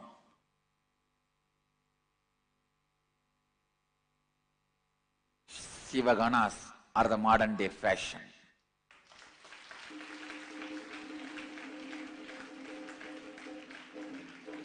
Be a Shivagana. Gana means filled filled in length, breadth, depth. Let your length, breadth, depth be filled by Shiva. That is the meaning, definition of Shiva Gana. Let not any dimension of you be left without being filled by Shiva. Understand? Let your length, breadth, depth, all dimensions be filled by Shiva, Sada Shiva. That is the meaning of Shiva Gana. Remember, when Mahadeva ordains, he sustains. When Sadashiva ordains, he sustains. The living expression of Sadashiva, your Guru, when he ordains, he sustains.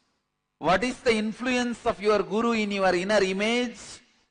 What is the influence of your Guru on your outer image? What kind of outer image you show to your Guru?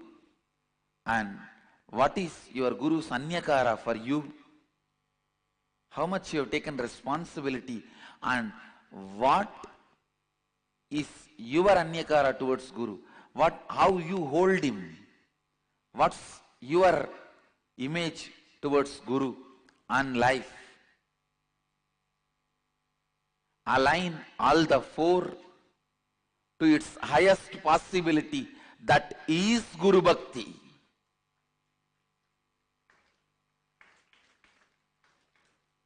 That is Guru Bhakti. Whether you understand or don't understand, because you don't understand or you feel difficult, you don't want to clap, whatever may be your mind, this is Guru Bhakti. Understand? The straightforward sacred truths. There is no compromise. Fools are those who ask shortcut, because shortest cut is a straight line. Shortest distance between 2 points is straight line. Shortest cut between any 2 points is a straight line. Understand? Bring authenticity in your connection with the Master. Bring integrity with your words with the Master. Bring responsibility with your commitment with the Master.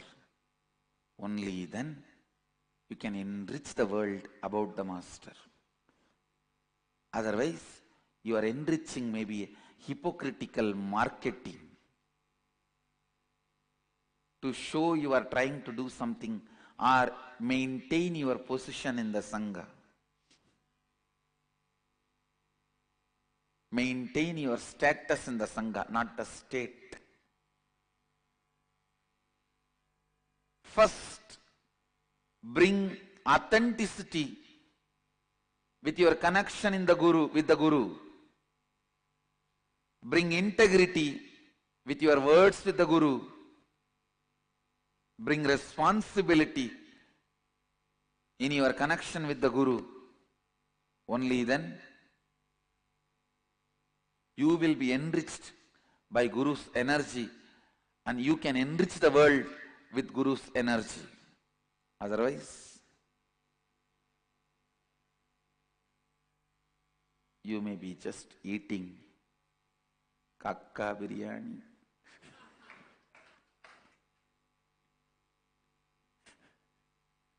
Means crow biryani. You may be thinking you are eating biryani, but end up in eating crow biryani. Only when you are belching, you will understand. Guru Bhakti is the first step towards achieving anything, including enlightenment.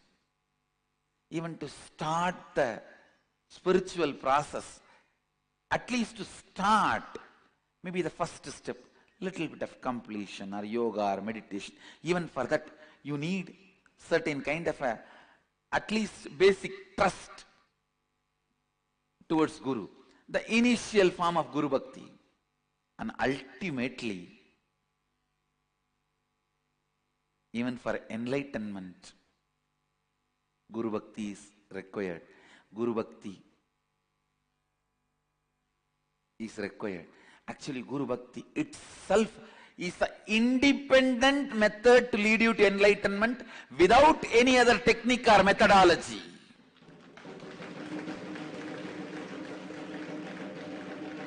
Without a need to move your body once or blow your nose even once or stare into the mirror even once or get into your past even once, without any technique, any method. Just the Guru Bhakti alone is independently intelligent enough to lead you to enlightenment. I tell you, even after enlightenment, I realized the result of enlightenment itself is eternal Guru Bhakti, that's all.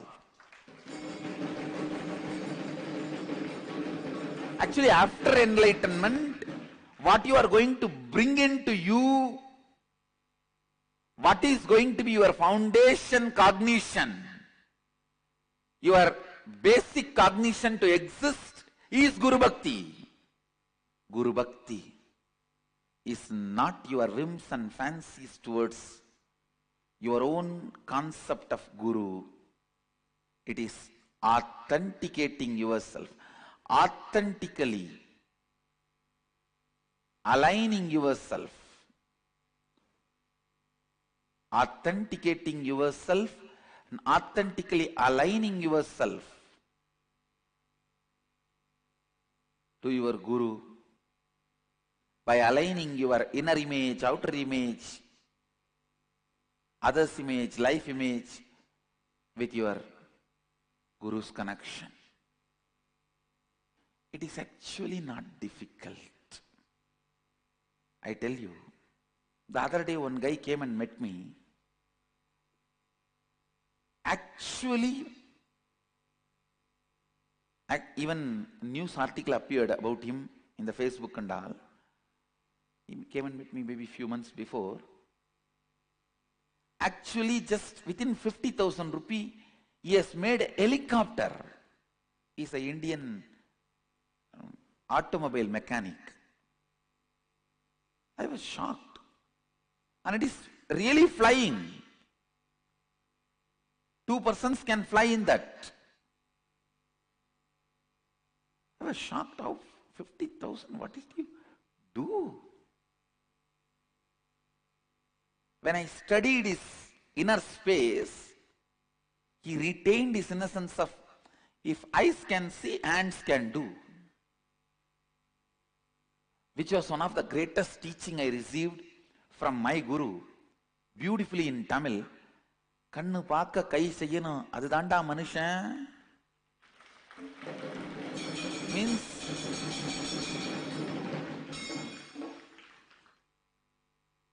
if I see, hands should do,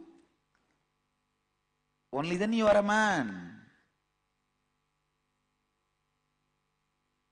Actually, in temple,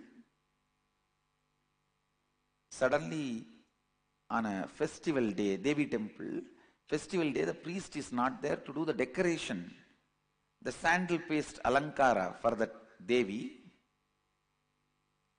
My Guru and me, both of us went to the temple.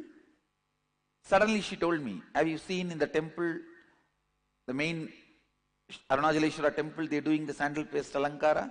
I said, yes, I have seen, ma. She said, do it. I said, how? Then she made a statement. Kan paaka kai seyyano adudanda manushan poi pandra.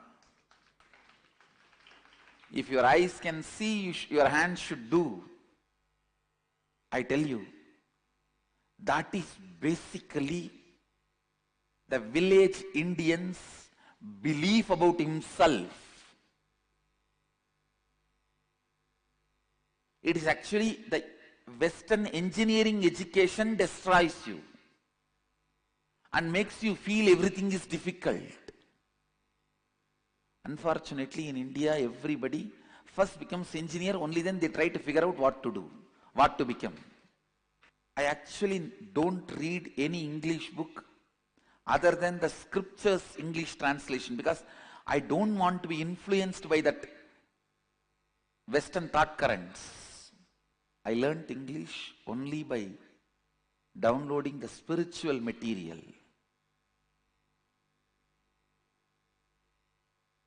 Not by reading any Shakespeare, un-Shakespeare,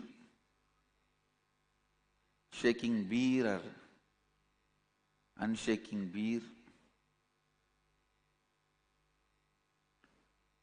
No, please understand. When you read Shakespeare, you learn to shake beer. Because you get the thought current. It's not that you just get English. You get the thought current. Just not to be influenced by the thought current. I never read English literature. Even though I don't have a mind because of enlightenment, even the words which I use to talk to all of you, first I create that consciously in Sanskrit and then translate. I continue to retain that ability consciously, so that the thought current will never be influenced by the language developers. The language I am using, English, is only a medium. I do not want whatever I am sharing, teaching with you guys, any way to be influenced by those guys who developed this language. Their thought current. I am very clear. You should be inspired, impressed, influenced only by the masters, great masters who developed the language of Sanskrit. So I retain the verbal flow consciously, first generated in Sanskrit and then translated into English and shared with you all. Listen.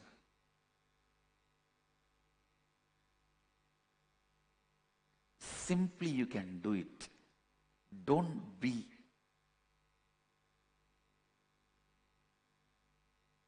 stupid educated engineer. Still now, in our Sacred Arts department, from making the wax model to finally finishing the carving of a deity, whole thing I can do with my hand. From wax modeling to final finishing, polishing. Because I did not go properly to my diploma college.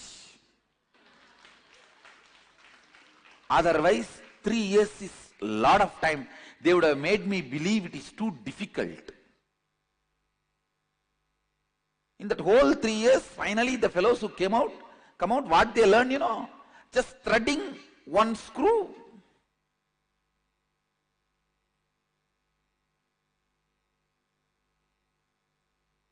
Maybe the half-inch diameter rod, they know how to thread it. That's all. That is the final project, practical examination. And that also you have a choice. God saved me and helped myself to save myself.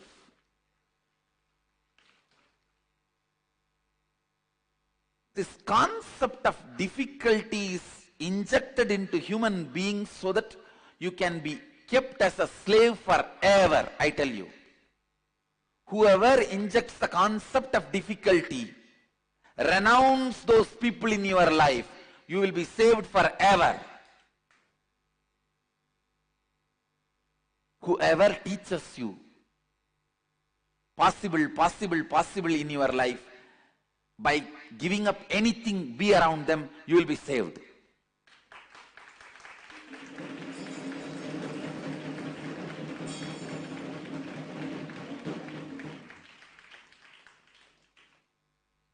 At the age of 11, once I ran away to Vadalur. There is a place in Tamil Nadu. A great saint Vallalar lived there. I ran away. The only thing which brought me back is, if I am stuck with something, with the idea of difficulty, who will tell me it is possible and push me? Only my gurus can tell. So I came back to my guru's feet.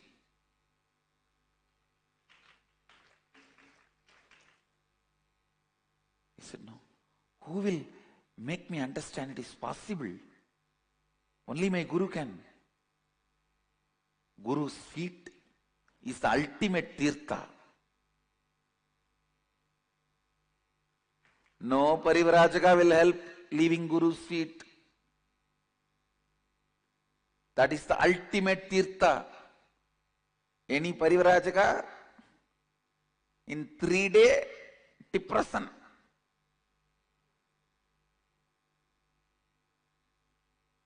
Fourth day suicidal depression. Fifth day depression. Only a person who constantly tells you possible, accept him as Guru and never leave him. Never leave him.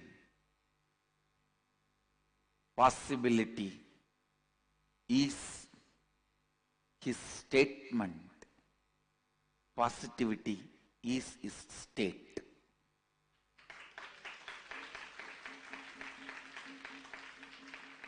As I said, Guru is the statement of God. God is state of Guru.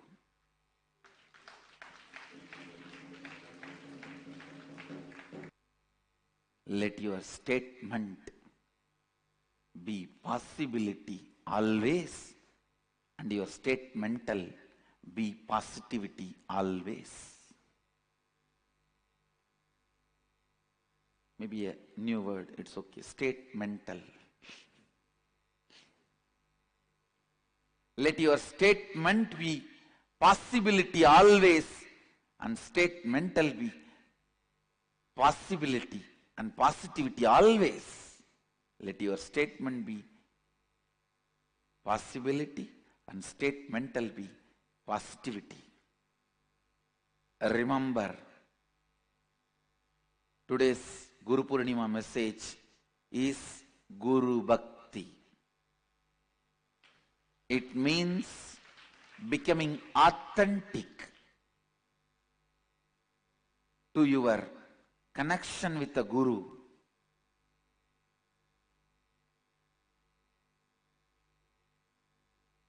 Becoming integrated to your connection with the Guru. Taking responsibility to align yourself with your Guru. Enriching yourself and others with your Guru's energy. Guru Bhakti is independently intelligent enough technique to lead you from step 1 to ultimate enlightenment, and even after enlightenment result for your life is Guru Bhakti. That is the ultimate satya, ultimate prasada. Guru Bhakti is independently intelligent enough to reach you to enlightenment. Decide today this one thing clearly, strongly, with your whole being. You will become authentic, integrated, responsible and enriching towards your connection with Guru. Whatever incompletions karma which is stopping you, bring that and offer it with whatever you are offering today as Sadashiva. I commit with you all. I'll burn all those karmas and give you the greatest prasada, Guru Bhakti.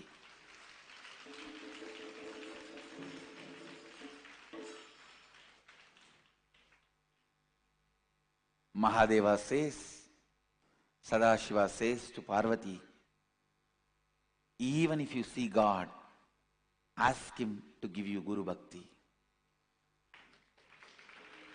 Even if when you have darshan of God, ask him to give you Guru Bhakti.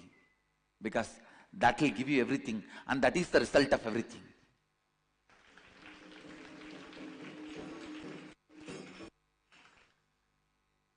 That is the first and last inspiration.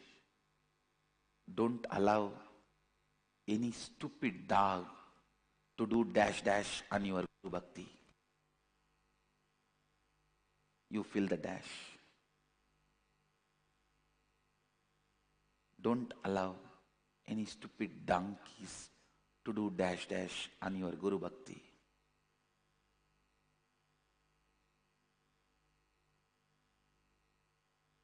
When they try to do dash dash on your Guru Bhakti, what happens to them? You can see whatever negativity they spread, their karma is coming back to them. I have not cursed them, but their karma is coming back to them. They are suffering. But finally, the fellow who lost is stupid you by letting those donkeys do dash dash on your Guru Bhakti. Do not allow any donkey to do dash dash on your Guru Bhakti. Whoever tries to disturb your Guru Bhakti does the worst thing to you. Whoever strengthens your Guru Bhakti are doing the best thing to you. Because that is the life and goal. That is life and goal. Life, goal, result. Today's message, Guru Purnima 2015 message is Guru Bhakti. Live it. Radiate it. With this, I'll move to the next segment of today's celebrations. Offerings to the world from Nithyananda Sangha's various departments. Nithyanandam. Now, Swamiji is going to release the Sarvagnapita booklet on this very day of the Guru Purnima.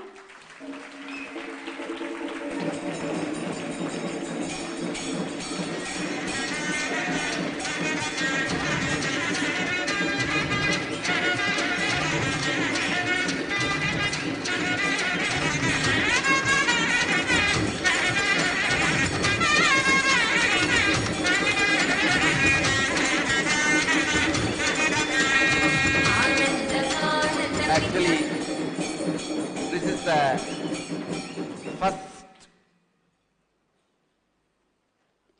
brief presentation of the Sarvagnapita project. Sarvagnapita is the most ancient Vedic Sanatana Hindu Dharma University, existed and existing, started by Mahadeva himself, is going to be now revived by his very energy, his very blessings, by himself.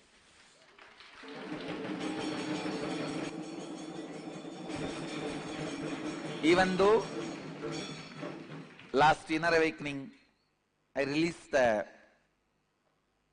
booklet, but the first hardbound copy I am releasing it today to public, everyone. Earlier it was more like a pamphlet type, now it is presented in a hardbound booklet. The first Sarvanyapita book goes to the historical, thousands now may become owners.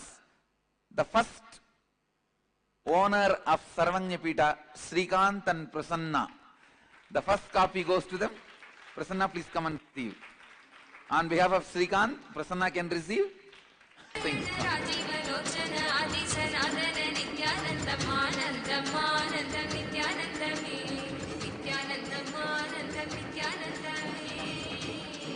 First person who took the step to make this into reality.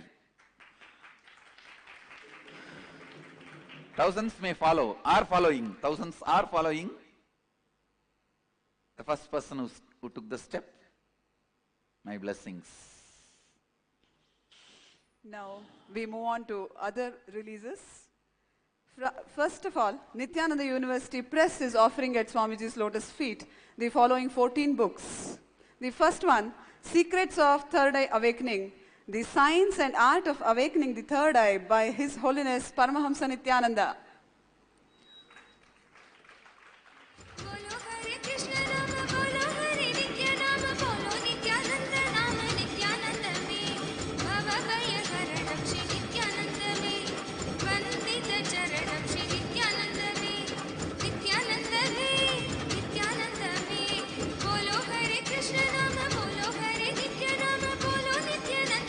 So, this release goes to the first adult who started fluently reading through third eye, Nitya Devi.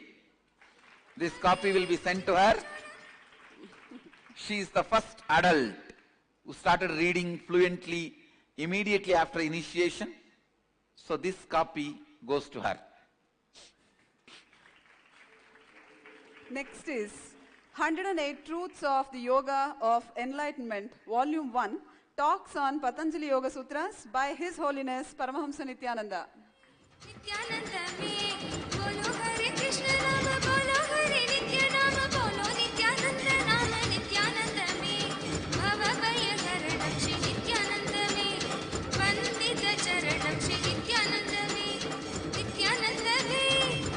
Actually, all these books today, whatever we are releasing,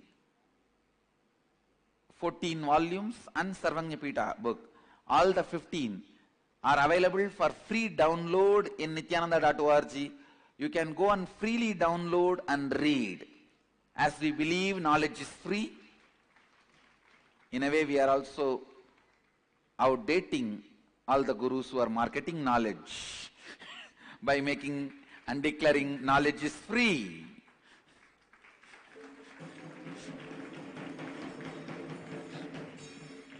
Next one, Straight Solutions from Upanishads, articles based on talks on Isha Vasya Upanishad by His Holiness Paramahamsa Nithyananda.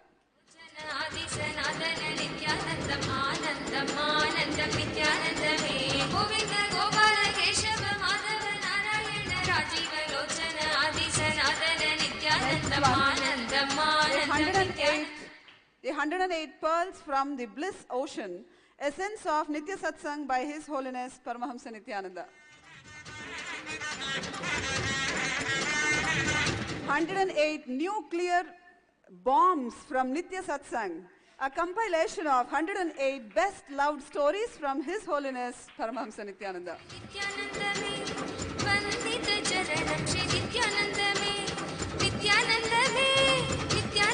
Actually, you have to read the title properly. New and clear. You should not say nuclear, new clear bombs.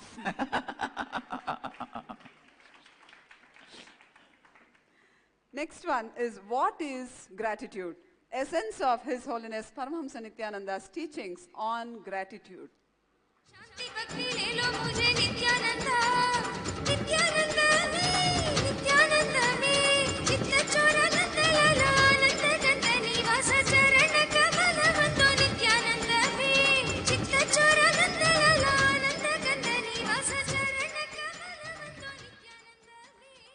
Actually, 9/11 has two important things for US. not only the World Trade Center terrorist attack, on the same 9/11 only, Vivekananda spoke in Chicago Parliament of Religion in US. So two different cultures gave two different 9/11 to America. America, remember which 9/11 you want to repeat. One came with nuclear. Please understand, Vivekananda gave new and clear bombs. The other 9/11, you know what it is. So, America, if you want again, the Vivekananda's 9/11, new and clear, get ready. Now, we are moving on to one more very special release, Katha Upanishad by Paramahamsa Nithyananda, with English translation and transliteration in 5 parts on original palm leaves made in ashram at the Nithyananda Sacred Arts University, reviving the rare ancient form of Vedic scripture text. वंदित चरणम श्री नित्यानंद में भव भय हरणम श्री नित्यानंद में वंदित चरणम श्री नित्यानंद में This is one of my favorite, I can say passionate release, about which I am very happy and proud. Thanks to our Swamis and Brahmacharis who worked for it. Now, the whole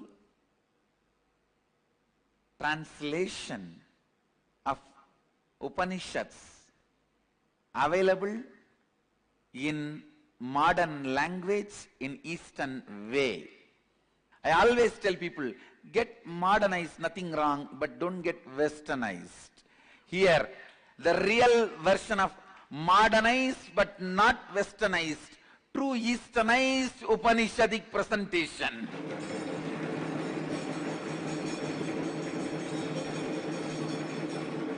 Maybe first time ever English is getting printed on palm leaf. The Indian traditional way, especially Katha Upanishad, especially the Vedas and Upanishads.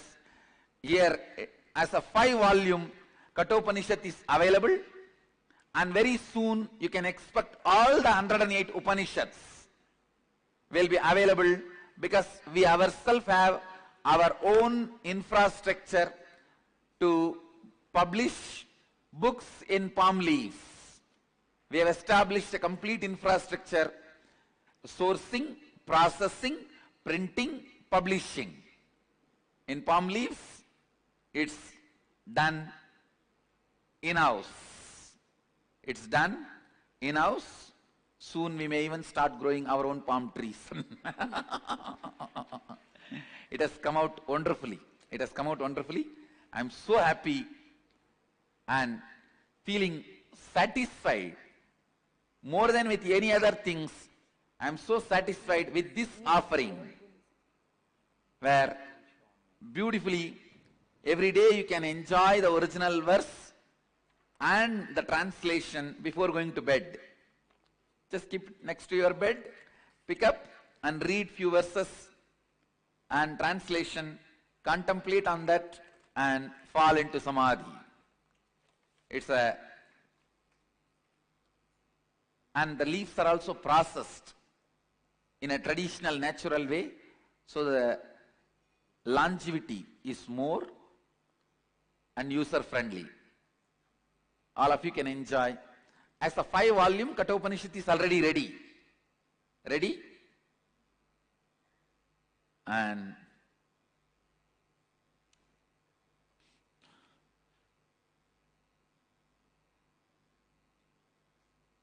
it is so nice. The first copy goes to me directly.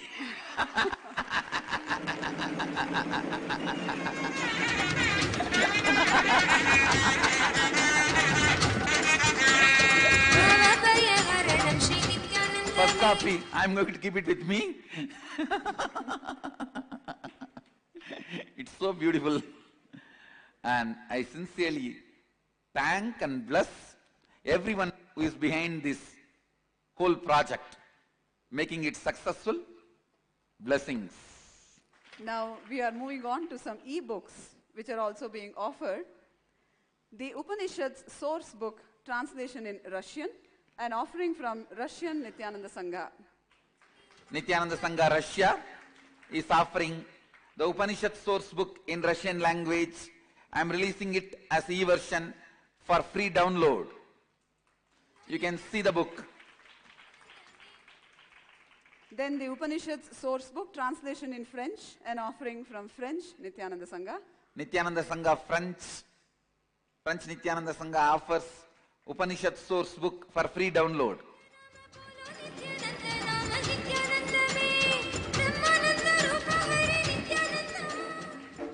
The Upanishads source book translation in Portuguese, an offering from Portuguese Nithyananda Sangha. The Upanishad source book is available in Portuguese by Portuguese Nithyananda Sangha. Living Enlightenment book translation in German, an offering from German Nithyananda Sangha. Nithyananda Sangha Germany is offering the Living Enlightenment book in German for free download. It is available in the internet. All of you can download and read. The Essence of Living Enlightenment book translation in Bengali, an offering from Bengali Nithyananda Sangha. The Nithyananda Sangha Bengal offers this book, Living Enlightenment, Essence of Living Enlightenment. The Bengali Sangha is offering the Jivan Mukti, Essence of Jivan Mukti in Bengali. It's available for free download for all of you and read in the internet. Blessings to Nithyananda Sangha in Bengal. The Four Tattvas Path to Jivan Mukti book in Gujarati, an offering from Gujarati Nithyananda Sangha. Nithyananda Sangha Baroda is offering the book in Gujarati, Blessings to Gujarat Sangha. It's available in the internet for free download. The Living Advaita magazine translation in French, again an offering from French Nithyananda Sangha. So Living Advaita in French is available from Nithyananda Sangha French. Now we are moving on to some more releases from the Antarjala Amnaya web team. The first website, Sri Paramahamsanithyananda.com, a new website about our beloved master, Swamiji. Nithyananda Antarjala Amnaya Peetam is offering Sri Paramahamsanithyananda.com to the world. The website is available, you can see and be blessed and use this.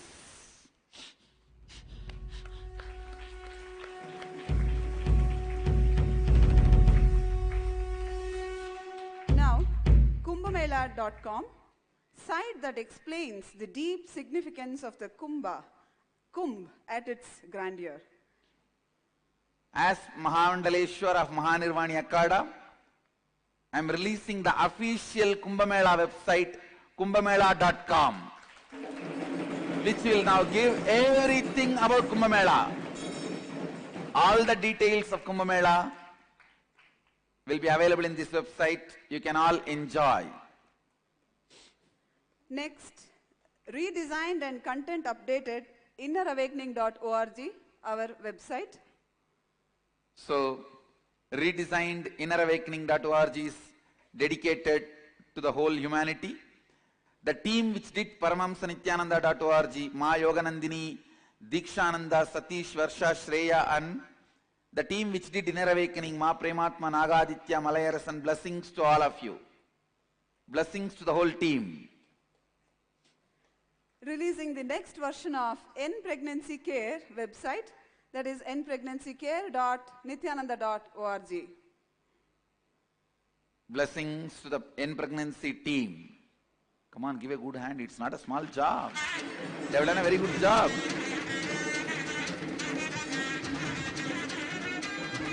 You think making somebody pregnant is very easy? Come on.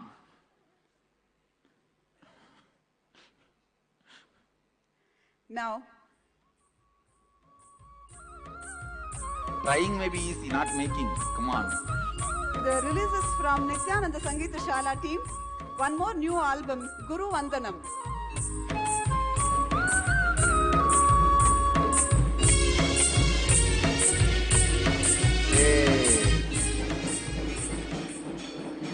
And this is by actually my Mahatma Purnananda, who is campaigning by herself.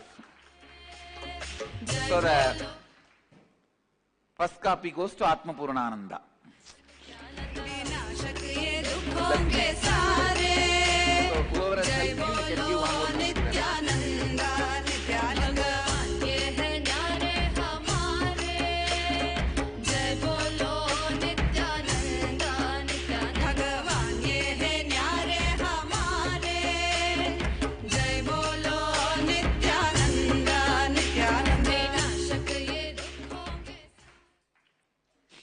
Now, inaugurating the official social media channels of our Nithyananda Sangha, Nithyananda News, news to transform your life. You can now be updated to date with news from the Nithyananda Sangha on Facebook, Twitter, Google+, and on YouTube. Blessing. Anyone who wants to cause inner awakening as a reality, who has completed their inner awakening, can call in to ask about completions. Anyone who is new to completions and wants clarity can make use of this show. There is a beautiful show by Living Advaita by our Swamis and Swaminis. Every day after 8 to 9 a.m. and 8 to 9 p.m. in Nithyananda TV, you can use this to raise yourself in the space of completion and living Advaita.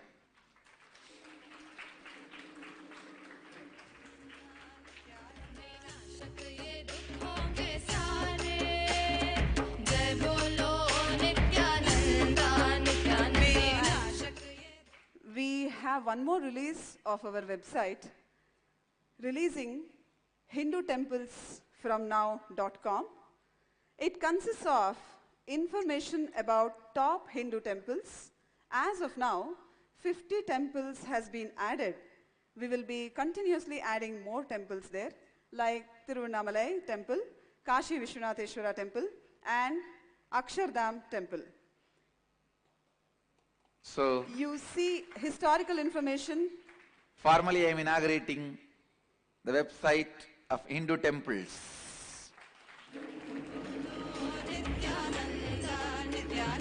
Now, we are, after a very long time, we are moving on to a very special ordainment. We had in the campus, all over the world, participants attending Nithyananda Yoga Acharya training and also Nithyananda Yoga Kids training program for last 8 days.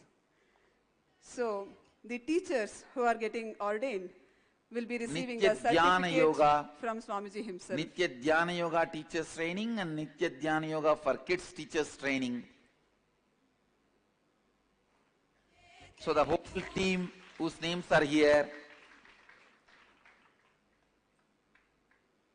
I declare and pronounce the team who is going to receive these certificates as Acharyas.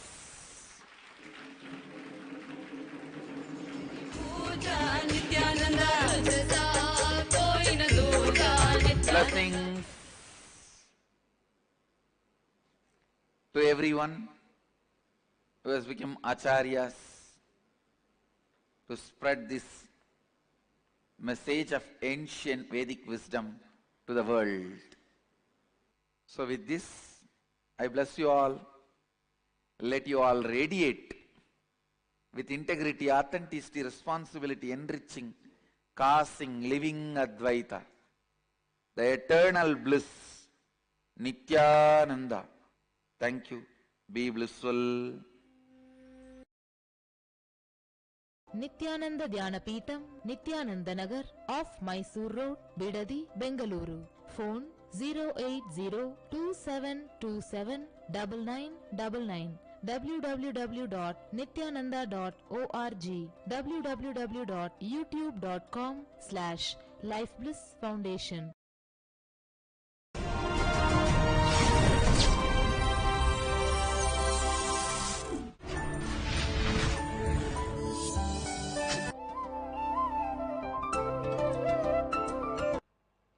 नित्यानन्देश्वर समारम्भाम् नित्यानन्देश्वरि मध्यमाम् अस्मदाचार्यपर्यन्ताम् वन्दे गुरुपरम्पराम्।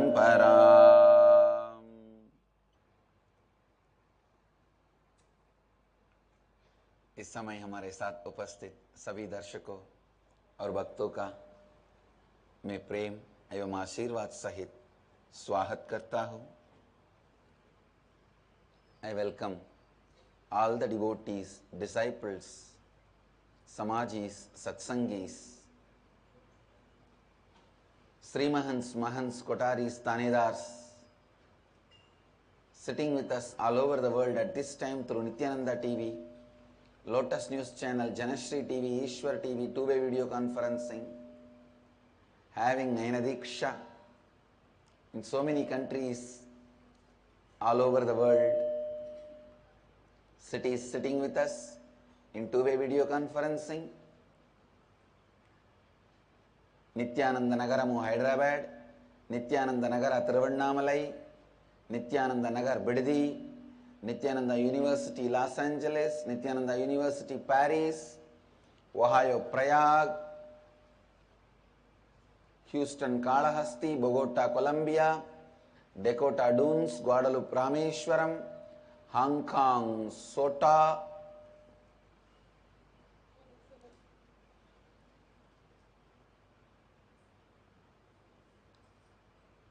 Singapore Singapuram,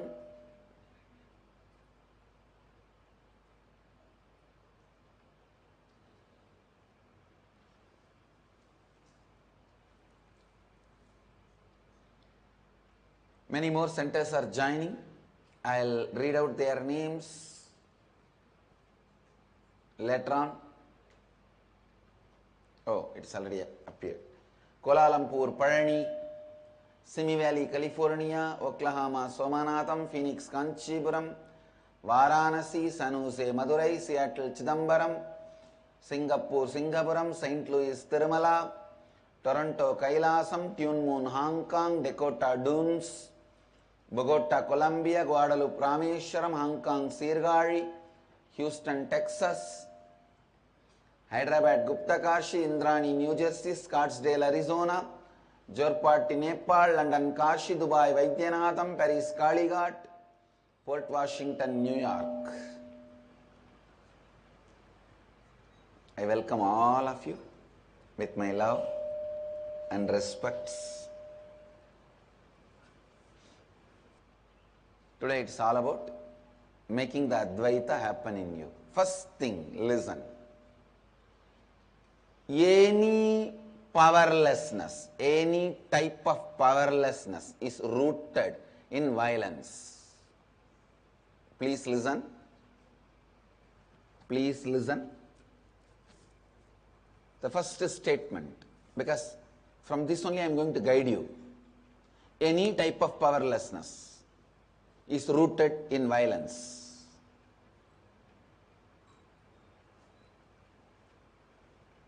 I asked you to work on your authentic identity and your incompletions. As I said, if you say all-knowing, being all-knower is your identity, authentic identity you want to have, you have to complete with ignorance. It is possible. Ignorance is just one blanket, you pulled it upon you just to feel cozy. Understand? Ignorance is one blanket, you pulled it upon you just to feel cozy. Completing once for all with all ignorance is possible. Omnipresent, omniscient means being present everywhere, being powerful. Please listen, I am not promoting superstitiousness.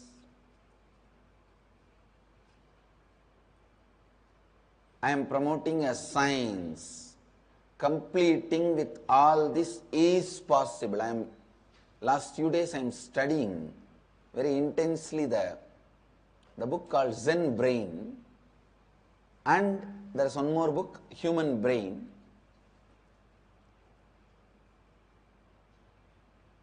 Because this Varanasi, the initiations are going to be really intense and powerful. I am not going to be touching just the Agnya Chakra. I will be handling many more brain centers.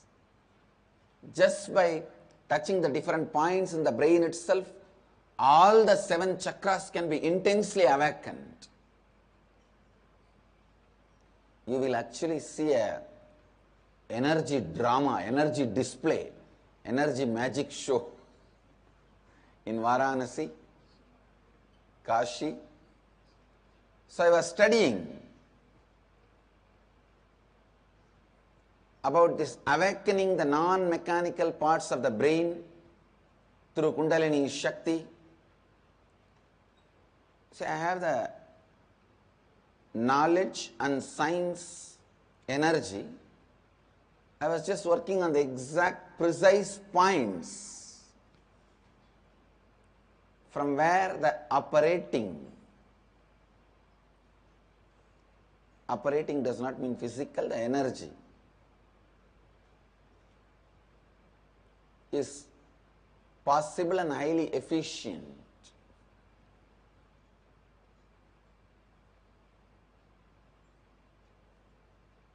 I also found out many of the important truths about the brain.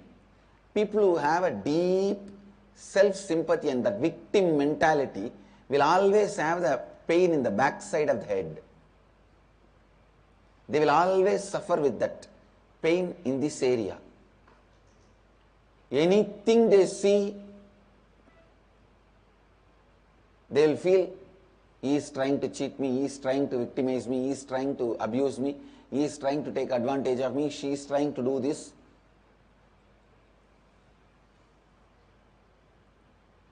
The person whose non-mechanical parts of the brain is fully awakened, alive, anything he sees, he feels romantic. Please listen. Don't disrespect romance by associating it with lust and marriage. When you associate romance with lust, you misuse it. When you associate romance with marriage, you abuse it. Listen, I am defining that word completely. Romance is the experience of oneness without knowing logically why you feel that oneness.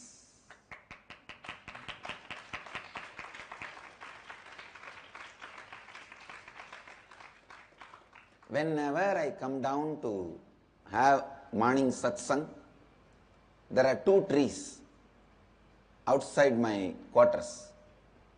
If my car is standing there, they will never miss dropping few flowers on my car.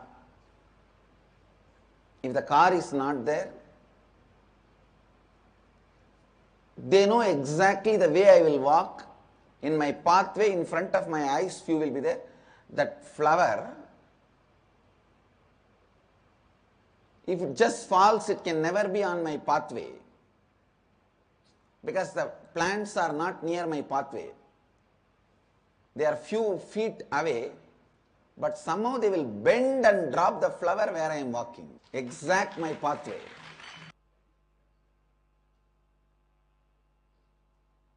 Most of the time, comfortable brooding over.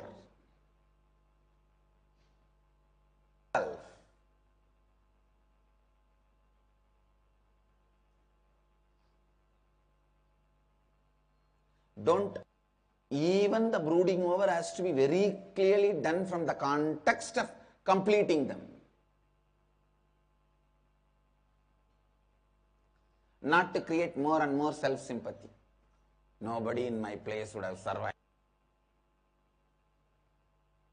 I am not going to be. I am not going to believe. Please listen. Most of the time our completion technique is being used for brooding over. Don't do that.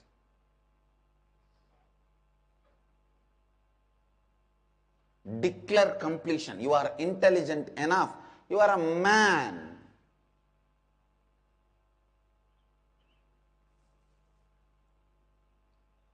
First time in my life, I was shocked when I saw in the US the trekking schools. I was really shocked.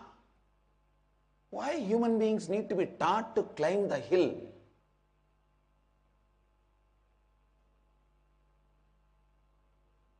I asked, what do they do in these trekking schools? Swamiji, they teach you how to climb the hill. Come on. What do you mean? Why human beings should be taught? The people who were around me, they could neither understand me nor I could understand them. They said, then how to climb, Swamiji? I said, what do you mean? I am a man, here is a hill, climb, that's all.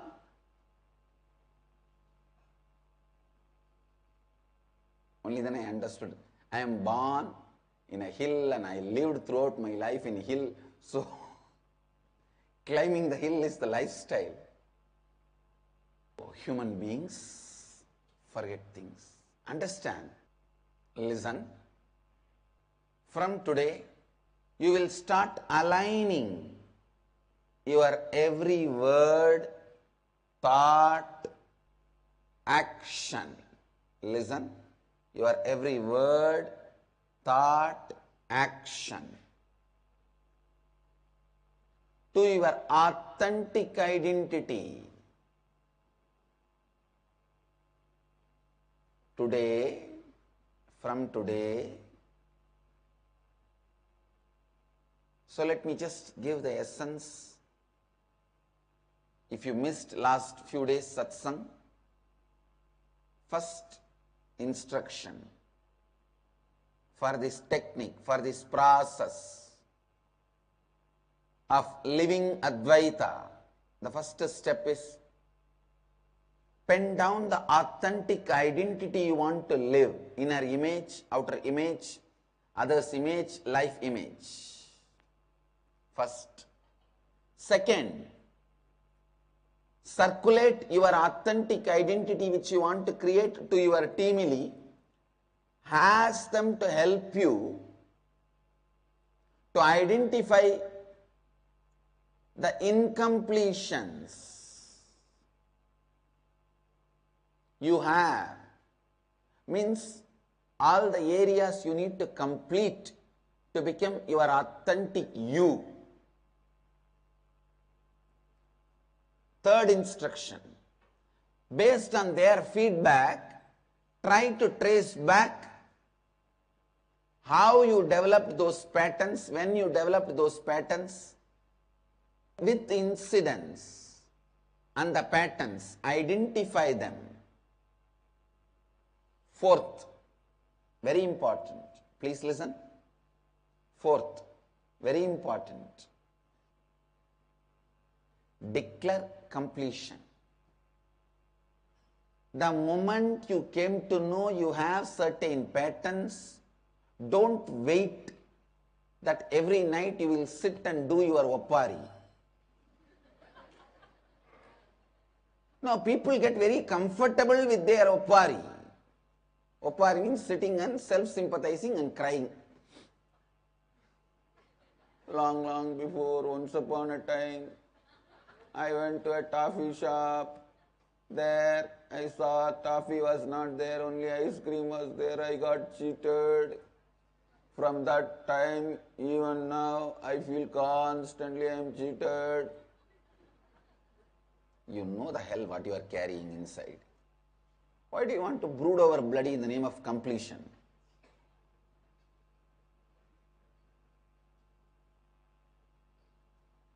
Most of the time, this completion process has become a comfortable brooding over. Declare completion. Don't abuse yourself.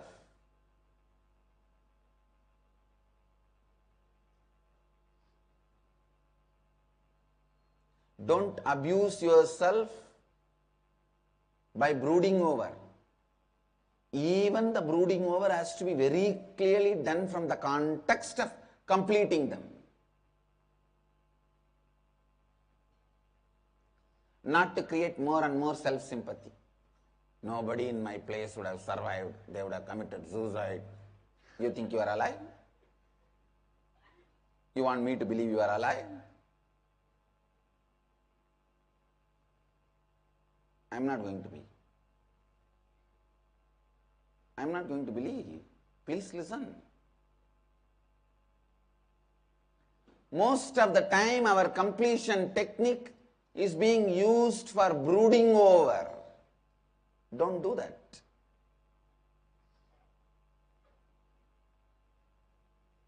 Declare completion. You are intelligent enough. You are a man.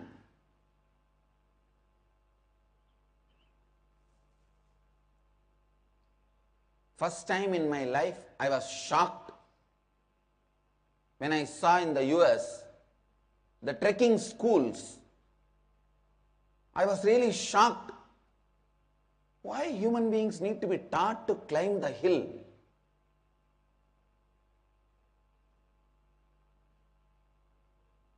I asked, what do they do in these trekking schools? Swamiji, they teach you how to climb the hill. Come on. What do you mean? Why human beings should be taught?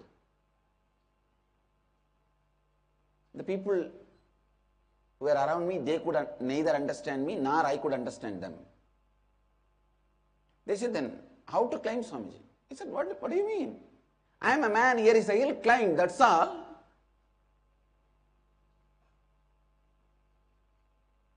Only then I understood.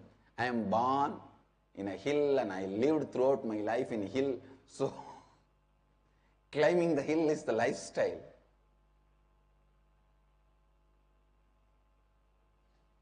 Like people who are born in the banks of the river and or the sea beaches. Swimming is their lifestyle.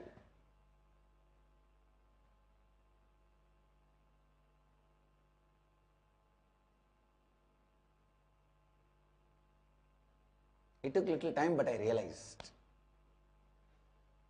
oh, human beings forget things. Understand. Now at least catch it. You are a man. You know here there are incompletions. Just declare they will not be part of your cognition process anymore. That's all is the completion. Don't try to wait that you will pick up every sugar cane and chew them one by one and take the juice out and spit. Tons of sugar cane is there. When are you going to complete it? Just put fire and get rid of it. Decide from now, these incompletions will not have power over my thinking. we feel, I decide Swamiji, but after 2 days I forget, again I am back in that same ditch. What to do? To remind you to be always in the space of completion only. The great Mahavagya, Nithyanandoham. I am in the space of eternal bliss. Even if one incompletion gets into your cognition, the eternal peace will not be there, eternal bliss will not be there. So if eternal bliss has to be there, you can't allow even a single incompletions to play a part.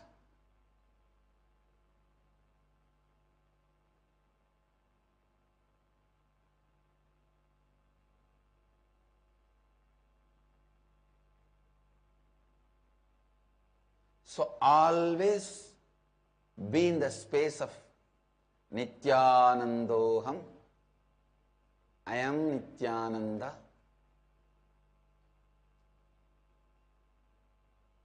I have seen some of my own Swamis. They have so much of powerful self-sympathy. If they don't want to do something, they know how to fall sick. You just give them 48 hours, they will discover some sickness. Either they will have diarrhea, bleeding, or chicken pox. They know.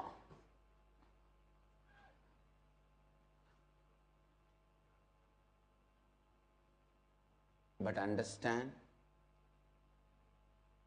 this self-sympathy pattern should be completely discarded. Please understand, there are some patterns you can't complete because you will never find logically the source. Anything you find the source in this birth, only you can complete. But there are some patterns which you bring from past birth, you will not be able to find the source of that pattern. You need to discard them. Completion alone cannot lead you to ultimate. At one point, discarding will become the completion process.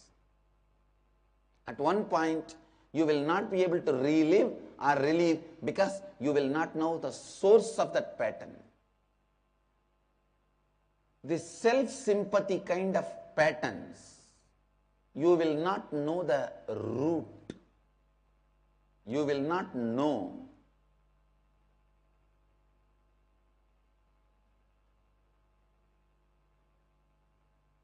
the source. I tell you, if you just follow integrity, means being truthful to your words, either you fulfill them or you withdraw them, but you are very conscious of the words goes on inside you, you will find all the roots of the patterns which you built in this body. You will also find the patterns which roots you can't find because you did not build them in this body. Hunger. Your hunger is not built on this body. Even while your body was getting created, the hunger was there and mother supplied the food. Even before your consciousness entered into this body, hunger was developed.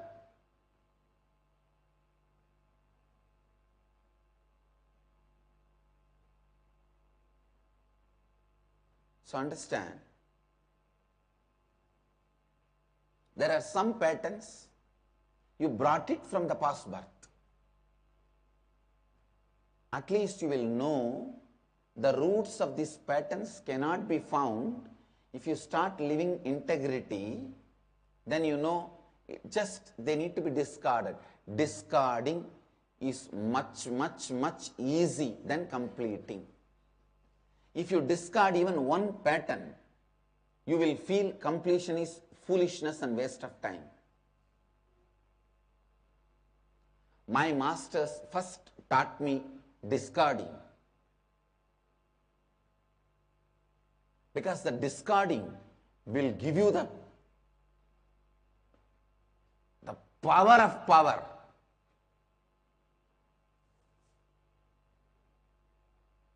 Like Devi is the energy inside the gods and goddesses.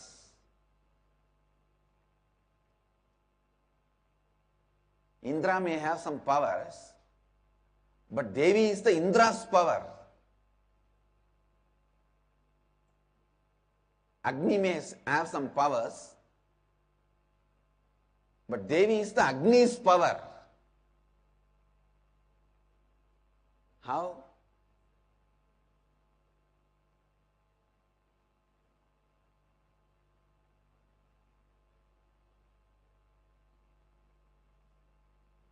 Devi is the power of all powers.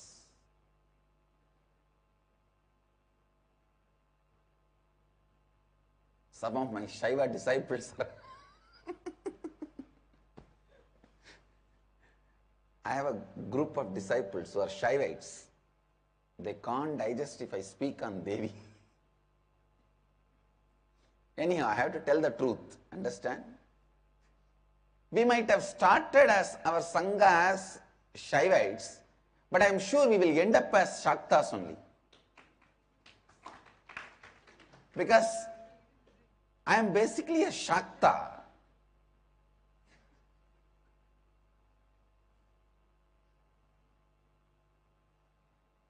From the beginning, my personal Aradhya or my personal spiritual practice was always Shakta.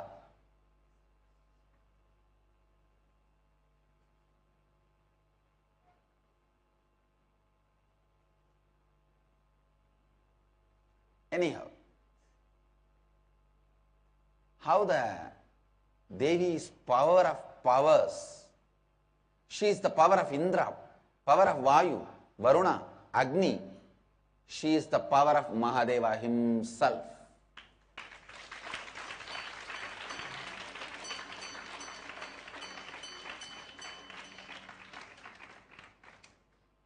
See, when she assumes the body like Sati and plays only at those periods, Mahadeva holds the fort. When she realizes, becomes Parvati, Meenakshi, Mahadeva always hands over the fort to her.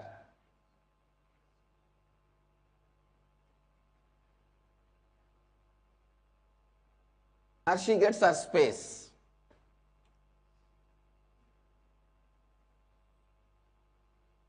Listen, discarding is power of powers. Discarding is the essence of even completion process. When you are not able to discard, you complete. When you are able to discard, you don't need even completion process.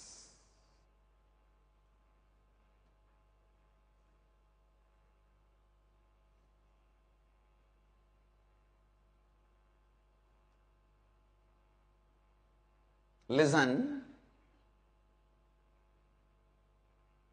So first, declare that you discard all these patterns. Declare completion with all these patterns. Self-sympathy. Understand? I am very serious about this statement. These Swamis who create sickness for themselves need to practice this very sincerely and get out of that pattern.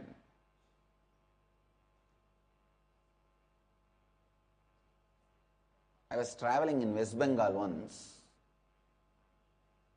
This really happened.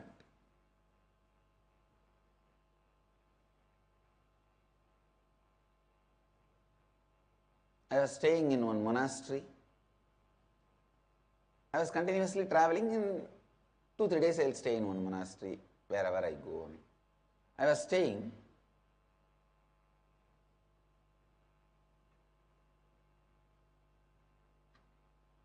There I saw one conversation. The president, Mahant of that ashram, was forcing the manager to go to another ashram and invite that Swami, invite the other Mahant. But this manager does not want to go.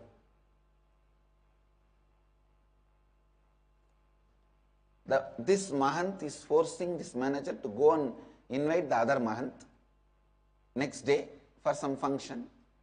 This manager does not want to go. He was so strong. Next day morning, really was sick. This manager was sick. He could not even move out of bed. He could not travel. Understand, this is not something big. That was the first time I was able to diagnose the root of this self-sympathy pattern, because I never had that in myself. I need to experiment and discover how it gets developed. I went and tried to heal that guy. That time I studied the whole network, how it happens. Your own part of brain, which has extraordinary powers, instead of supporting you, that starts opposing you, is self-sympathizing. Listen. Your superpowers should make your authenticity into reality. Your superpowers should make your authenticity into reality. But your superpowers start making your inauthentic component of you into reality is self-sympathy, self-victimization. Your superpowers making your inauthentic side into reality is self-sympathy, self-victimization. You have two sides, authentic side and inauthentic side.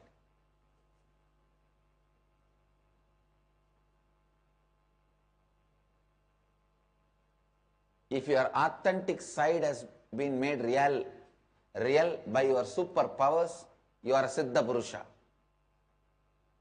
man of miracle powers. If your inauthentic side is made into reality by your extraordinary powers, you become self-victim, self-sympathy victim. Listen, even to destroy yourself, you need to use all your extraordinary powers. Otherwise, it is not possible. You can't kill an elephant with a cricket bat. You need powerful weapons. Same way, you can't destroy yourself just with your ordinary mind. You need your extraordinary powers.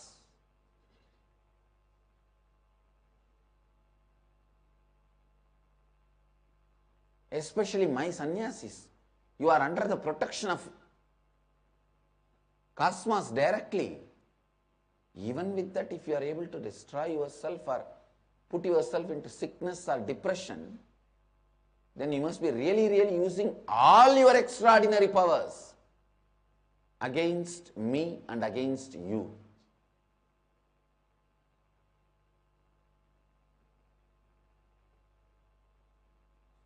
Only one advice word I can tell you, don't do it.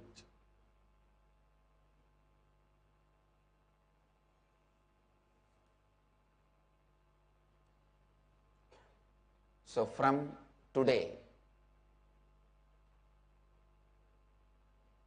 you will align all your thinking, words and actions towards the authentic identity you want to create, and will not allow the incompletions to interfere in any of these three. Will not allow your incompletions to influence into any of these three.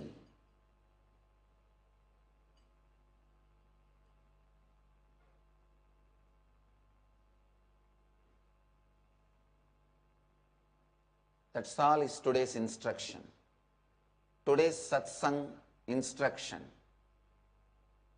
Your every thought, every word, every action.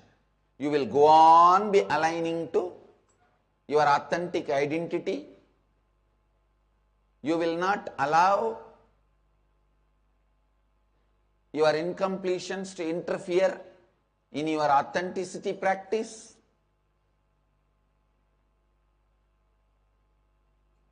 And listen. This is the punchline.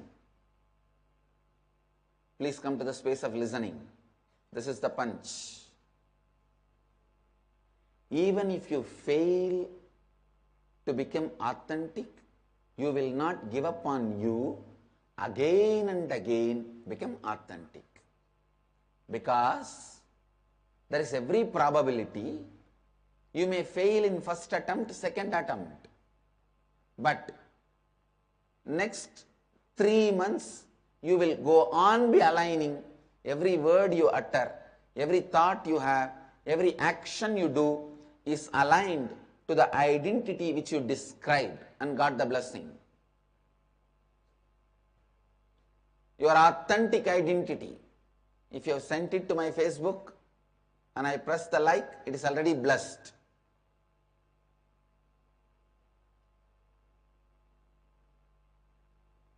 So start aligning to that identity. You don't need to have a self-doubt. I don't know whether the identity I created is the most authentic. Don't worry about it.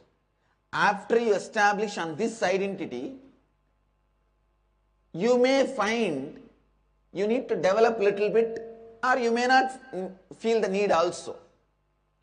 If you feel, at that time we will see how to do it. Now don't worry. You need some base on which you have to stand. If you are going on questioning that very base, you will never stand. So drop your SDHD now. Align yourself to this identity which you got it blessed. As I said, even if you fail, nothing wrong. Go on working, align it back. Failing is not wrong. Thinking you are a failure is wrong.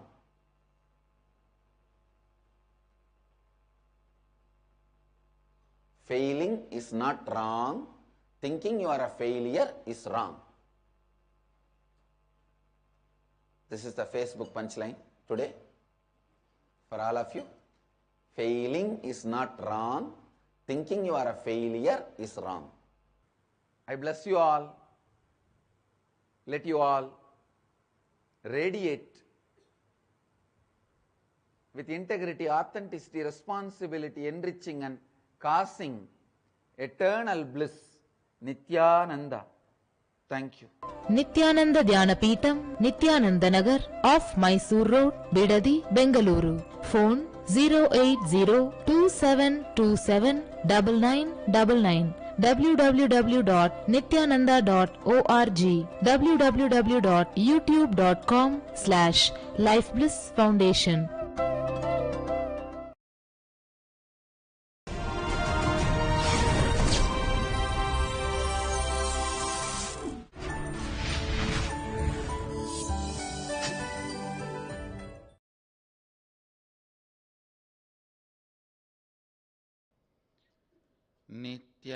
नित्यानन्देश्वर समारम्भाम् नित्यानन्देश्वरि मध्यमाम् अस्मदाचार्यपर्यन्ताम् वन्दे गुरुपरम्पराम्.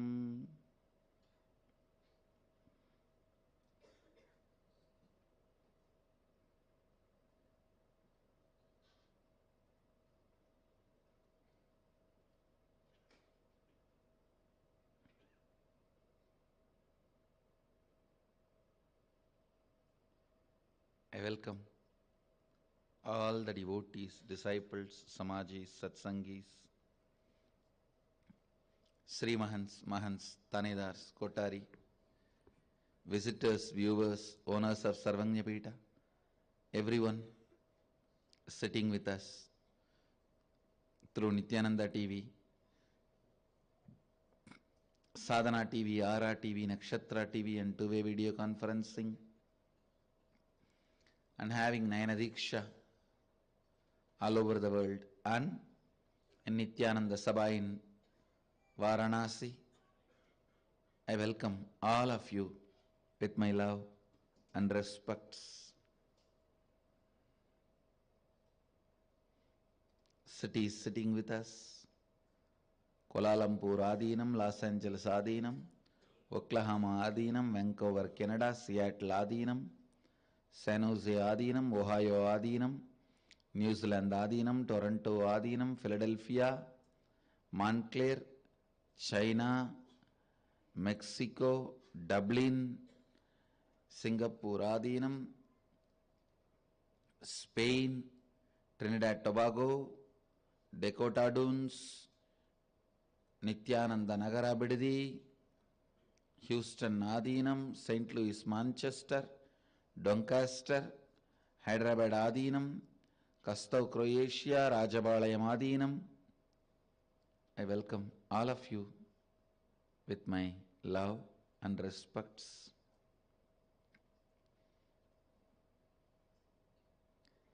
Before entering into the verse, I wanted to explain some basic truths about seeking, which is explained in these verses. So if I explain the basic concepts, the truth expressed in this verse will become more experiential for all of you.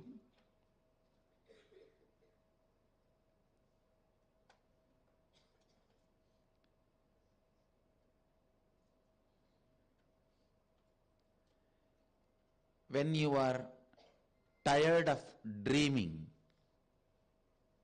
or you can't handle dreaming anymore, you decide to wake up. If there is a nightmare, if there is a fantasy dream, where the dream becomes too sweet or too harsh to handle, then you wake up. Same way, the waking state, if you make it too sweet or too harsh, you will become awakened. Making it too harsh, becoming awakened, is the lifestyle of renunciation. Making it too sweet and waking up is lifestyle of devotion. Listen. I'll repeat. In the dream state, if you see two tigers are chasing you or snakes are chasing you, it's harsh to handle, you will wake up. Same way, if it is too fantastic, exactly the same place you always wanted to be is there, the same person with whom you wanted to be is there, you will suddenly wake up. If it is too sweet, you will wake up. Too harsh, you will wake up. So the dream state is sustained in the struggle, not in the extremes. Listen.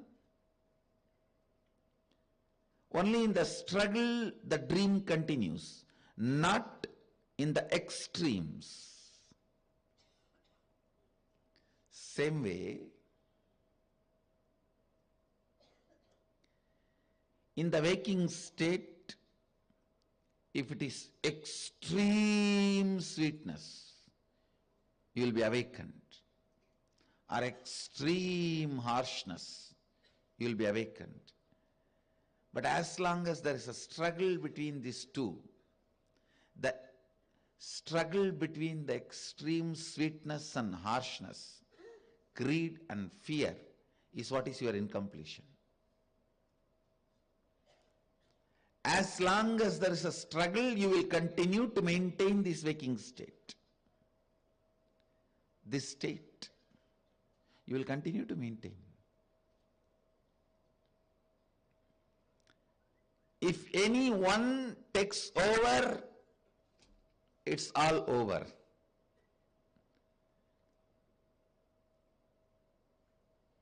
Allowing the lifestyle of extreme harshness and awakening, getting awakened, is the lifestyle of renunciation.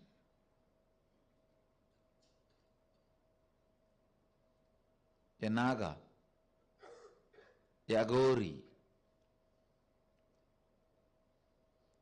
allowing the extreme sweetness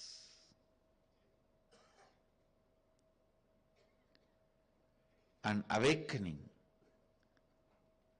is the lifestyle of devotion, a Shaivite. Using both the process and getting awakened is a lifestyle of Nithyanandite. I use all available possible methods, process, kriyas to help you into awakening. Whether it is nightmare or fantasy dream, you will wake up. You will wake up. You will wake up. Understand?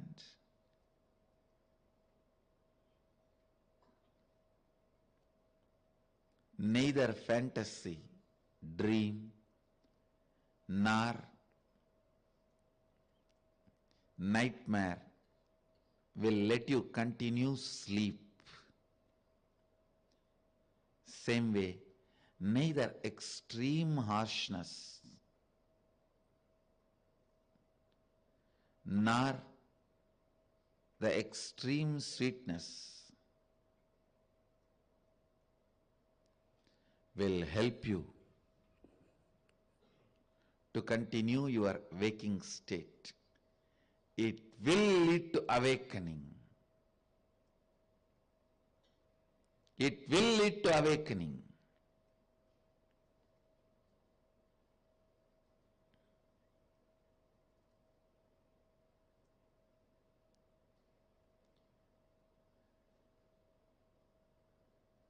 I tell you, if life itself brings that harshness and awakens you, if life itself brings that sweetness and awakens you, you will be wasting lot of time. You voluntarily getting into that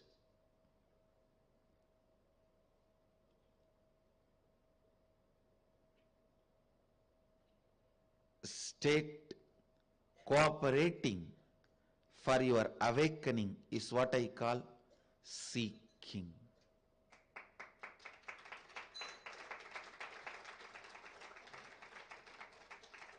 It is not that every night you wake up with a nightmare or fantasy dream. Many nights you wake up because you are too tired.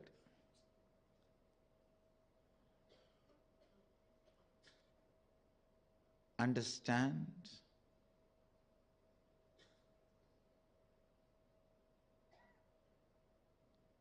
Same way in your life also. It is not that all the time you can get the extreme harsh dream, harsh reality, or extreme pleasant reality.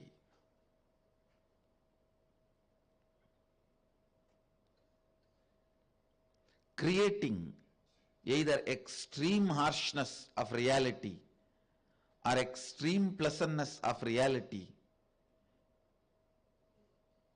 leads to your awakening.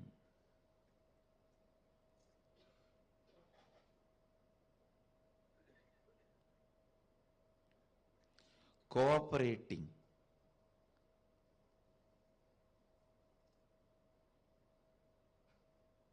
with the life to create extreme harshness or extreme pleasantness is seeking. Either with the concept of Shiva, you can make every moment of your life extremely pleasant. You know, this is the place Sadashiva walked. This is the very air he breathed. This is the very forest he and Devi spent so much of time.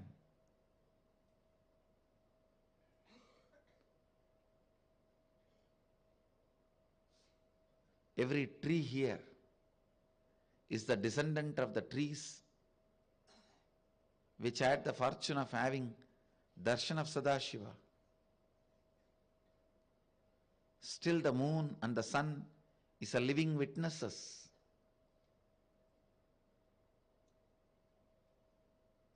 You can go on cherishing this and get into the extreme pleasantness that will lead to awakening.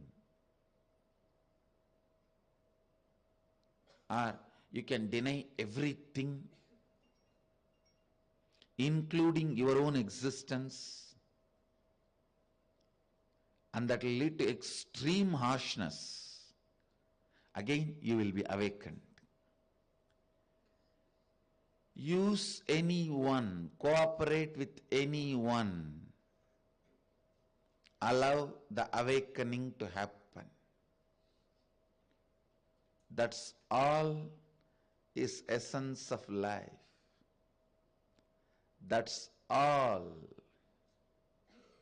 is essence of life. Your self-doubt, self-hatred, self-denial neither allows you to experience extreme harshness or extreme pleasantness. If you go through pleasantness, you doubt it. No, this cannot be permanent or eternal. If you go through harshness, you build a hope. No, I'll get out of it and I will have pleasantness, joy one day. The hope stops you going to the extreme harshness. Doubt stops you going to the extreme pleasantness. And you don't allow both. Continue to enjoy your struggling state, incompletion, because only that will maintain your ordinary waking state.